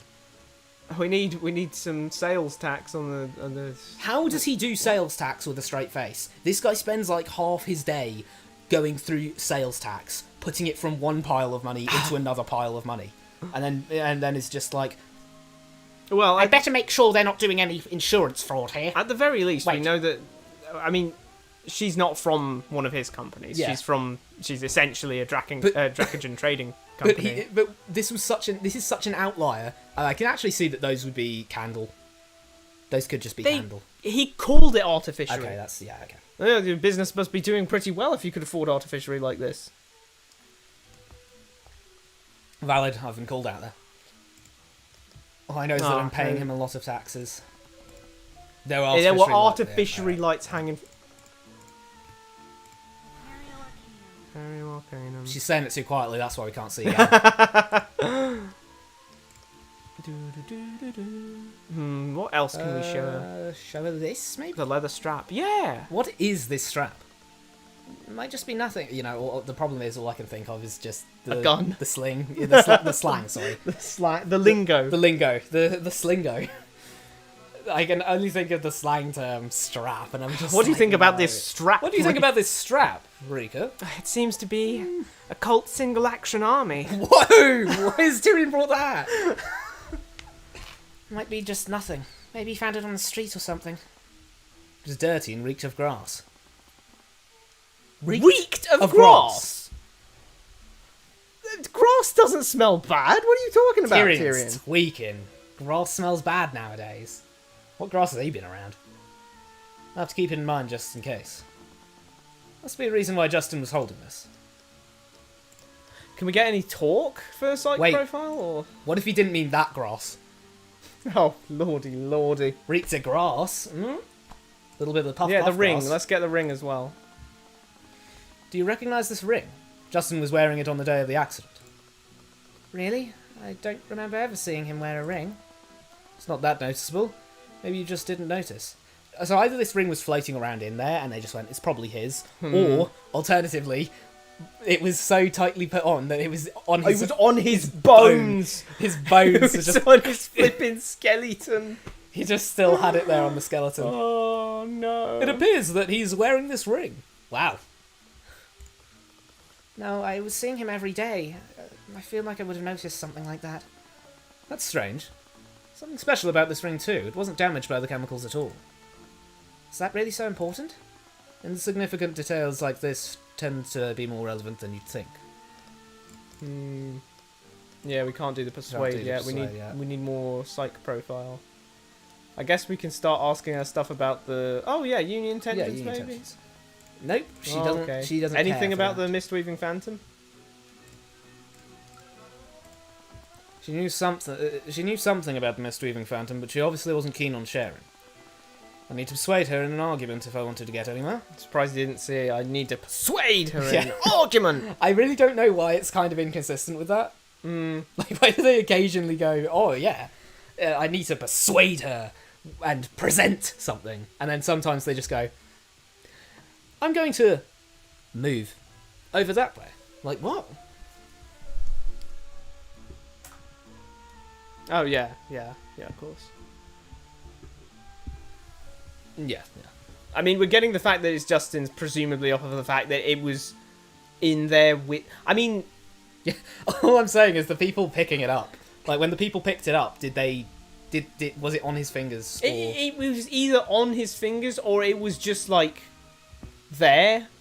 Yeah. Because like, I mean, I guess someone could have accidentally thrown a ring into it before, but like, Yeah. it just seems a lot more It- plausible to be like, oh, here's yeah. a body and here's a ring. He probably had it, even if it floated off of his finger. Yeah. You'd probably if think it's it was entirely his. clean off. If it's entirely clean, other than that, I mean, I guess what I mean is, I feel like in Phoenix Wright. Yeah. Or I feel like I'm not even necessarily in Phoenix Wright. I just feel like maybe it would say the City Watch or whoever found this, the Inquisition maybe, but whoever investigated this found it inside the vat of molten aetherite alongside Justin. It was presumably his. Like, of saying straight up with us that they're presuming it's his, we don't know if it's his technically, instead of like saying this is his. And it can even literally be his and not have nothing made of that, but just saying that, putting in that thing of it might not be his, makes it a bit more questionable on whether or not it's whether or not the Inquisition know what they're doing. Didn't we already do this one? Oh yeah, we did. I do hope it helps. Yeah. I'll hold you to that adventure when we're done. What haven't I done? I guess. What do you think about this, Rika? No. Oh. We've done her past, right? So Yeah. Oh, the insurrections maybe. Oh No. no. Okay, how about we did the blood strap. I Oh, think the shipping we did report. The shipping report. Oh, yeah. not the shipping report. Okay. Did uni intentions. Did Justin's ring. Autopsy I don't know. report? Oh, that's Justin. That's Justin. Someone attacked and I don't even know why. That's going to be the same as Tyrion. Oh, never mind. Gem with strange carvings. Is it cursed? Wait, isn't this? Yeah, we used it on the other one. Yeah, wait. Tyrion, people use runestones for other things than practicing law. She was so interested in that she forgot what she was doing. She was back to like, ooh, interesting. Arya maybe. No. Evidently not. Lucio. Big Lucio. Plausible. No. Never mind. No, Okay, nothing what to say about Lucio. what about Tyrion himself? Honestly, You really know how to command a presence in the courtroom. Don't have to if I want to get anywhere. Each session starts with the entire room convinced the defendant is guilty. I'm glad there are people out there who'll do what it takes to deliver justice. I think you and Mr. Dracogen really have something in common there. oh, Okay. I wonder if the same would have gone for Dracogen. I really owe a lot to Mr. Dracogen. He invested in you despite your brushes with the law. She needs to invest in herself. Must have a lot of faith in you. You think so? Well, your cooking is amazing. Yeah, God, the height difference is insane. I love your breakfast wraps. Yeah, I'm really proud of how those turned out. I really hope he gets out of this. Okay, we Ah. can do it. Let's go. All right, let's wrap it up with an argument. Yeah, seems reasonable. I needed to know more about the people that Mossarika used to run with. I couldn't ignore what Steelwind said during the trial. Supposedly, the Mistweaving Phantom's thefts were similar to the thefts she took part in all those years ago. To deliver Apollo justice. Ooh, that's tough. She was holding something back. I just needed to convince her to tell me. I do like her. I do like his "Here Comes Justice" thing. Here comes justice. It's Rika Tudor's criminal past is a sore subject for her. She knew you 10 years ago and she clearly trusts you. Use logic to explain why you need this information. If logic isn't possible, sincerity may be enough because of your shared past. Me? Yes, you! She trusts me! You! Behind the screen! Tyrion, I don't want to talk about this. Can you just let this go? Okay, we've got someone killed your friend. Are you seriously not going to tell me what I need to know? I can imagine it's a difficult subject. I'll understand if you don't want to share. I need this information if I want to save Dracogen and find out who killed Justin. So definitely rationalise on this rationalise. If I do empathy, she'll just be like, oh, thanks. one. Okay. Argument over. And I'm asking a lot, but there's too much at stake here. I need this information if I want to save Dracogen and find out what really happened to Justin. I'm not hiding anything. I don't know who the Mistweaving Phantom is. What Steelwind said about this new thief isn't true. It's just a coincidence. Only he was ever good enough to get away with robbing an Imperial ship. It's a guy! It is a guy! It's literally Oren White. Oren White did it. Bro was this close to going, my pronouns are he... No, I am not she... the Mistweaving Phantom, I assume it... Like... User balance, thoughts and... It's going to be thought contradicts claim. Yeah. I don't think you really believe that. One of the people you used to work with was really good, wasn't he? Only he was ever good enough to successfully rob an Imperial ship. How Tyrion, you just read my mind. What the hell? How did you know that? Nord can remain concealed from the eye of Horus. Oh, wait. She actually knows about it. Oh, she doesn't know about it. Never Don't mind. joke around right now. I'm not. Rika, this person is dangerous. Tyrion was like, I'm not. I'm not. I'm not, though. What? Rika, this person is dangerous. You don't know that. How can you say that? He attacked your friend. Keep telling you that's not what happened. The Mistweaving Phantom isn't a threat to anyone. Whoever they are, they were just trying to survive. They didn't kill Justin, and they're not dangerous. Stolen arcane crystals. Yeah. Bombs. Bombs. This person took Rika. bombs. The Mistweaving Phantom stole something important from a ship owned by the Crown Prince. He did? Stole several high-capacity arcane crystals. Those crystals could be used to construct an explosive powerful enough to destroy a city block. Why do you think Lucio Steelwind has been blockading the city the last few days? I know you're just trying to do the right thing, but whoever the Phantom is, their actions could have unimaginable consequences for the city. How can I trust you? What? How can I trust you? You just disappeared into the forest after the execution. I thought you were dead. Then 10 years later, you show up in the paper, working for some shady lawyer. Lucio Steelwind saved you at the trial yesterday. You're even friendly with his daughter. I can't trust you. What am I supposed to think? How am I supposed to trust you?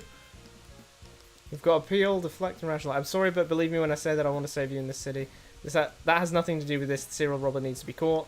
All the evidence I have says that I need this information. Please don't make my job harder than it is for me. Appeal, probably. Sincerity. Yeah, it's that one. I'm sorry. There's nothing I can say to make up for that. And I've changed a lot, but believe me when I say that I want to save you and this city. Please, Rika, I need you to tell me who the serial robber is. I can't defend Dracogen or stop Lucio unless I know that. Okay, I'll trust you. Argument 1. Successfully persuaded Mossarika Tudor. And that, I yeah, think, about we'll wrap it that's up where for we're going to today. wrap up for now. Thanks so very much for watching. Thanks for joining us throughout, also. Yep, it was cool.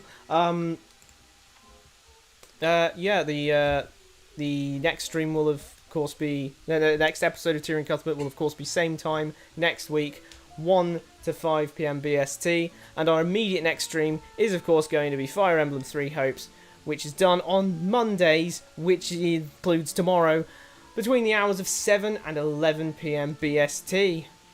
And of course, the highlights reel for this will be uploaded sometime during the week.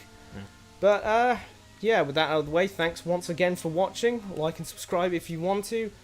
If you want to see more of this cool game and stuff. I need to work on my outros. If you want to see more of this cool game and stuff, Yeah. wait. Don't do anything and wait. When you said if you want to see more of it, like I'm holding it to ransom unless like, someone likes and subscribes. Unless someone does it, like we're not holding this to ransom. Nah. We're going to be here same time next week as usual. But yeah, that's it for today. So thanks once again, and we hope to see you next time. So yeah, that's about it. Ciao.